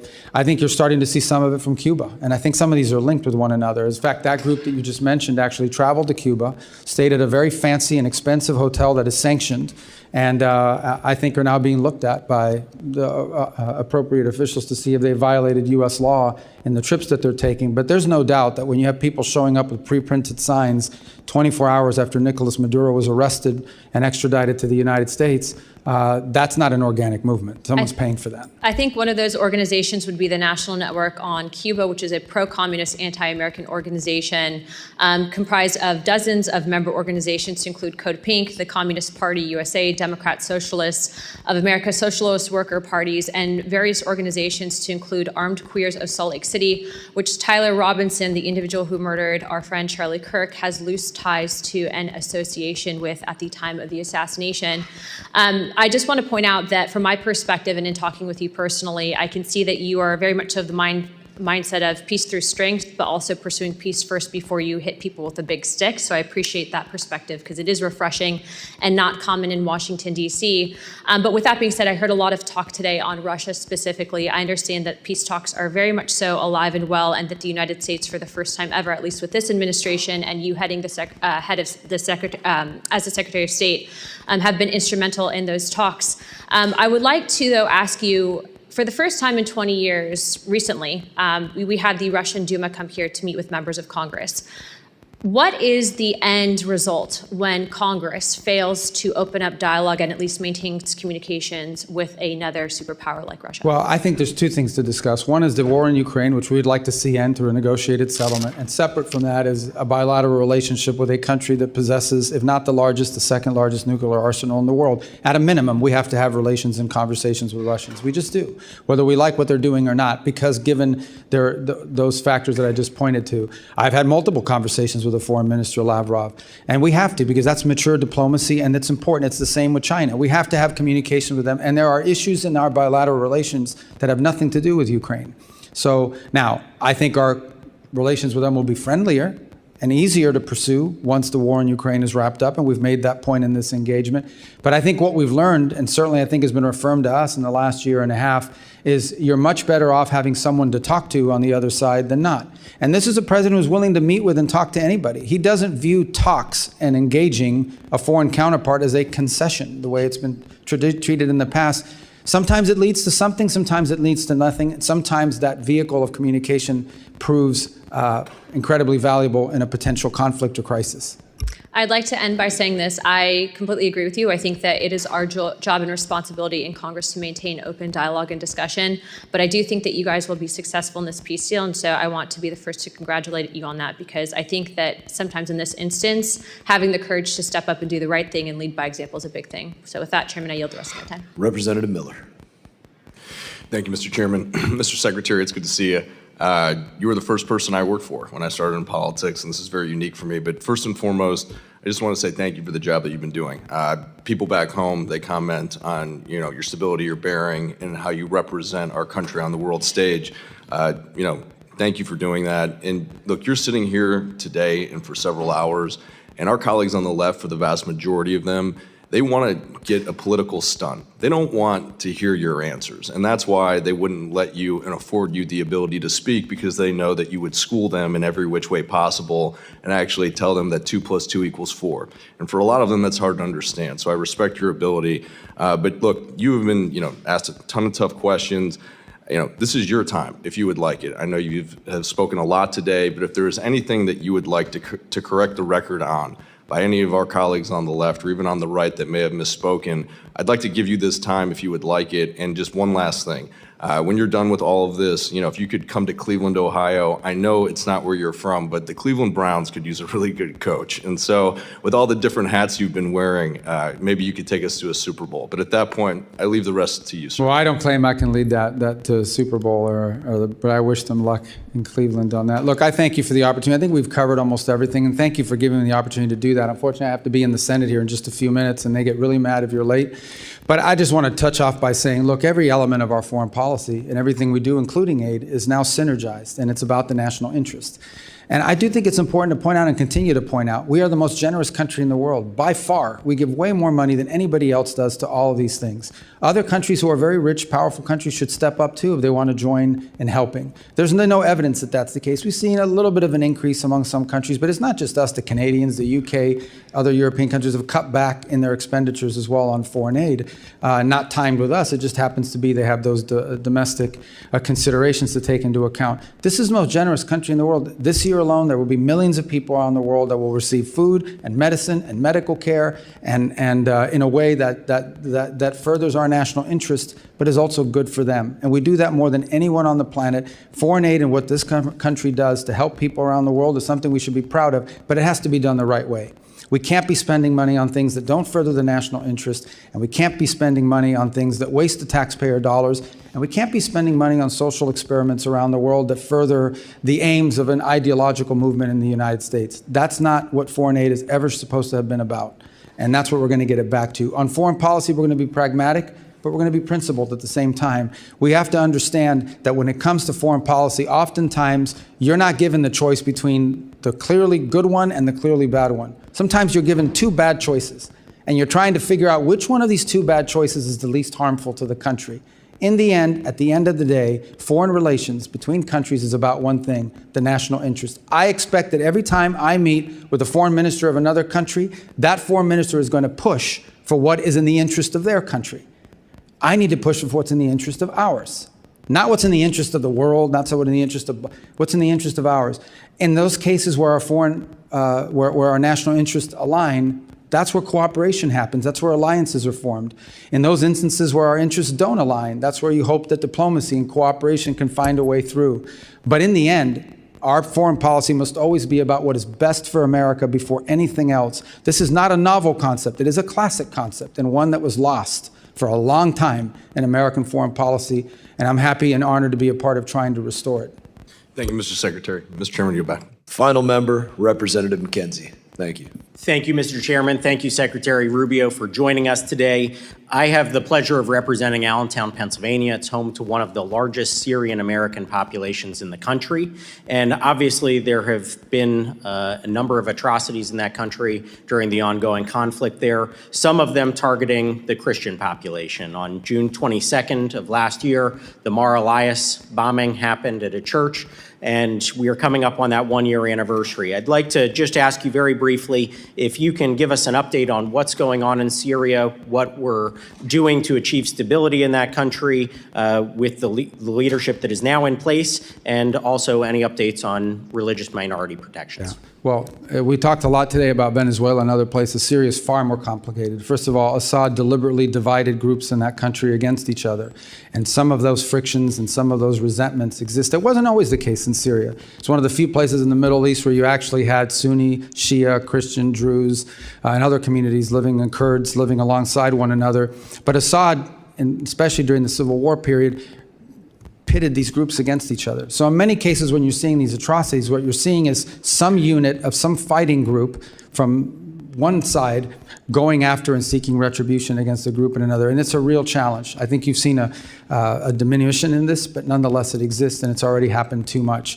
The second is, the core here, and our goal is to have a nationalistic government in Damascus that seeks not to expand power or not to turn Syria into a base of operations for a foreign power, but to build a Syrian state that's inclusive of all of the elements in it. That's what we have engaged with the interim government there on. That's what we've given them and tried to give them every opportunity possible to succeed. We've had some successes. As an example, when we had some fighting break out, especially in the Northeast, and we had these ISIS prisons. This is an underreported story, but we had these ISIS prisoners there. They agreed and were very cooperative in getting those prisoners transferred out of Syria and into Iraqi prisons before there would be a jailbreak that could threaten them and also threaten the region. I think we've seen significant progress in the relationship between Kurds and the central government. There's more work to be done, but some of that tension has now been downplayed. Down in the south, there's more complexity, of course. There are different Druze elements and Bedouin elements that have been more difficult to deal with. But we're trying to give the Syrian government there that's in place every opportunity to succeed.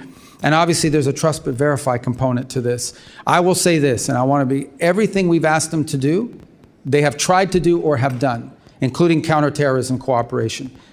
But they have some capability gaps. They still have individuals within their armed forces, quote unquote, that are members of radical groups and have certain ideologies and aren't necessarily neatly disciplined. I think they're working through that, but there's a challenge again because of capacity. So this is a long-term project, one that I think is going to exist long after this administration. I hope the next administration will pick up the baton. But I remind everybody that just 2 years ago, Syria was an operating base for the Iranian regime and all of its proxies.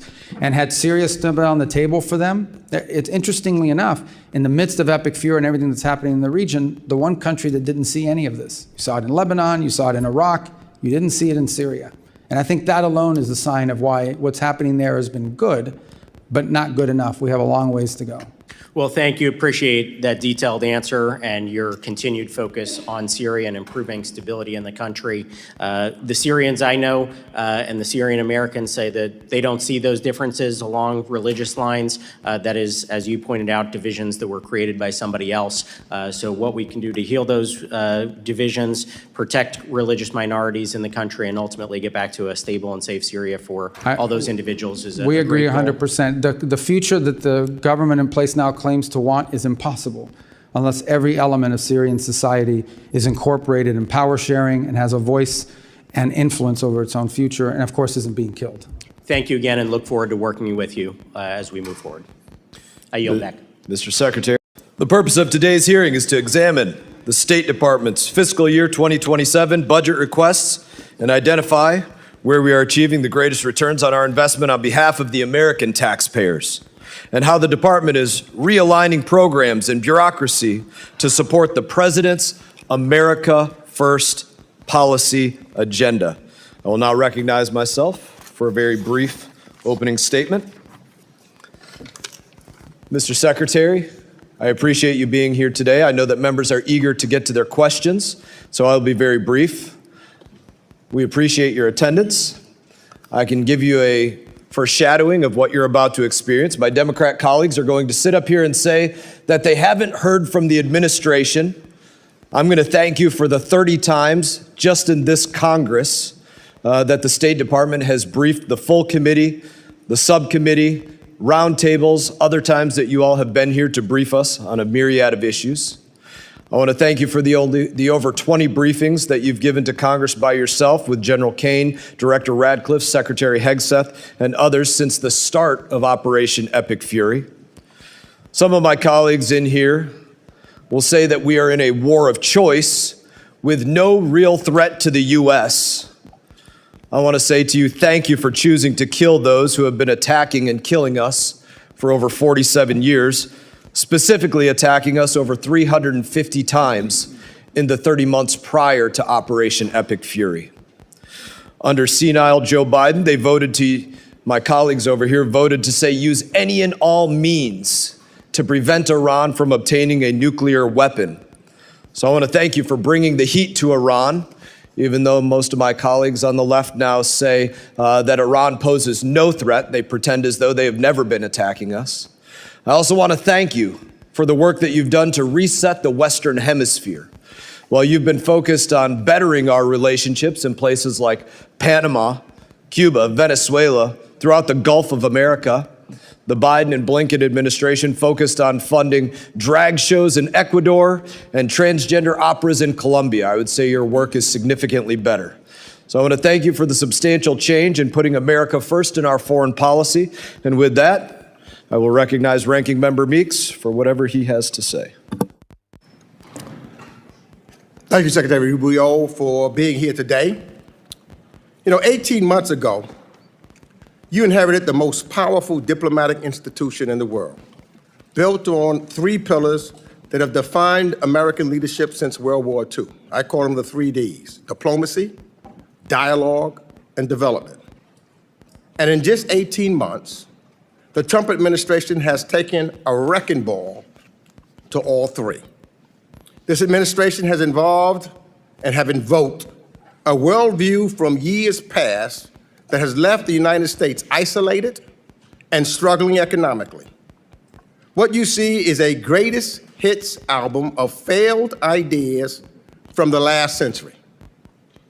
Tariffs, spheres of influence, attacks on civil rights and immigration, ignoring science and hoping for the best.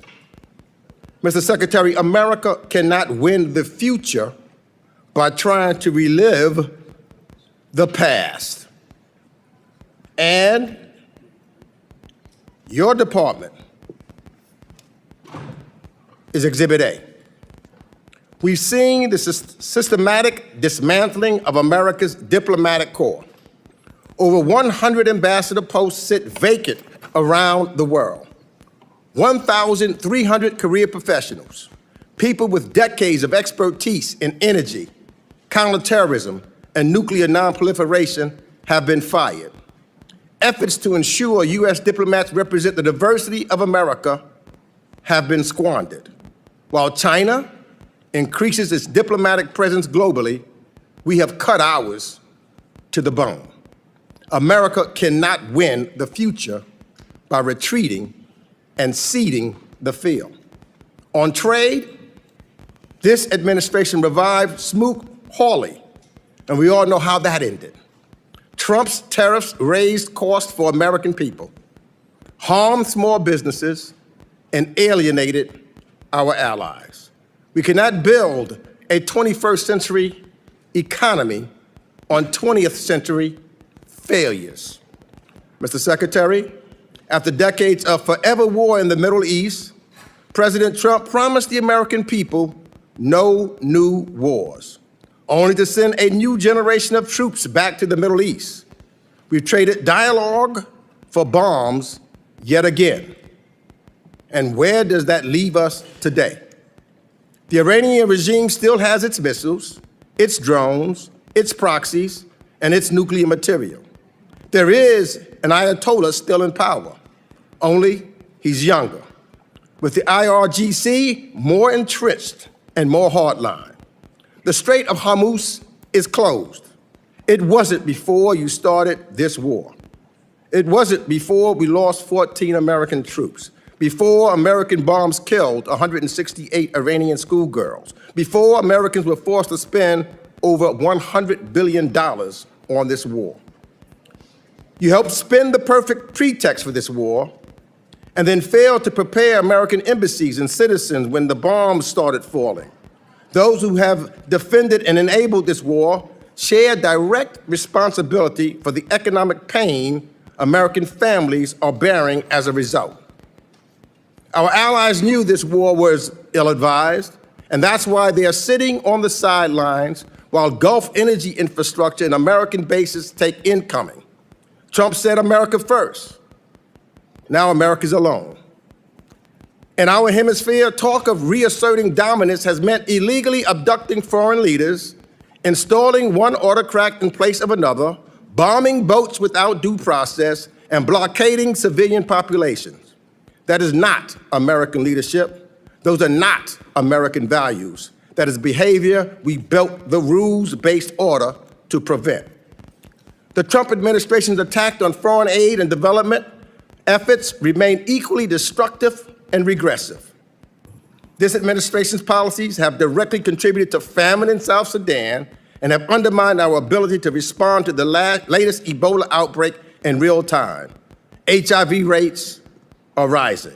Mr. Secretary, these cuts have resulted in the avoidable death of hundreds of thousands of children around the world. And we cannot protect Americans by ignoring science or forgetting what ignoring it cost us before. So, Mr. Secretary, on climate and energy, the story is the same. Ranking member's time has expired. Other members of the committee are reminding that opening statements may be submitted for the record. We're pleased to have Secretary of State Marco Rubio before us today. Your full statements will be made a part of the record. I'll ask you to keep your spoken remarks to 5 minutes in order to allow time for member questions. I now recognize Secretary Rubio for your opening statement. Thank you, Mr. Chairman. Thank you, Mr. Ranking Member, and all the members of the committee for having me. I have a written opening statement. I'll submit it. I'll try to cut the 5 minutes in half if I can. Let's just get right to the point. I think that I would characterize the last 16, 17 months at the State Department as two things: a history of tremendous successes combined with ongoing and difficult challenges. And we will always have ongoing and difficult challenges in the world. Let me walk through them one by one. India and Pakistan were on the verge of an all-out war. The State Department and I personally were involved in de-escalating that conflict and bringing it to an end, a war between two nuclear powers. Thailand and Cambodia were involved in a war. Cambodia, a country we haven't normally had close relations with in a very long time. The U.S., the president personally played a pivotal role, not once, but twice, restoring ceasefires and ending that conflict. Obviously, the war in Gaza was brought to an end. Not only that, but all the hostages that remained were released, both the bodies and those who were alive. Armenia and Azerbaijan, that conflict ended. Not only did it end, but it ended with an agreement that I signed the MOU on yesterday, creating a new prosperity route, the TRIP route, which will provide extraordinary opportunities for both countries, especially for Armenia, while respecting their sovereignty, to really benefit from that. The Shield of the Americas was stood up. That means over 14 countries in the hemisphere, 14 countries in the hemisphere have signed up to partner with us on counterterrorism, counter-narcotics, and security matters. And we believe that that number will grow over the next few months as elections change leaderships in various countries. We held a rare earths ministerial that was attended by over 30-some-odd countries from around the world, all who were signing up for an American-led effort to ensure that critical supplies of rare earth minerals around the world are available for our emerging economies and we don't remain overly dependent on China. We also announced the Pax Silica proposal, which is growing, but it's at 14 members now. These are 14 countries that are cooperating with one another to protect the supply chains critical to AI and AI development in the future. In Venezuela, we now have a functioning and open embassy. We have people traveling there for the first time. It's not where it needs to be, but it is a long ways from where it was 5 months ago and poses not nearly the threat it once posed to America's national security. We're not satisfied with where it is, but we've come a long way. We're certainly better off than we were 5 months ago. On Nigeria, where many were very concerned about violence against Christians. We are now actively in counterterrorism cooperation with the Nigerian government and Nigerian security forces, including a joint operation a couple weeks ago that took out the #2 leader of global ISIS operating from inside of the country, and that continues. The Pacific Islands, small Pacific Islands under constant pressure and threat from China, have received more attention from this administration than they've received in the last 10 years combined, and deliverables are coming along the way. The Quad, an important alliance in the Indo-Pacific between India, Japan, Australia. We've had multiple meetings of that group, including a meeting just last week in India, and a follow-up that's going to occur later this year, including a leaders meeting before the end of the year. As I speak to you now for the second consecutive day, and for the first time in many, many years, the leaders of the legitimate government of Lebanon and leaders from the government of Israel are seated at the State Department for the second day in a row, and hopefully today we'll produce a joint statement and an action plan on a track for security in that country, independent from Hezbollah, independent from nefarious influence. They had similar meetings last week at the Pentagon at the military level. We have signed 32 health compacts. 32 countries have signed health compacts with the United States, where our aid to those countries will not just be dollars distributed to an NGO who then will go into the country and impose programs. Instead, we are partnering with 32 countries, many of them in the African continent, in which we will empower their native and domestic health industries and national health systems so that they can not only are we treating the acute situations on the ground of people that are sick, we are helping them build the capacity and the capability to do this for themselves. This is what these countries want. They do not want to be perpetual aid recipients. They want to be able to take care of their people one day, and we are helping them as part of our aid to build that infrastructure. I could go on, but let me just say another point. We are better today than we have ever been at disaster relief. Today, the United States can respond to disasters around the world on a humanitarian basis faster and more effectively than they ever have because of our reorganization. And the proof is our response in Jamaica, our response to 2 typhoons in the Pacific, our ability to quickly deploy within 24 hours and bring aid directly, coordinating with the governments to people, is better than it has ever been because we cut out bureaucracy, we cut out the middleman, and we went right to the point. We still have challenges. On Sudan, it remains a very frustrating situation. We've remained deeply engaged with the Quad in these negotiations. As many of you are aware, unfortunately, Sudan has turned into a proxy war between multiple countries, and the divisions between the UAE and Saudi Arabia have truly complicated our ability to bring that to an end. What we're focused on there now is identifying 2 cities, or 4 cities, 2 on each side, that will serve as points of distribution for humanitarian aid. But the inability, the real frustrating thing about Sudan is that one side or the other will agree to something, but then they will not comply. But we remain focused on that, and we have people that work on that full time. We even had a donor conference just about a month and a half ago where hundreds of millions of dollars in pledges for not just humanitarian aid, but reconstruction. We're focused on that. It's an ongoing challenge. On DRC and Rwanda, they signed a peace agreement. Unfortunately, compliance has not been good. We've had to impose a few sanctions on the Rwandan side. We are starting to see some compliance. It's moving, not moving fast enough, but we're hoping to see compliance at some point in the middle part of next month in withdrawing the Rwandan troops from there. Of course, we still have the M23 problem that has to be addressed. So this is a host of issues we could go on. Obviously, the ongoing challenges of Iran remain, as I'm sure we'll speak about extensively in your questions today. So I apologize, that took 4 minutes and 55 seconds, but I tried to talk as fast as I could. Thank you. Thank you, Secretary Rubio. I now recognize Ranking Member Meeks for 5 minutes of questions. I'm going to ask you to answer my questions quickly because clearly the chairman wants to protect you. That's why he's cutting me off my opening statement. But Secretary, you had 5 minutes. Yeah. Secretary, you have the honor of serving both the acting National Security Advisor and Secretary of State. In these roles, you've played a central role in advising the President as Commander-in-Chief to launch a war against Iran, and the impacts of this choice have been significant on our allies and partners who immediately have targeted by retaliatory strikes, as well as for Americans here at home.